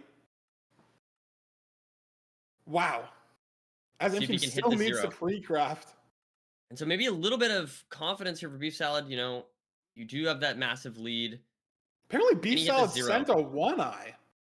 Oh, this could have been interesting if that was a 0-eye. Could not have even tracked that among the sea of everything that was happening in this seed. Oh my goodness. But it's front cage, Nerdy. There's no way that Beef Salad messes up this 0. Surely we are going to a seed 5. And Infume misses Stronghold. Maybe he had to build higher because of lava in the terrain. I wasn't even watching. There's impossible to keep track of everything on this seed. But it's over. There it is. Yeah. I mean, that was a bit of a chaotic seed. And Infume's dead in starter. Oh, and that's not what you'd like to see. Honestly, I wonder if that's going to be tilting. Like, that's the only thing the only downside of that is it could add an extra layer of tilt. Is necessarily fun for either plaher. In a sea of sub 8, true. No, that is fair. Voted our way over to an 1139. Not even a high 8. Oh, a high 1140. Granted, 3-minute stronghold split. Maybe no spike, maybe mobs in the spike. But 1139 from these two runners in playoffs. But hey, it gets us to a seed 5. Cinema. I don't know. It was an exciting match. I feel like we were asking for like a seed where neither runner makes a mistake, and then I feel like that seed was just so much chaos on both ends. It kind of evened out. I don't know. I'm hoping for game 5. I want to see both runners on really good pace, neck and neck. That's what I'm hoping for, Feinberg. That's what I believe. Yeah, I mean, in this seed, it's hard to say whether or not mistakes were made necessarily, but there was just so much different decision making. I mean, both the runners messed up their portals a couple times, went to different ravines, but just it's the beauty and the chaos of Minecraft, right? When you're forcing yourself to spawn 50 mobs in a fortress, things just happen, right? Yep. Like when you're in a stronghold and the portal room's 12 rooms deep, you get no spike. Things just happen, and it's just the beauty of the game, the back and forth of these different decisions, the way these runners are playing the same seed in completely different ways. I mean, different ravines, different terrain to the bastion, different fortress plays, spawner versus no spawner. And then obviously we didn't get to see Infume get lost in that labyrinth of a stronghold, but crazy. And apparently Beef Salad sent a 1-eye, just something we missed in the chaos, in that storm of a seed 4. As we're going to the village, Nerdy, it's another all overworld best of 5. We gotta have a name for this.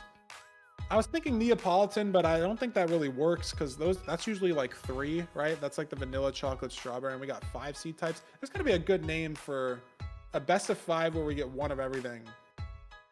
Yeah, I'm sure we could think of something good, I'm sure. But I agree with you, Feinberg. I do love seeing this. I love seeing the variety. I feel like it's the ideal situation. Yeah, guys, full house is 2 and 3. It's not gonna be full house. Come on, that's not. We can do better than that. We'll work on it. We'll have a good name for next weekend. Surely it'll happen next weekend. We've had like 3 of these this bracket so far, at least, right? Like I feel like this has happened a lot. I mean, compared to last season where there were no game 5s at all, like we are getting spoiled in season 9. Yeah, With yeah. the quality of these seeds, the quality of the matches. What is this village gonna give us, Nerdy? And if you want a close game, we're gonna want a close overworld. The most decision dense seed type, right? Infume, 20-second lead. Or 20% win rate lead and like 30-second average lead over Beef Salad on this seed type. But I like Beef Salad's play of punching. Yeah, I was gonna say logs. Because now Immediate Infume can't difference. craft a Stone X right away.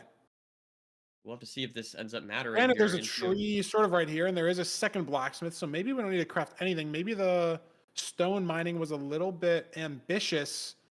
And this is now interesting decision that we can make. Do we make just a bucket, or do we make shears and a shovel? Yeah, this is gonna What be is Infume gonna do here? Runners do. He's held the 3 iron. Beef Salad's already pre-committed to the shovel, so he's gonna have to make shears as well. But if you're making shears, I think it's just the right play, right? There's not a great way to get blocks otherwise, and there was flint that these runners ran past at the start of the seed. It's just a variance that could have happened, but obviously I don't think it's correct. Neither of these runners did. But Infume, I feel, has just routed this village better. I mean, he's sheared trees in a better location. This golem's a little stuck, so he's saving a little bit of time here. Scared me there for a second. Golems can always be a little funky there with their path finding, but in either case, Infume is good to go. Finding this gravel over here in this little lake. Beef Salad already has found his gravel, so now we're Beef seeing... Salad has no leaves. Interesting, and Infume's just a second or 2 behind him. Beef Salad has no blocks, and we're just in this acacia tree here, so he's got a like pretty scuffed way to grab blocks here. He's going to try to go up this tree. Is he just going to commit to the leaves he has on? Infume's already starting the portal here. So just a little bit better ordering from Infume. You know, those trees, oak and birch trees next to the village, he's a little bit ahead as we spawn on the Bastion. Is this treasure? It is. Beautiful stuff. Yeah, I mean, very, very close, but I don't know. Those few seconds, it's kind of what we'd expect based on the stats. Just Infume routing it a little bit smoother overall. And now we see Beef Salad entering probably, what, 10, 15 seconds behind? Yeah, and if you're Beef Salad, how do you mentally shake this off? Behind in the overworld on game 5, picked your ban. I mean, this happened to me. Yeah. Yesterday. And it didn't feel great, Nerdy. I will say it did not feel great. Picking your ban, being behind from the overworld by a significant amount, it doesn't feel great. So how does Beef Salad bounce back from this situation? Keep the composure, keep the mechanics up. Because we've seen Infume lose minutes post-Bastion, right? I mean, obviously he died last season before, but even just in the Fortress play alone, we've seen him take suboptimal routing in the Fortress in Seed 2. Yeah, exactly. I mean, I think that's what you gotta do, right? Just play. I mean, it sounds dumb, but just try not to let that get to your head. Try to focus up and just play the seed as quickly as you can. I mean, we've seen Infume make a lot of mistakes, like you said, Feinberg. So while Infume does have a nice lead here going into the seed, it is not over whatsoever. Beef Salad. A lot of obby in that single, but there hasn't been a lot of gold blocks in the rest of this treasure. So is this going to be a low explosive situation? Unclear with the beds and the anchors. Okay, so both runners have 1 bed from the village that they've grabbed. That could be a separation factor. You know, how many beds can you use for the blaze bed? Because if we get low string from this sort of situation, but we're going to have the 20 obsidian. We have 36 to be exact. Even it's just Double leaving. Iron Axe for Beef Salad. And he's looking for the fort. This could be playoffs, Nerdy, for either runner. Where is the fort? On this Treasure Bastion seed, Infume has not broken the spawner.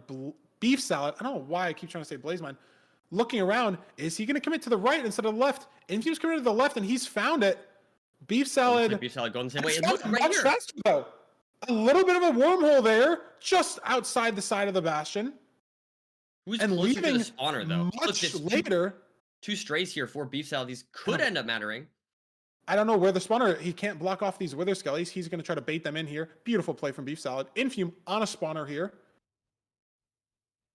But Just where third is stray here for Beef Salad? But Yeah, gonna Beef be Salad's trying to hard to say. scan for the spawner. I think he's in the same hallway that Infume was in. It's just so unclear exactly where these runners are heading. Is this going to open up to that exposed spawner? Where is Beef Salad? If you're a Beef Seen Salad it. fan, he needs to find the spawner like now, and he still can't. Finally Very has heard finally it, and it's finds a it. different spawner. Okay, okay. This could theoretically open up some variants for Beef Salad to make up more time as well if he gets a different He's only gonna nav. single blaze bed, and he gets a 1 spawn off this. Infume has an open spawner, so he's gonna have more blazes spawning on average. Infume's got 7 explosives, 4 eyes already, no spare fire res, but if the rates aren't horrendous, his first one shouldn't run out. He's got a pretty commanding lead on this seed, but what are the strongholds going to be, Nerdy? That's 1,500 away, or maybe 1,200 for Infume. Negative, positive. Is Beef Salad going to be closer? Is he going to have different terrain? Infume, pretty ahead here, but it's unclear until obviously we're in the stronghold, until we're in the end, until the dragon's dead. Infume. Yeah, how Could be the many last rods does rod? he own No. exactly? One He's more. got great terrain, though. Look at where he's able to throw this Pearl. Beef Salad at the same stronghold. He's a little closer from the Ninbot, but I like the terrain that Infume has better as he is leaving. Beef Salad needs 1 more rod, and his Pearl misses on this ocean portal. Oof. Already Unfortunate behind, stuff. and now even more so. See how this stronghold is, though. I mean, this could, of course, decide the match. Infume with the lead, hoping for a very fast stronghold here. Let's see what we have. And Beef Salad has no 6th rod. Infume has a great spike down mid. Opting to go more right here. But even if there's a little bit of a micro mistake on the nav, which is, you know, maybe kind of happening, digging into a library, here's the silverfish, trying to dig to it. Beef Salad is still just 1 rod short. Was it that single blaze bed, single blaze spawn that ruined him here? As this is not the portal room from Infume. So very shaky nav. He's still trying to find the right way to go. Does find it. Finally does top right. And it was a 2-eye, so hindsight, Beef Salad could have sent the 2-eye. 056. Let's see if Infume can close out this seed, Feinberg. Front 85 be very, very hard to mess this up for Infume. Hits the Pearl. Doesn't miss the tower. A lot on the line, though. Nerves could get to him. Let's see. Very clean setup so far, though. True. I mean, all it takes is 1 missed arrow, 1 missed double bed. But Infume's done the 0 hundreds, if not thousands of times. And this is going to be the 1,001st Nerdy. Winning 3-2 over Beef Salad on Seed 5 in the final moments. Just finding that spawner faster and having a little bit better terrain to Cords was sort of the difference maker. As Beef Salad's dragon will be dead, if not very close to, as the portal opens for Infume, but it's just too late. Great Infume stuff. moving on, keeping his podium streak alive, potentially moving on to next weekend, and Beef Salad in the final moments couldn't get it done. Save time on the nav, though. Look, 25 seconds on the nav. Infume just so far ahead in that fort, finding the spawner much, much faster on that enclosed fortress.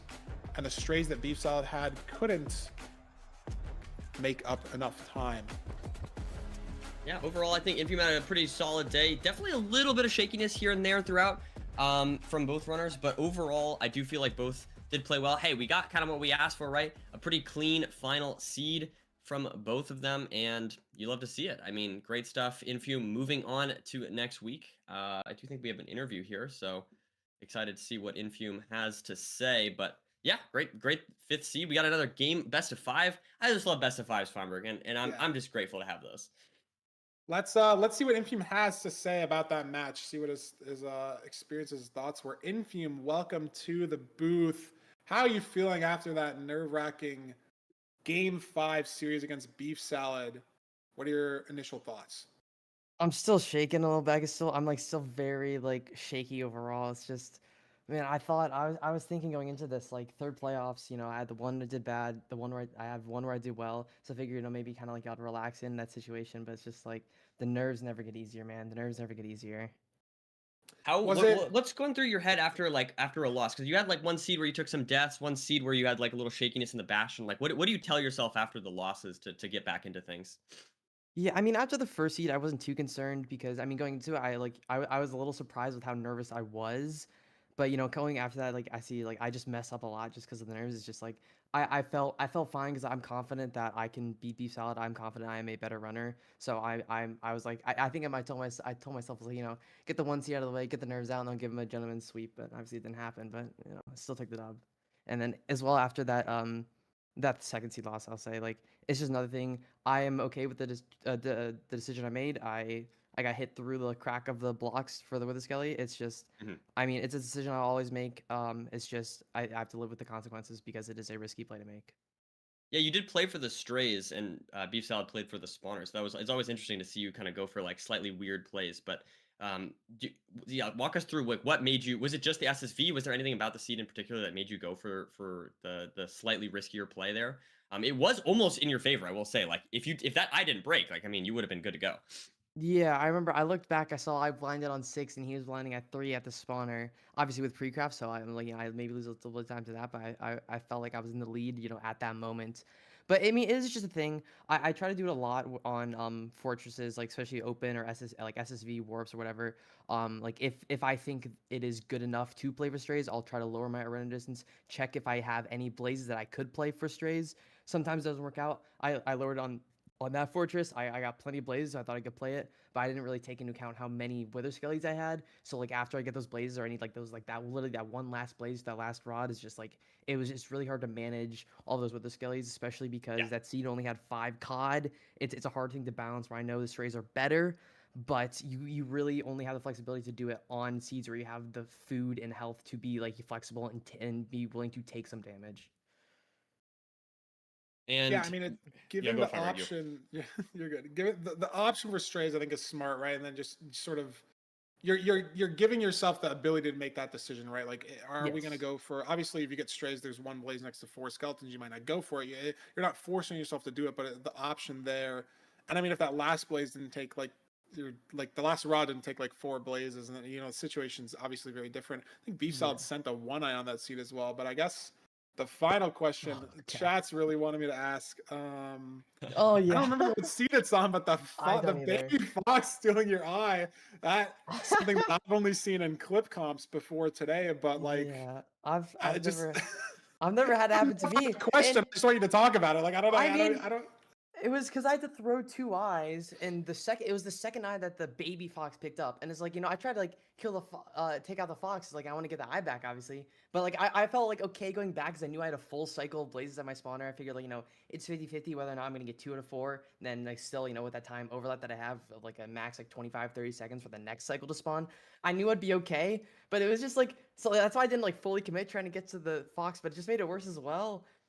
Like it was just a baby fox. The hitbox is so small, and I have to like, it was just such a, oh my gosh, I mean, I think I still won that seed, so it ended up not mattering, but it was, yeah, I was laughing myself.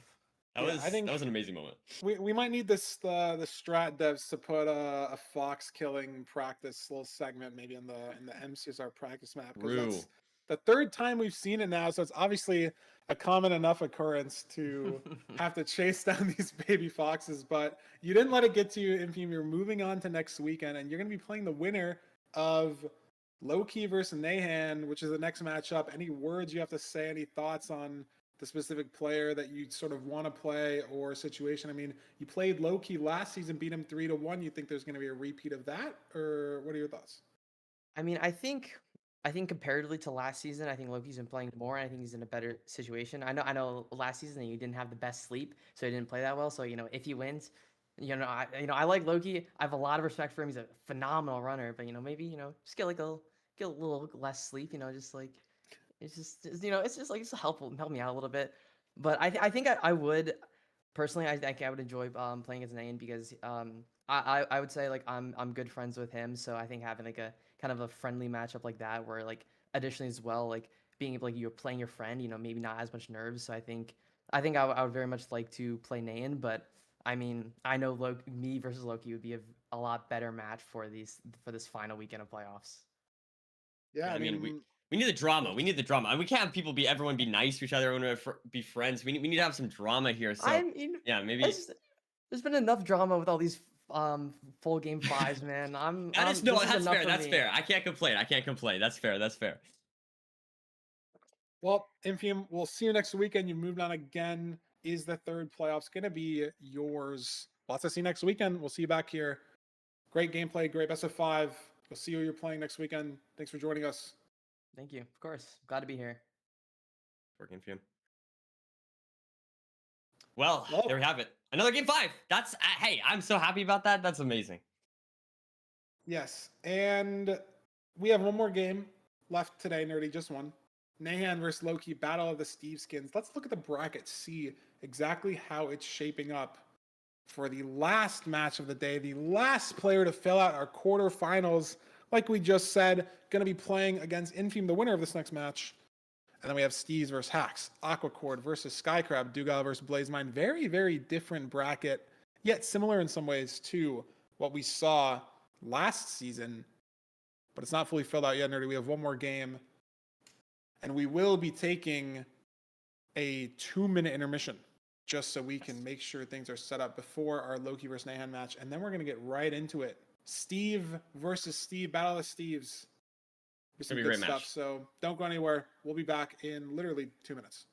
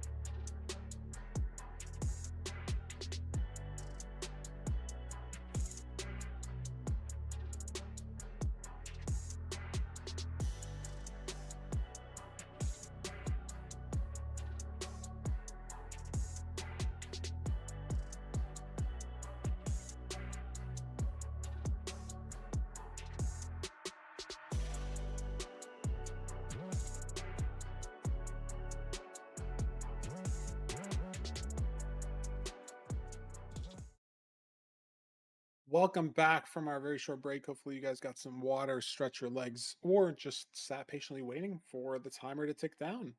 And we are back. Nahan versus Loki, nearly our last match of the day. I'm very excited to see Nahan. First playoffs, auto-qualled, 7th seed, right? Didn't even have to go through LCQ, wasn't in the bottom 4. Loki, obviously 3-time playoffs winner, but didn't have the best showing in the last couple seasons. So we'll see if he can bounce back in season 9 and avoid a first round exit to playoffs newcomer. Nerdy, what are your predictions for this match? How are your predictions shaping up overall? Oh, I'm gonna be honest. Okay, yesterday I had an amazing run. I got 4 out of 4 right on the guessing, like the winner, and I got 3 out of 4 right guessing the score. Today, it's not looking as good. I predicted EDCR to win. Okay, so that's an immediate L. I predicted it a 3-2 for Infume, but at least Infume did win that. I did predict a 3-0 on HDMI Cables. So I guess, not a horrible prediction for today, but definitely not as good as yesterday. But my prediction for what it's worth for today was a 3-2 for Loki. Well, I'm a fan of Game 5, so I vibe with that prediction. I don't know exactly who is going to make it out, but before we get into the player cards, the seed selection, we do have a player interview with Loki. It's not his first time in playoffs, but it's the first interview we've had with him, so we're going to throw it over to that, and then we will get into the stats and the match. Yo, I'm Loki. I've been speedrunning Minecraft since 2021, and I'm also the current random seed glitchless world record holder, and the only person with a time under 7 minutes. Getting world record was my favorite thing that I've achieved in my speedrunning career, but it's very luck based, so I think winning in playoffs was the harder thing to pull off. Ranked playoffs is my favorite thing in Minecraft speedrunning because I'm a very competitive person. Even though I've won 3 playoffs, I'm very motivated this season to prove that I'm one of the best speedrunners in the world. Last season, in Season 8, I wasn't as motivated to play, but for this season, I've been focusing a lot on my micro gameplay and bastions, and I think that will help me a lot going into this season of playoffs. I'm really happy to have won 3 playoffs. The first time in Season 2, I wasn't sure I was ready to win, but after beating Silver, I was really happy. In Season 4, I felt I was playing at my best, and it was really rewarding to win 4-0 in the finals to get my second playoff victory. Then, in Season 6, I beat Dugal, which meant a lot because I think he's one of the best players in the world, and it was a really close match. Minecraft has so many different ways to play the game, but speedrunning is what I like the most because I can showcase my mechanical ability in the game. When I started playing, I was actually quite bad, but I improved really quickly, and I'm very happy that I've been able to accomplish what I have through speedrunning this game in both world records and in MCSR ranked.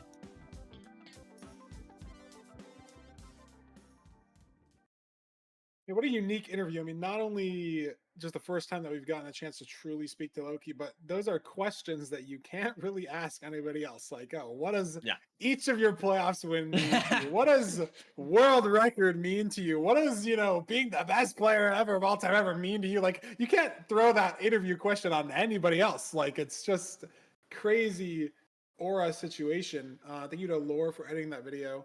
And thank you to Mavericks for editing the Zero Cycle Horrors video from Infume B-Side last game as well.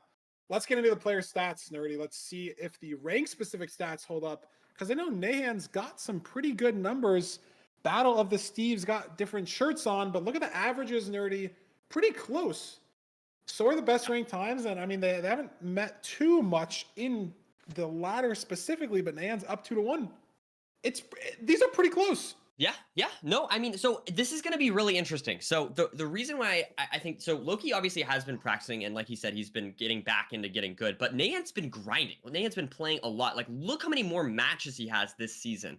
So, and also a peak elo, a higher peak elo, right? So obviously I do not want to underestimate Loki whatsoever. I'm not going to do that, but I do think Nahan could be a bit of an underdog here insofar as the fact that he's just been playing a lot more. That being said, I just think the playoff experience diff here for Loki might be a little bit too much. That's why I ultimately had Loki going through. It's going to be hard, though.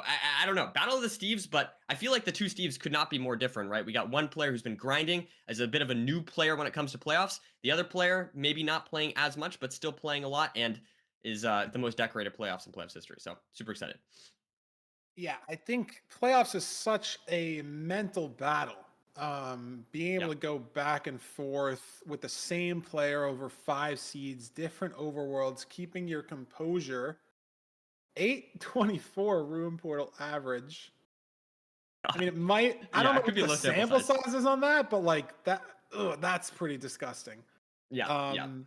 But he's got some 10-minute plus averages on Shipwreck and Village. That's something we don't see too often, and basically almost there on Desert Temple. So very like biased into these two RSG-esque seed types, right? Room portal, BT. I don't know.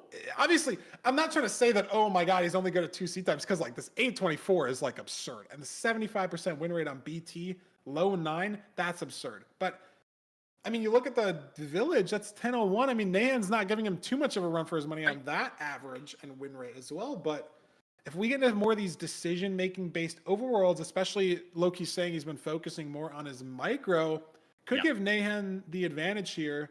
Let's see what the seed pick bans are. Let's see. Expecting maybe Ruin Portal ban from Nahan. Village ban from Loki? I don't know. Maybe BT and Shipwreck ban I could see from both these runners. Desert Temple ban from Loki. Makes sense. And the Village ban from Nahan. That's a bit interesting. So we're going to the Ruin Portal. Oof. Low 8 average for Loki on this seed type. And we are sending it in. And the sample size also, from what it was like 63% win rate. So I feel like that can't be that low of a sample size, right? I mean, I don't know the exact math on that, but it's not like it's one game or something. You can't get a 63%. I mean, he played 180 games, right? Yeah. So it's just 1 in 5. He's got 30 games on the Ruin Portal. I mean, obviously, let's say he's got 30 games. You win 2/3 of them. That's 20 completions. Obviously, that's not the best sample size, but like you said, it's not like that's 3 Ruin Portal games that he's got an 8/24 on. That's 20 that he's averaging 8/24 through everything. And some Ruin Portal seeds can be pretty ugly. So Loki's making it work on this seed type over and over and over again. Can Nahan match his speed? Can the Steve match the Steve? That's a good question. I will say a very important distinction that we got to bring up here immediately is Nahan's rocking the classic blue shirt, whereas Loki, of course, wearing his unique black shirt. So a little bit difference there. That could make a big difference here, Feinberg. I mean, this, in terms of Ruin Portals, speaking of ugly Ruin Portals, this is one of them. Not enough iron for a bucket, no food, no axe. At least we got some gold picks, but we've seen this Ruin Portal type yesterday, with me and Hacks, but there was enough iron for a pickaxe, and there were golden carrots in the chest. And so now, I mean, I guess there's a sheep hanging out with Loki's tree over here, but this food situation is weird. Loki's making shears. Oh, wow. This is the first time we've ever seen this in playoffs, I think. Yeah, no, Loki I mean, that's a really interesting play. shears on 5 iron in a Ruin Portal. I don't like it. Because we have 2 gold picks, I really don't like this. Granted, there's sheep here. He can get some beds, but it's the blocks play that you're sort of making for the shears. Maybe the sheep sort of push it over the edge a little bit, right? Maybe you get some extra blocks faster and you get an extra bed and a half. Maybe that matters. But you have 2 gold picks for the blocks.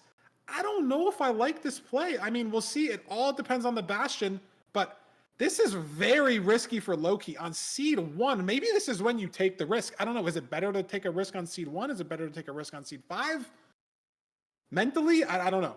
That's a very interesting play. Yeah, well, maybe we'll ask him about that later on if he ends up winning. But in either case, here a little bit of a lead here for Loki. But like you said, I mean, where the Bastion is. Yeah, it looks like he just went the wrong way. Bastion doubted his scan. So in the Nether first, and now Nahan ahead on the terrain.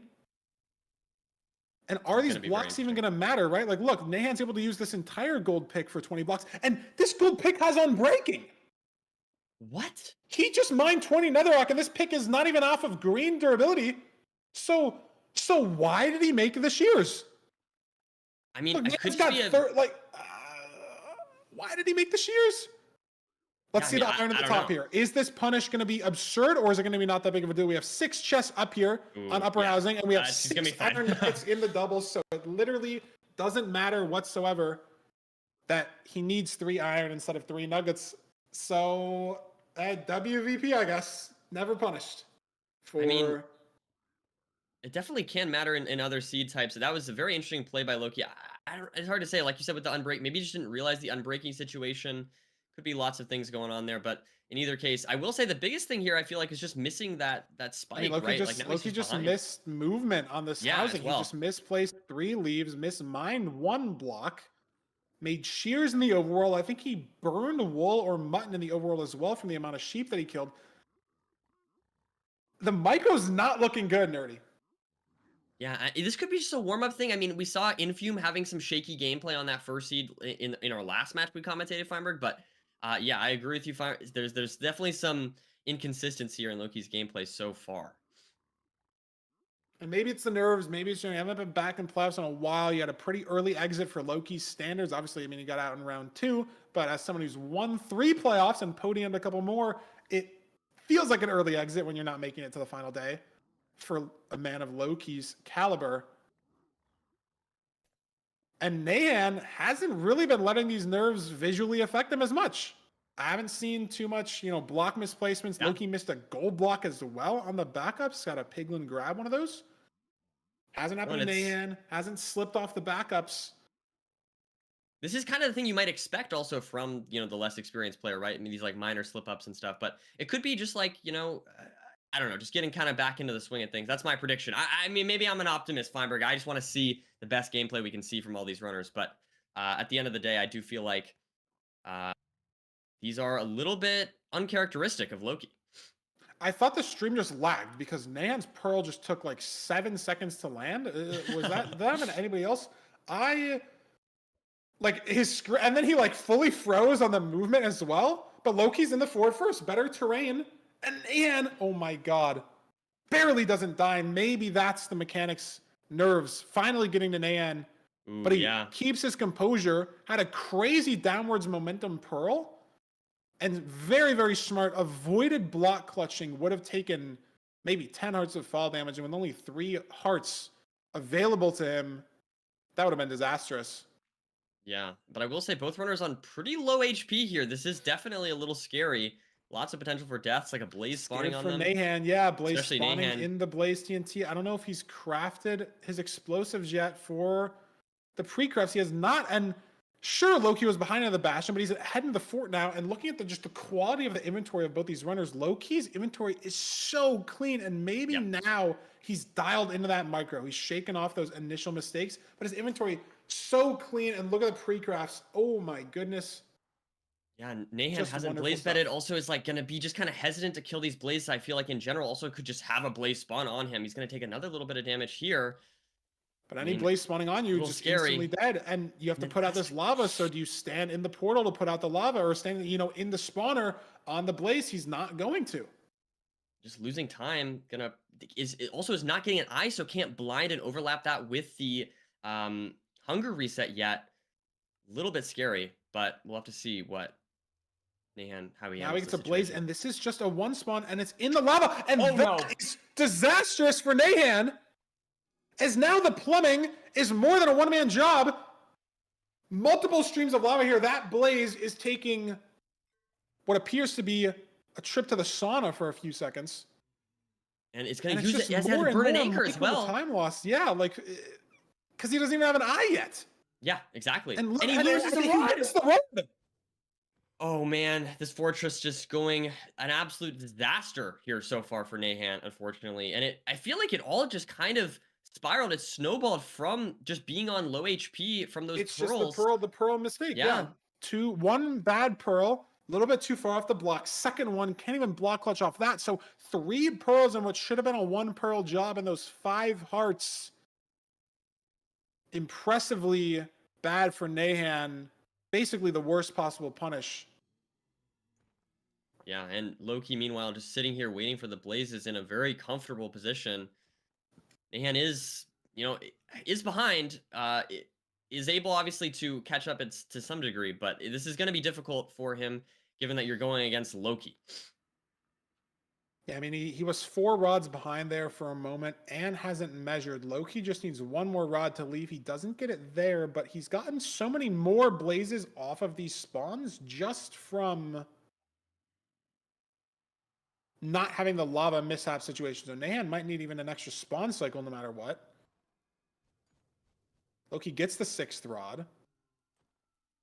And there's really not that much variance that Nahan has in his favor, right? The shears play for Loki obviously didn't punish him in the Bastion, but the explosive play now rewarded. Nahan 6 explosives heading to cords eventually. Loki 7. So Loki can hit a harder 0 than Nahan can, which is not good news to your Nahan fan because you're behind. Yeah, exactly. And Loki has no signs of slowing down whatsoever. Heading over, pearling 2 cords. He's, again, kind of maybe heading struggling the a little wrong bit. way a little bit, but yeah, he's got 4 gold picks pre-crafted right as he left the spawner, and we're on chords right now. Nahan making his God, that way, portal's so though. clean. Not as far behind as we might have thought. So it's not free for Loki. Wrong pie. Very colorful there, but nice spike to the left. He's double checking. Maybe he knows he has a pretty good lead, right? It took Nahan so long to get that last rod. That's a weird wormhole for Loki, but he finds the portal room. That was very weird. Yeah, that was awkward. He's misplaced. I think it kind of looked like the portal room is why he went up there, but it ended up working out. But he's here. Nahan not even in the stronghold yet. Let's see if Loki can close this seed out. Despite some mistakes, is in the end significantly faster due to that fortress split. And now going to be able to hit this back 0, hopefully pretty easily. Let's see if he can pull it off. Pushing to 95. Some explosives here with a rotation to spare almost. And don't need to go for anything crazy. You know you're ahead by a lot. Can just go for a simple 3+2. And even if this doesn't kill, not that big of a deal. But he gets it done. Loki taking seed 1. Yeah, and able to just, you know, recover from the small micro mistakes, like, for example, not going towards the Bastion in the right direction at first, little things like that adding up, but able to kind of put those things aside, lock back in, and really close out the scene in a very clean fashion at very minimal time loss whatsoever in the back half of that seed. So great stuff from Loki. I'm excited to see where we go from here. But I would say definitely not like all good from Loki. We saw, especially like we said at the beginning, like some shakiness, maybe some rust, things like that. But it's Loki at the end of the day, and he clutched up. It's so interesting. Look at the blind split area. Just from Ender Fortress to Finding Stronghold, that's 1 minute and 20 seconds. But Nahan saved a good amount of that time back. I'm not sure how. Maybe just a lot better terrain to get to the stronghold, and then saved a little bit of time on the nav as well. But it was just the cascading issues that Nahan had at the spawner. He was keeping it close throughout the first half of that seed. And it would have been a lot better in Nahan's favor if that first chest in the Bastion didn't have 6 iron. I cannot believe Loki made shears. Yeah, that is a true point. Like if he could have gotten punished a lot more, I guess, for those mistakes or those decisions that he made. So that is definitely, I don't know if we've ever seen anyone make shears on in that situation before in playoffs. So I don't know. No, it's never happened before. I don't think I've ever seen anyone ever do it in any stream that I've watched or any match that I've played. I've never seen that. But Loki's been known to do this. Sent 6 rods, seed 7 against Dugal. Made an iron axe, played a Shipwreck on another seed, I can't remember, because he's been in so many playoffs, so many seeds. He's made these out-of-the-box plays in playoffs before. Yeah, I mean, it is very interesting. I would be curious to hear his, I guess, like, decision-making. Like, it could have been, because I feel like that like making shears, I feel like that's not like a mental math error or something. I feel like that seems very deliberate. Yeah, I don't know. It feels wrong because there's 3 iron guaranteed in the Bastion. Let's see what the seed pick is. I don't want to get into the game. Let's talk over this on the seed pick. And as we wait for the runners to get into it, we're getting to a BT, so not going to have this shears debate on this seed. Maybe shears versus iron axe could be a situation, but usually we're just going to get some TNT out of the BT that'll solve the problem. But it's so interesting because the Bastion guarantees 3 iron in the chest, but there can always just be iron nuggets around, right? And especially in housing, when that iron can be in the bottom manhunt chest, in the bottom double chest, you're entering from top down, maybe it's single, triple, and there's 9 iron nuggets or 1 iron nugget in the chest. And so if you save that too in the overworld, you've now saved 30, 40 seconds on the Bastion route entirely. Because you don't have to go all the way down to get your iron pick, go all the way back up. But it just doesn't punish Loki. There's so many situations. Stables too, right? Like stables, infinite chests everywhere. If the iron's in the last chest, the back bad gap left side chest, and then there's just a few nuggets in the top. Like, it's so interesting of a decision that ended up working out in Loki's favor. Did end up working out. I'm excited to see if he makes any weird decisions on this seed as well. You never know. But one thing I will say about Loki is I feel like he's really good at recovering from micro mistakes. Like not necessarily the sheer thing, but like for example in the Bastion, did make a little slip up here, but I feel like he was able to not have it cascade into a bigger mistake, right? Not taking any more damage than he needed to, really. And I think that is something that we see from Loki regularly, is after putting himself in potentially a scary situation on accident, he is able to recover from it. So let's see what happens here. We've got the TNT. We got an advantage here right away for Loki, finding that chest and getting the TNT off a little bit earlier and getting the crafting good to go. But he doesn't have that much wood. That is true. That is true. Boat and doors off of different log types wasn't the best place for the TNT. Not like Nahan has a much better place either. So both these runners are gonna have to mine a little bit of logs, but Loki was just so fast finding this BT, and he's got a dolphin on the way to this ravine as well. So that's even gonna be more micro time save. The dolphin lets you overlap the downwards movement. I think is what's so underrated. You know, people think, oh, dolphins, you know, a block or two faster per second. So maybe like just on raw horizontal movement, you save half a second only. But being able to overlap the speed at which, you know, you're going down to the ravine as opposed to just going forward to a point in space. So fast for Loki, as you can see this enter so quick. And we're on the Bastion that's on the Fortress Nerdy. This could be a sub 7, dare I say. Do we have two TNT? Do we have a TNT for this chalice? I think we do. We do. We do. You're right. Yeah, this could be crazy. The fort is on the triple, basically. I feel like Nahan right behind, but Loki just has just a very clean routing so far throughout this seed, so takes a little bit of damage there from the flint and steel, but not from the Hoglin, luckily. Now building out the bridge, very clean routing overall. Great double stacks for Loki. He's got a gold pick that he crafted as well. Not like you really need it in bridge, but he's just saving the half a second here and there in these blocks. No auto funnel here. I'd be scared of these, like, these piglins could get shot by a blaze for all I know. Like, the fort is right here. Yeah, and it is a little bit scary. Maybe you can get a fire res from the pigs if there is a blaze, but so far nothing behind him, I don't think. Check out these chests here. No obby, so we're going to have to go to the other rampart, and Loki is instantly making his way over there. I like this play. Going to just help that routing a little bit, overlapping all the trades you can. And this was a triple. That's the obby. There we go. All that. That's a little bit obby. Yeah, that's enough. It is interesting, though. Yeah, both runners going to the left side. I guess just because it was exposed. Loki's trying to make a stone sword with 1 stone and 1 black stone. Not sure if I've ever seen that, but he has 1 stone from the magma portal and mines a black stone intentionally in the Bastion to make a stone sword. Iron Axe stone sword play. Nahan now checking this second triple, but Loki's out. Checked it first, not gonna have to go back to his trades. This is a low 3 fort with 32 wool. It's SSV. Is he gonna lower his render? He is, Nerdy. This could be very fast if these rates are good. And he does get his first rod from one of those strays.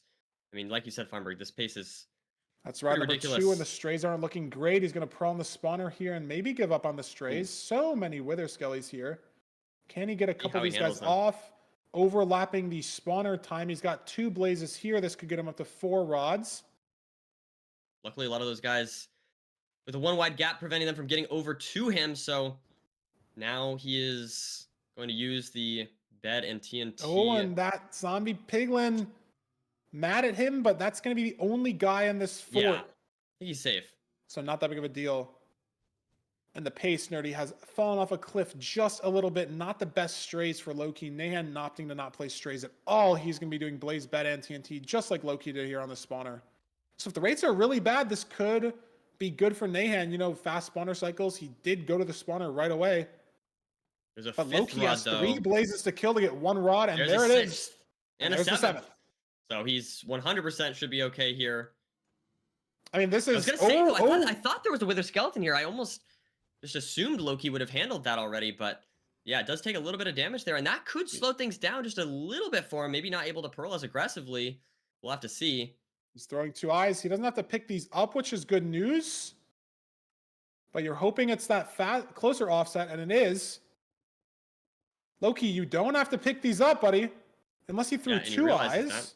Maybe he threw 2 on that last It's possible. section there. Yeah, it looks like he threw 3 in total. Look at the We had to space. pick up This is one going of to be a them. mid-5 stronghold. Is this on chords here? So close. Struggling a little bit here. Yeah, literally And on he's course. just on. Oh! Oh no, he misplaces. It's okay. I We think had he's okay. 20 obby from that one double, so it's fine. It's just. And this is going to be sub 7 BT maybe. Yeah. Insta totally, spike top 100%. right. Only way to go. Does it curve left here? Is this the right way? He sees it Does in the he- ravine, but he has to hunger reset now, which is just a little awkward. And he's purling. Wow, aggressive pearl. So now if it's back cage, it's going to be awkward. And Nate's Nahan's dead. But all eyes are on Loki. 1 salmon, so that pearl's not going to matter. It's front exposed. This is going to be a sub 7 BT seed, Nerdy. Wow. He's just absolutely cranking pace. I mean, this is. And he's going for 99 as well. Absolutely cranking pace. Is this going to be a 2+2? It's good rotation for it, but he doesn't have a bow crafted, it seems. So a little slower than we think. Maybe no arrows? I don't know. Yeah, it doesn't look like he's able to shoot the dragon at all and get those extra double beds off. But crazy. I feel like that. I feel like he's done. I feel like he's done pretty well, regardless. Feinberg. I think that's a pretty good performance. 641, 642. I don't know. We can't see the dragon depth. He's boxed himself in the fountain, but this is so fast from Loki. 641 on a BT. What is that all time? That beats Skycrab's time from yesterday. Yeah, I don't even know. It sounds like that might just be a top 5 time, Feinberg. That is crazy stuff. Top 5 time in. I think it's top 5 in playoffs, but I wonder Right, specifically for BT, the website doesn't show seed type, which is unfortunate. 641 would put this run around 60th, but so many of these top runs are Ruin Portal. Oh, sure. You're saying all the time. It's not I was the talking just fastest playoffs. buried Yeah. treasure time, but this surely has to be like top 3 or top 5. Just crazy. Yeah, ridiculous. And with stuff from like Loki. not that great strays as well. Like the strays were not insane. He didn't insta nav the stronghold. There's like little bits of micro. Obviously, you can pick that out from any run, but just the decision making. Misplaced the portal as well. Like that's another thing. Like True. just like yeah, there is like lots of. I feel like he's just so fast that like the things that we doesn't can matter. pick up on like the things that he messes up is like a couple seconds here, but he's saving so much time on the micro throughout the seed. I guess that was the thing he was saying he was practicing, right? Like the micro. And I mean, I think it's showing. I mean, that was a ridiculous performance from Loki. 2-0 lead on Nahan. Yeah, I guess it doesn't matter, right? If you lose 2 seconds building your portal, if you're saving half a second on every menu change because your Yeah. flicks are so on point and you've practiced changing your entity distance a million times. Like it's just insane how fast that seed was. We're gonna throw it over to Fulham. He's got something to break down for us. And then we'll be back to see if Loki can finish the 3-0 sweep or if Nahan can lock in and push us nearly to the game 5 that we all want. We'll be back here after the mid-match analysis.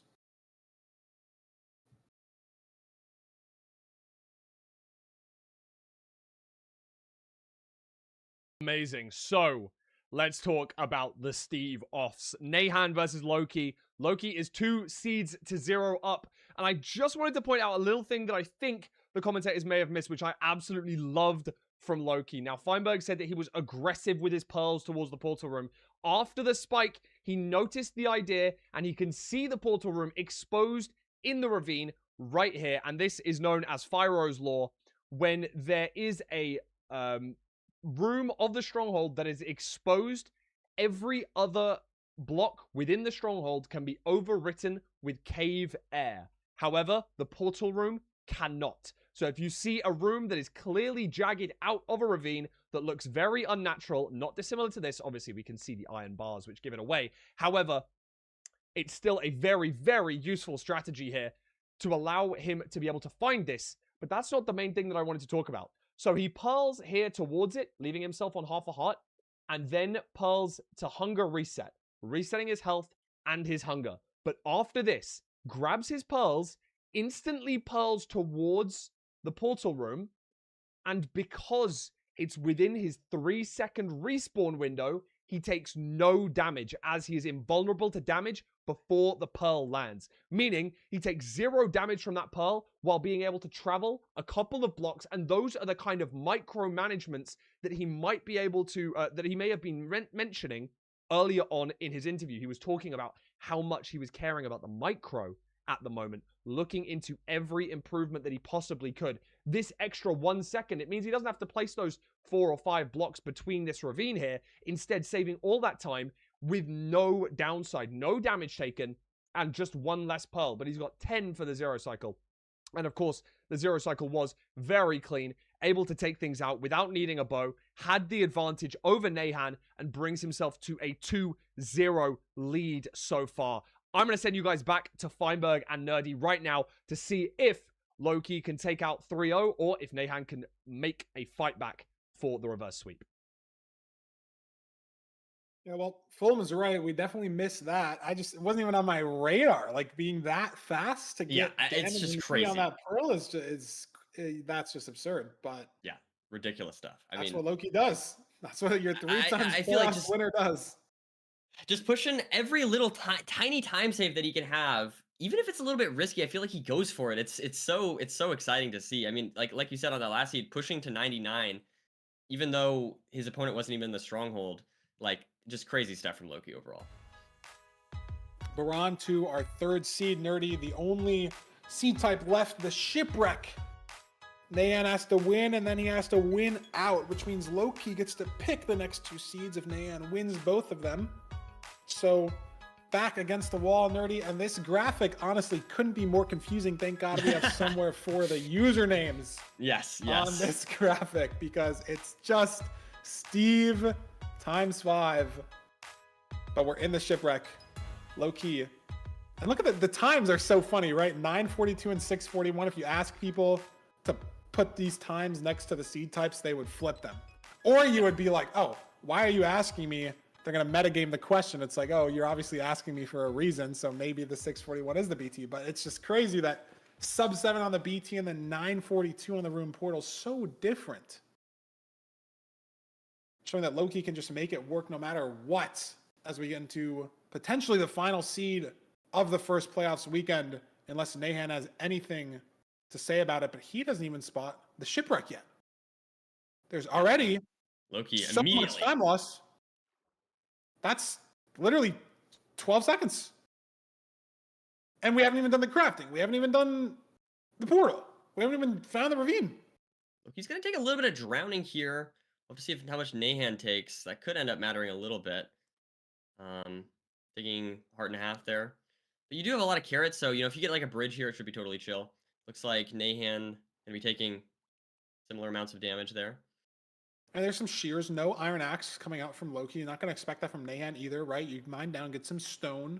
We have 10 irons, so don't have to make the shears, but blocks are so impactful. Nahan opting for the same play. Doesn't think it's worth the VP this early, right? Like maybe you obviously know that you're so behind off of just finding the Shipwreck alone, right? Even if you have advancements off, even if you're not fully sure, it's like the mental of, oh, I just spun around on the island for 10 seconds doing nothing. So I don't know. Nahan's going to have to find a way to bounce back. But Loki's missed the ravine. Ooh, yeah. This could give the chance for Nahan to potentially save some time. I think he's going a different direction. Immediately it's finding right it. off the side of the island. So Nahan now first down to a ravine. Loki's found a different one, but he's made all this time back. This is touching the island, Nerdy. How did Loki miss this? I don't know. But Nahan's missed his flint, so now the lead back to Loki. Oh, no. A little bit of back and forth here. This overworld, not perfect for either runner, but in either case, Loki. Oh my god, Drown fighting Nahan in his portal, but he's not misplaced any obbies, so avoiding a disaster. Oh my god, what an overworld, Nerdy. What a Shipwreck overworld. What, like, can we ask for better? Crazy back and forth there. Loki scanning, trying to find exactly the best terrain to take here in order to get to this bastion. Let's see what we have in store for us this time. Definitely not as good of a nether as last seed, at least so far. Ooh, yeah, look at this. I know, wow, Nahan's found the back of housing right away. Loki has found the wall. We're not playing RNG, Loki. This is playoffs. You have to go to the Bastion. And Nahan's already in. Heading to top-down housing as we speak. Oh, man. Loki, still nothing on his screen. No Blackstone whatsoever. Absolutely nothing. And not sure if he did anything wrong Look at necessarily, this. or if it's just He's trade. now at the top, so now it's time. They're doing the. Oh my god! Like, can playoffs get any better? How is this even possible? Gonna be mining this chest, not getting the triple. Wow, he's not getting the other triple. Neither of them are. And look at Loki, a heart and a half. Rotten flesh only, hasn't crafted the carrots. He's safe for now. But that is scary. Nahan on 6.5 hearts. Nerdy, what a seed we have already. Nahan punched a sword pig. I'm going to keep note of that. Could be scary. He's got a sword pig mad at him. Get the block off. There we go. Safe. Loki, pre-crafted golden carrots before heading down to the trading hole, being as safe as possible. I like the play. You know you're up 2-0. You don't need to push it necessarily.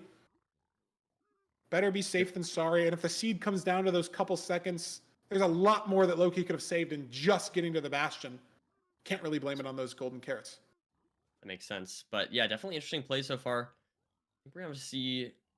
Did you see the obby count? I was curious about that. Are we good on obby? Only 8 obby? I mean, it's not bad, but I do wonder... He's got 5? Yeah, I mean, they both skipped that top oh, yeah, there we go. left triple. So... Oh, we just got a lot from that double? Okay, so we're good. That was interesting. Is that something... Is that a common thing? I feel like usually I see people go for both triples, but... I don't know. The fact that they had 5 obby heading down to the bottom is weird, because I don't know if I would commit to skipping it. It obviously saves so much time, but the main thing you're looking for is obby. Some other things that can matter is like if there's an extra gold block, get you an extra fire as an extra pearl trade. There's some extra string there, but it's mainly the obby that you're looking for. And so it's interesting that those runners both skipped it while only having 5 obby heading down. But Nahan first. I thought it was Loki. I was honestly looking at the Steve skin, but Nahan out first, even though they both started this route from the same spot at basically the same time. But it's not that much of a gap. Nerdy, Loki fast behind him, and Nahan's found the spawner. Can Loki find a spawner? He's at the same one now, and he's got his already lowered for strays, Nerdy. I think I see a couple on that bridge to the right. This could get interesting. Oh my god, a flat from Loki, dude! He just has to go for it. He just has to. He has to save that like 0.1 seconds. No, that is unreal. That is unreal. And the nerd in me has to say that again. Technically it's not a flat head hitter because he has the like lip built up, but I'm saying that. Oh, come on, give it to him. I could not hit that if you gave me an hour. So the fact that he hit that in playoffs is absurd. Like, and I think he lost all the time from the first one by missing the next two, but at least he went no, but for it. he got it would have been cool though. It would have been cool though. So insane. Maybe that'll be playoffs, Nerdy, in 2030. We're seeing telly bridges out of the Desert Temple. We're seeing flat head hitters in the Fortress. Nahan placing the obby in a slightly awkward place, but not the end of the world. 13 eyes. I mean, Nahan... Actually, he's been talking. I mean, look at the rod count. The interesting thing is, Loki is on 6 rods, Nahan's on 7, so Nahan doesn't have to grab these eyes. Loki has to grab 2 of them. Can he get to the second eye? No! So now Loki has to swim all the way back down, swim up, pearl back up. Nahan able to go now. He has a little bit of a lead here. Yeah, and the food situation fine for both runners. There's not going to be any hunger reset difference, but this is crazy terrain difference heading up from both these runners. Low terrain from Loki, high terrain from inside lava. Loki missing a pearl. Yeah, Nahan's so high up. He's at Y70. Where does that pearl land from Loki? Still swimming. Aggressive pearls there for Loki. Look at this. He's at Z360. Nahan's at Z260. And Nahan's on towards a ravine. Loki's so far away still. With no gold picks, no pre-crafts. This is Nahan's seed to lose. This is his chance. Oh my god, are we at the right course though? Looks like it's the same for Loki though, so maybe just this little cave here. But we have to figure it out, and this gold pick's gonna help him a little bit. There we go. We're 2 blocks away. Okay. Wonderful. Where's the spike, though? Like that from mid. Flashed a little bit there. No aggressive Pearl. We have the golden carrots to do so. And there's the portal room. Straight mid. Nahan's chance here. And he has a gold pick. He has the explosives. No, he doesn't actually. He has 4 bed, 1 anchor. Never mind. I was looking at Loki. Loki has 7. Nahan only has 5 explosives. This could get ugly if the bow shots miss. Okay. It's not. This is not free by any means, especially with the playoffs nerves. We have 5 explosives. He's not opting to start with this double. He's gonna double here. I don't like this decision, but it's great damage. Regardless, that should be beautiful stuff.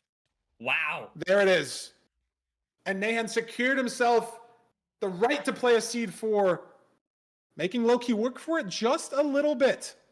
Yep. No, I mean, great stuff from Nahan. Obviously, it could be very intimidating going against Loki. Loki. Just had a +3. It's just absurd. Like, sorry, I know Nahan won the seed, but like, come on. That is insane.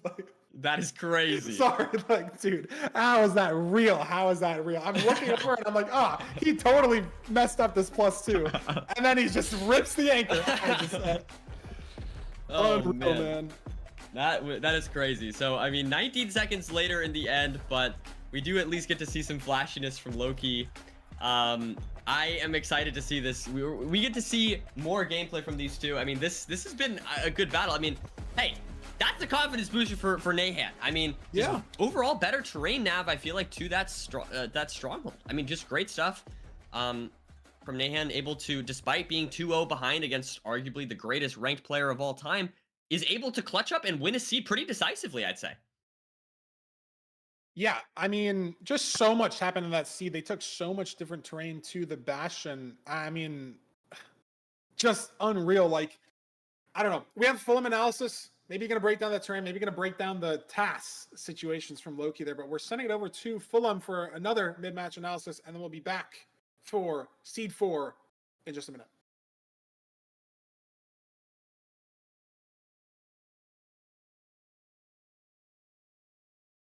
Okay, I'm going to keep it super short. I know you guys want to get back to the runs, and so do I. I don't want to keep this at all. Just one tiny thing that the commentators missed in the overworld that I think allowed Nahan to take a tiny bit of an advantage into the nether with. Grabbed the Shipwreck, grabbed the iron, and grabbed the food chest second, and did take a tiny little bit of damage. However, I want to point out, for one frame, he noticed this. Did you spot it? Did you spot it?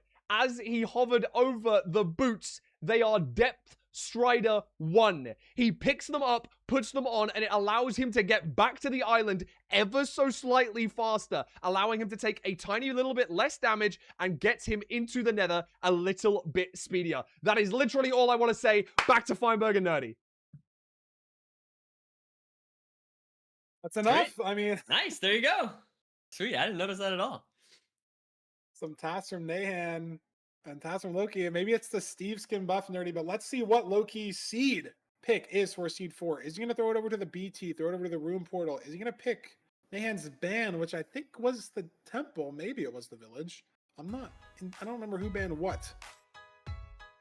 He's going back to the BT, Nerdy. He got the sub 7 on it.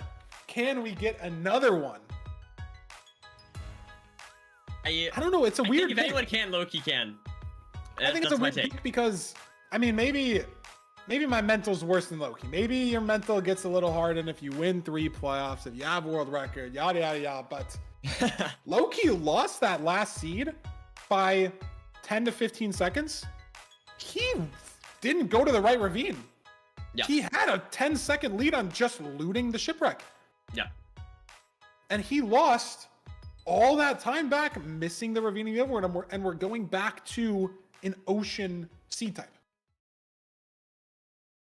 So Yeah, obviously, it's yes, definitely- Loki has world record on BT. He got the sub 7 on BT. He looted the last BT faster, but the randomness of finding the ravine, I always just like to stray away. I don't know. But maybe Loki doesn't like the randomness of lava pools in villages. Maybe it's, just a playstyle diff. Obviously, he's picked the BT seed for a reason, and he's got a dolphin. Look at this, Nerdy. He's got a dolphin on his BT, so he's swimming to the trees. He's saved like 4 seconds here on just this dolphin. Like, oh my god, that is so stupid.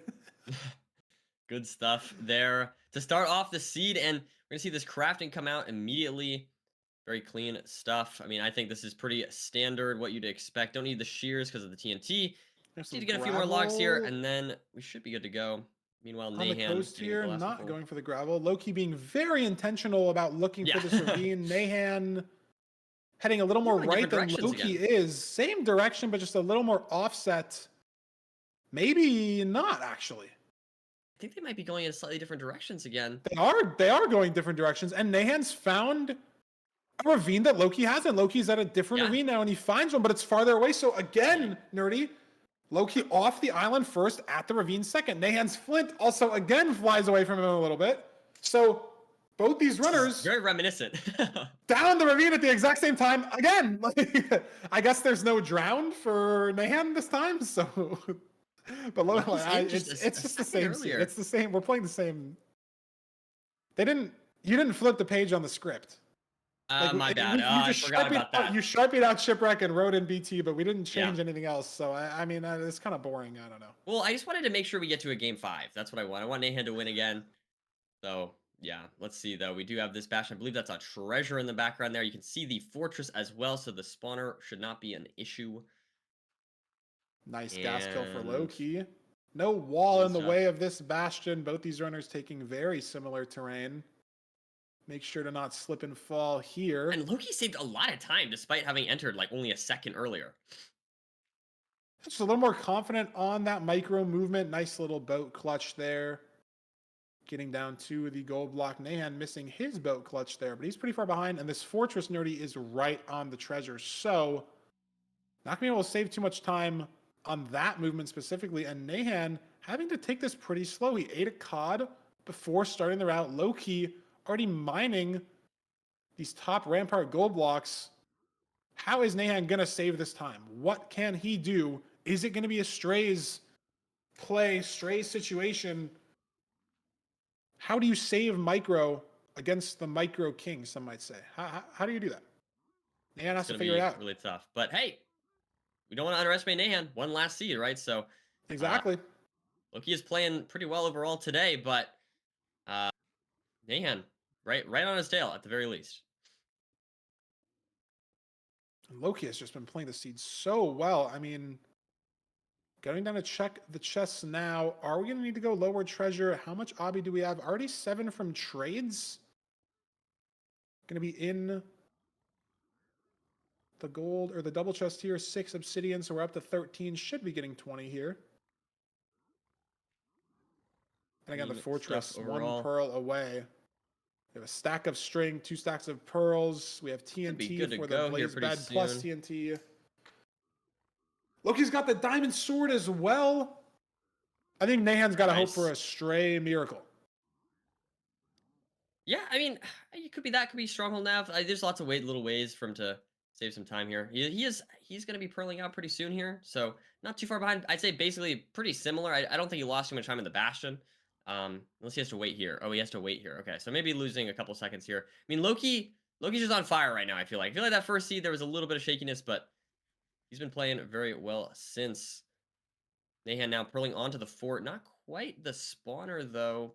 Building He's up going to and be does at see a it right different behind. spawner. He's going to be playing 2 spawners here. Spots Ooh, this interesting. first one and then is going to have a pearling 2 spawner 2. So this is going to save him 1 blaze cycle potentially. As he gets spawned on, though, he's on a heart and a half. He's got a couple strays. That rod, oh, he picked it up. It didn't burn. He's going to commit to strays fully. 3 rods, 3 blazes on a screen. Loki's on 5 rods, starting his pre-crafts now.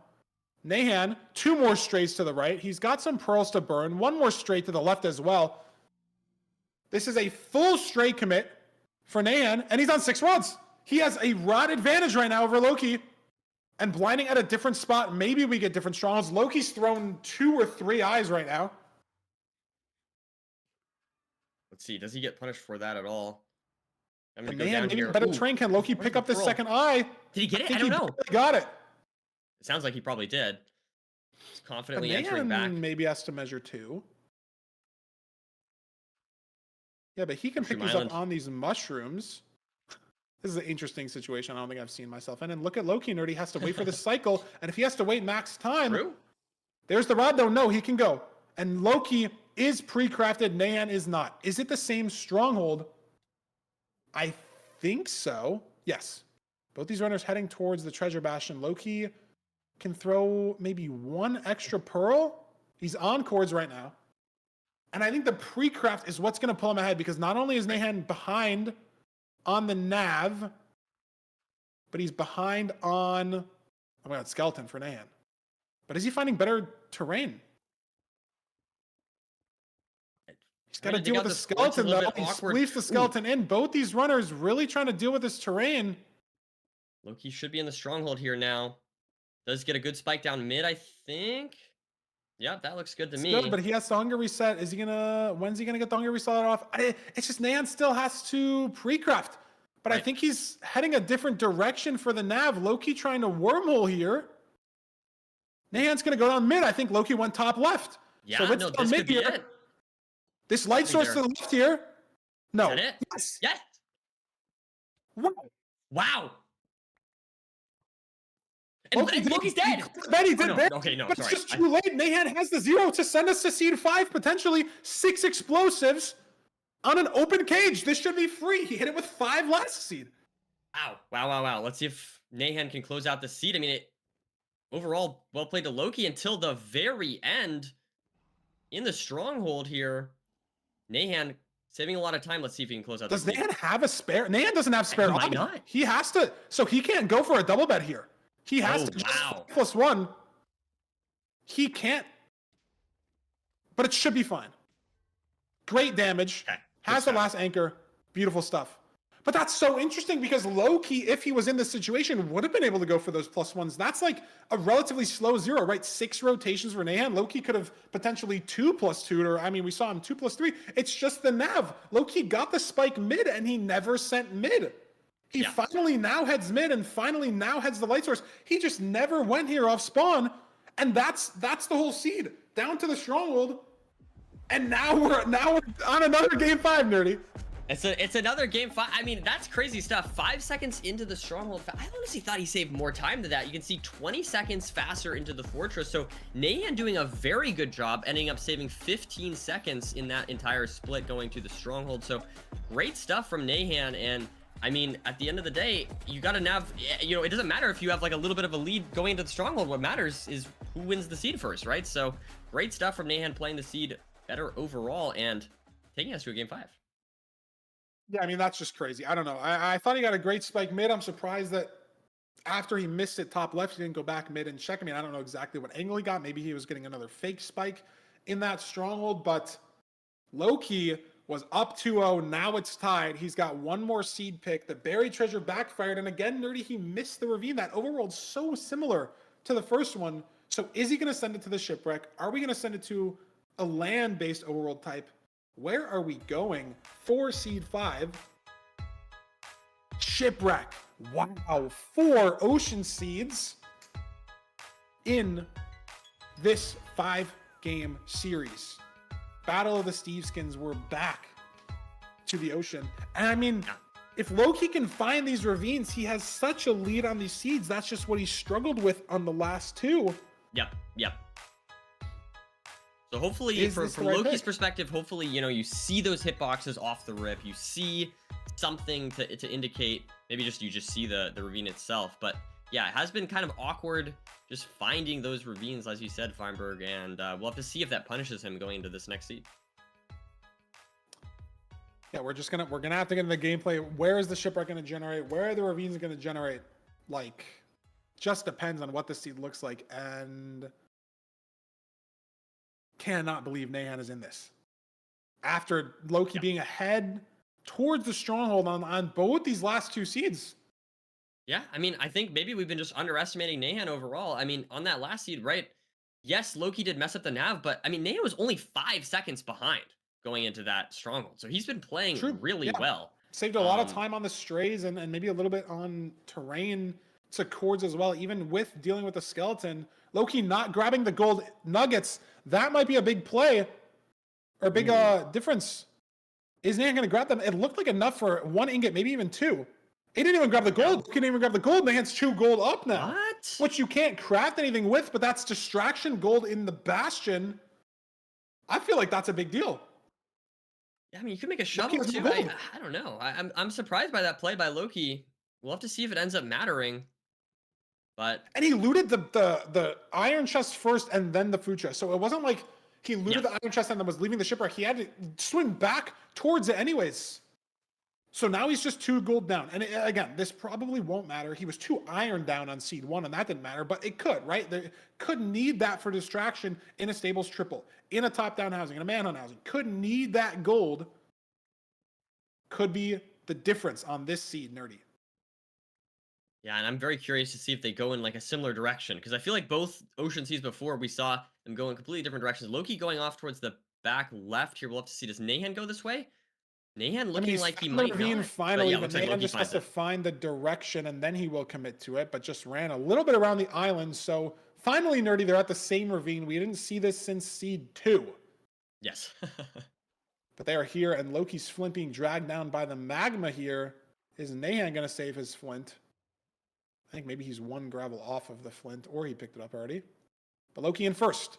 So this was save a couple seconds. Good seed type pick, and we are on the bridge, on the bastion next to the fortress. Wow, lots of obby. Ooh, taking a little bit of damage there. Hopefully that won't end up This mattering. gold just does not matter. Yeah, and this seeded. Oh, A lot wow. of damage for Loki, Oglen, though. okay. A little scary there. I mean, not the I like most food terrain. on this I like seed. the terrain that Nan's been taking, and look at this. He's going to grab these crimson logs intentionally here. 4 blocks for the route. This is he's grabbing a lot though. Okay, Nan, this is maybe too much. I don't know why we have 32 and we also have 30 logs for the route. That's a lot of blocks that he grabbed here. But Loki's wood oak planks can burn on this route. True, true. It's rare, but it can happen. Nahan grabbing those logs. Crimson wood cannot burn in the nether. But I feel like Nahan grabbed so many. I would have just grabbed, like 1 or 2. And what happened? Loki 3 arts. Oh, Loki! For Loki! Oh my god, that could have been Loki's entire playoffs right there. I still feel like this is a little scary, but I think he's okay. That's right. It's right. He's getting pushed towards him by another penguin. He's dead! Oh my goodness. Oh my goodness. A massive mistake from Nahan. I mean, the nether portal is on the bastion. The ravine is right here. Right. He has some gold trading. Oh but my Loki, God. but Nahan has been right behind Loki this entire day. It's not like and he was that behind. Yeah, exactly. Oh my God. And that could be Loki's playoffs right there. But I mean, Nahan has to keep his composure, right? Right. No, Mine true. starts racing. You were down 2-0. Now you're tied 2-2. You just in chat now. Nahan doesn't have advancements on. Maybe this is going to help him. He doesn't know that Loki just got O-Shiny, right? That'd be such a tell on the advancements. He would know that Loki's dead. Loki has a stray pearl trade. To get a pearling off, obviously it doesn't matter because you're on the fort. Nahan now on the spawner almost. But he had some gold trading. It's not the end of the world for Loki. Nahan needs to keep his foot on the gas. The nav can still make a difference. The zero can still make a difference. But Loki's not out of this. It's just such a time loss, at least a minute on this death. Yeah, and as we said last seed, I mean, yes, Loki was faster into the stronghold, but only by 5 seconds, right? So now that full minute or whatever it ends up being for Nahan is absolutely huge. I will say, I feel like not having that information about the O-Shiny, like you said, Feinberg, I feel like that could make him potentially not feel as comfortable as he could otherwise.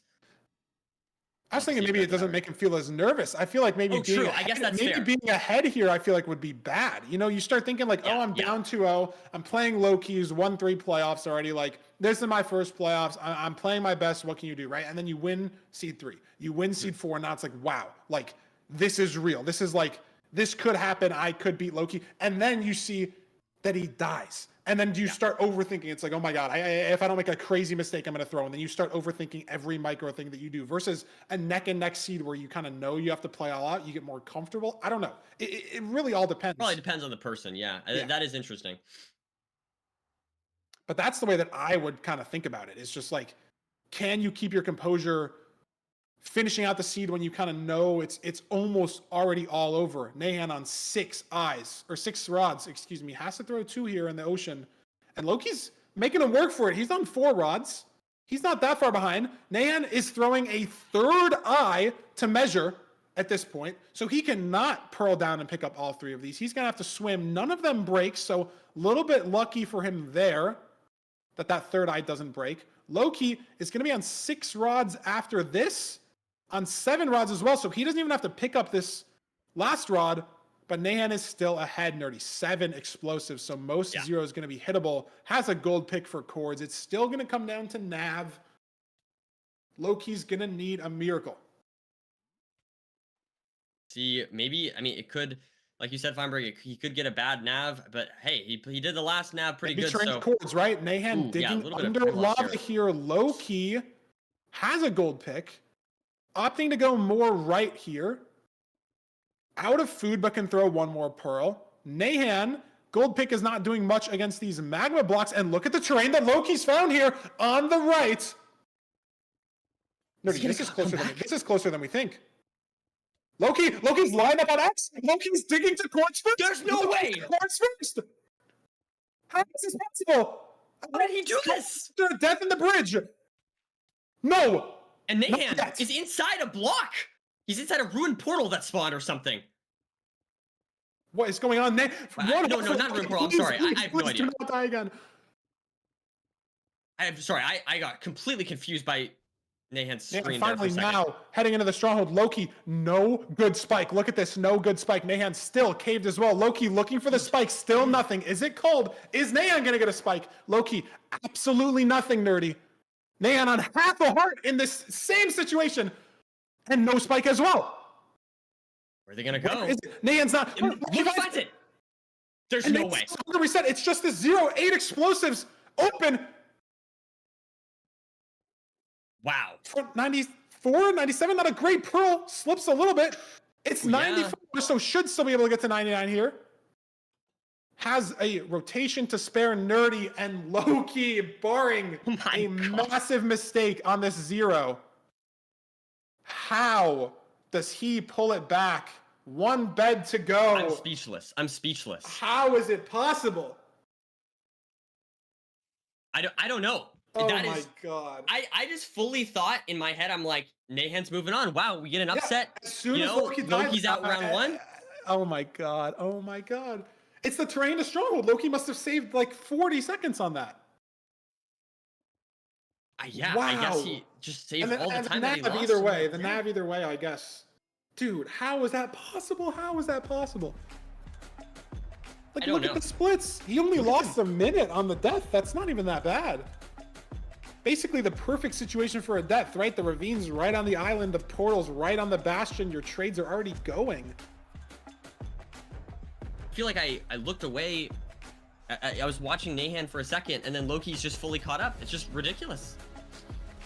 I mean, he went right on the terrain, and Nahan went left, and I guess that was a minute. I guess it was literally a full minute of time difference, and then the nav gets Loki in, and he moves on.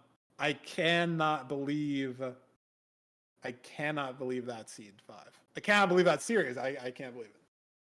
That's ridiculous. That is some ridiculous stuff. Yeah, I do think we have an interview here with Loki. Very exciting. I mean, there's so much to ask about. I don't even know where we start. I got a good starting. You got a good start? Okay. We're going all the way back.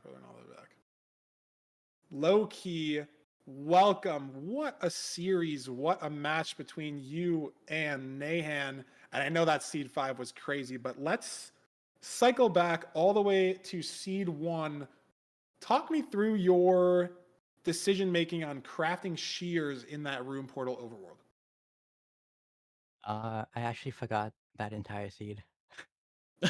That's fair. No, that's fair. I mean, there's so much that happened in that seed 5, so let's bring it more to the present then. After that death in the bridge, unlucky that the piglins were out to get you. The sword guy got shoved all the way over to you and then still hit you, even with you repositioning. How did you manage to keep your composure in that seed, knowing that your playoffs line, right? Like this whole season you've sort of fought for, practiced the micro for. How did you keep it together in that moment? What went through your mind? I honestly thought I would lose, but I didn't really care that much.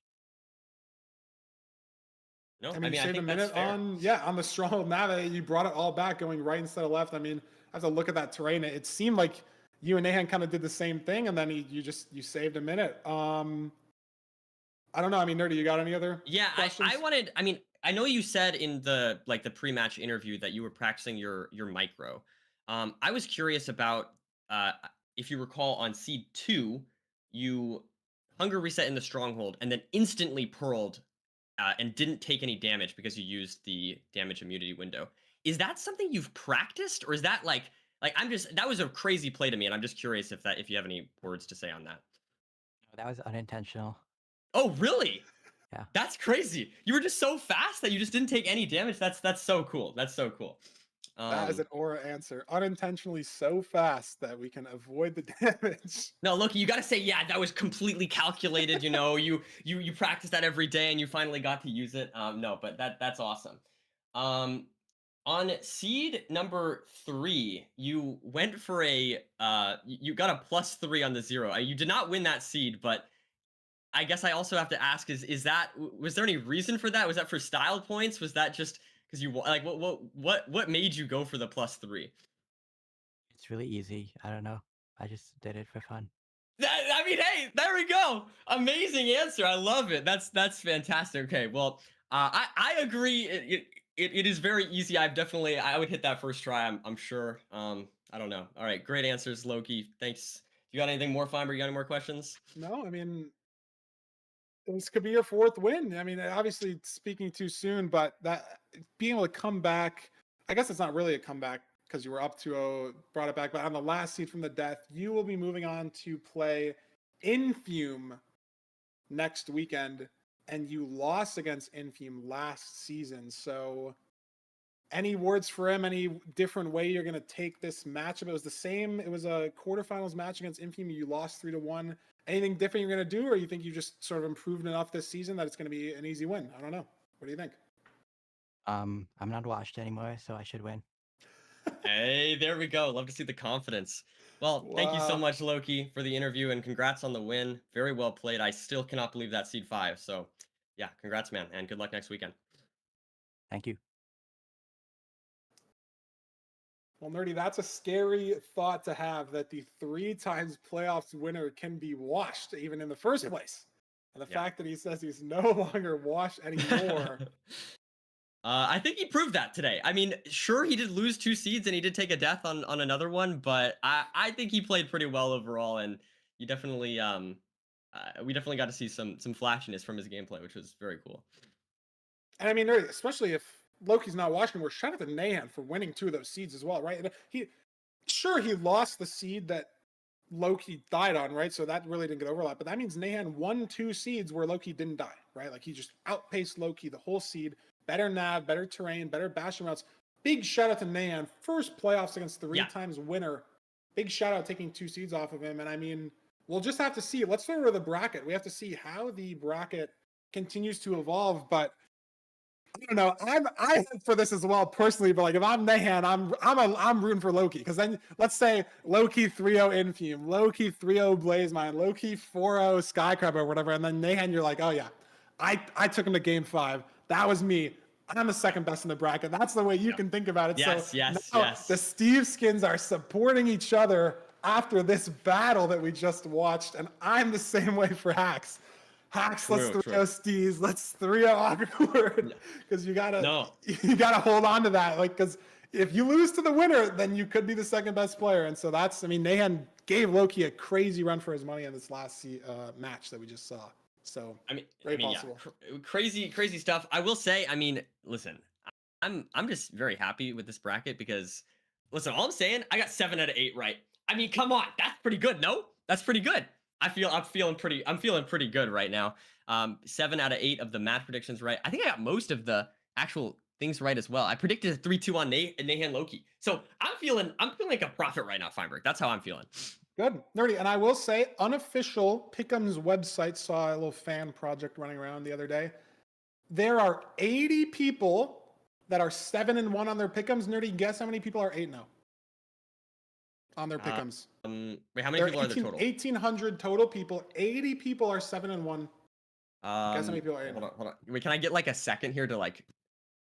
You're just going to look it up. Like, no, I'm not going to look it up. I'm going to do 0.5 to the 8 here. Multiply that by 1,800. I'm just going to take a wild guess and say 7. 0. Oh, wow. Not a single person has a perfect bracket that filled it out on this website. Dang. Obviously, you can write it in pencil and you can to be write fair, it out whenever you want it to. For what it's worth, and maybe this is bad, but I did not use the website. I wrote it on my whiteboard. So that is well, you did that on stream. It was recorded. Okay, yeah, true. Was recorded. So it's a little more legitimacy than just, writing it in with pencil beforehand. But I mean, Nerdy, there were some upsets, right? EDCR out round 1 again. Let's go back to the bracket and just take a look at the matches we're going to be seeing next weekend. Steez with an upset. I mean, if you look at the seeding, Hacks is an upset, but that I don't think is saying much. Sky Crab over Silver. And again, I mean, you look at the seeding, Loki over Nahan. Not sure if that's too much of an upset. Blazemine over Mungie. So a lot of lower seeds winning. Yep. 5 of them moving on. So kind of makes sense that there's no perfect brackets, but you'd think one person. I would wonder, obviously I don't have a good way to do this, but I wonder out of these 80 people that filled out a bracket so that like this person got EDCR wrong, this person got EDCR wrong, this person got, like, I wonder how many of these 80 guesses are just EDCR wrong, right? And like the other 7 right. I mean, that was what I got wrong. Yeah. And I wonder how many of them are like just Silver Skycrab wrong, or like just Blazemine Monkey wrong, or just Infume Beef, like whatever, however it is, right? Like I wonder how many people got each of them right. But very interesting that no one predicted this bracket. Just goes to show how good all of these runners are, that it's not predictable, right? That the 16 seed can beat the 1 seed, or the 15 seed, I guess. So wonderful that the scene is, this in depth, that we have 6 new playoffs players and 3 of them have moved on to round 2. We lost Nahan, we lost HDMI, we lost NHB, but Steez moves on, Blazemine moves on, Skycrab moves on. Can we see any of them move on to the semis, Nerdy? They're not all playing each other, so none of it's guaranteed, right? Hacks, Aquacord, and Dugal can take that away from them. And then we have a repeat match from last season, Infume Loki. That is going to be cinema. Yeah, I mean, I cannot wait for that match. I mean, I was so excited about that match last season, and we get a rematch now. I mean, I will say it is kind of bizarre. And I guess it's not bizarre given the bracket we started with, but just overall, it is weird how similar this looks to last season so far. I mean, EDCR going out round 1, Hacks up in the upper bracket, Aquacord with him there as well. Then Infume Loki against each other. Dug last season was going against Mongi, I believe, but this season going against Blazemine. Blazemine took him out, yeah. So we could see a very similar looking bracket overall, but in either case, I mean, I just cannot wait for next weekend. Yeah, it's going to be absolute cinema. As a reminder, chat next weekend, same time as we started this weekend, 11 a.m. Eastern, whatever that is, UTC, GMT, PST, whatever it is. Saturday and Sunday. Saturday, we will have the 4 quarterfinals matches, all best of 5. Sunday, we will have the 2 semis, 3rd place match, and then grand finals. Grand finals, best of 7. The rest of them are best of 5 as well. Hopefully, I have a little bit more media segments for you guys. Obviously, there's no more new player interviews. We got those all out of the way. But hopefully we can cook something else up fun for you guys. And we will have those matches, at least these quarterfinals ones, scheduled as soon as possible, just the order of them. But it's all 4 quarterfinals matches on Saturday next weekend. So tune back in for that. Some great stuff. I mean, we saw so many 3-2s this weekend. Hopefully we can keep that going. They're making up for last season. We had none, no game 5s or game 7s last season, and they're making up for it this season. We had 6 of them already, and we still have half the bracket left to play. So exciting.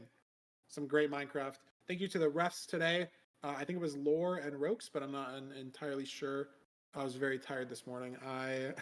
I woke up to make sure the stream was good and run the first ad, and then I went back to bed, and I woke up an hour later, and I was shocked that EDCR Steez was on at game 5.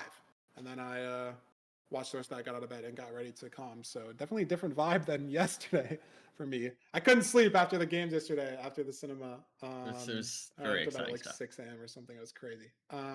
But we'll be back here next weekend, same time, same commentators. Me and Nerdy will be back with Curry and Parker as well. Not sure again who's doing what.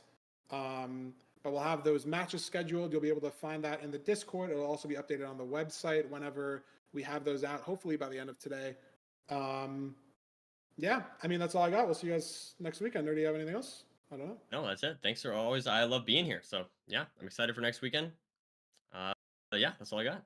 Yep, we will see you guys then. Enjoy the rest of your week, and we'll have some great Minecraft for you guys come Saturday.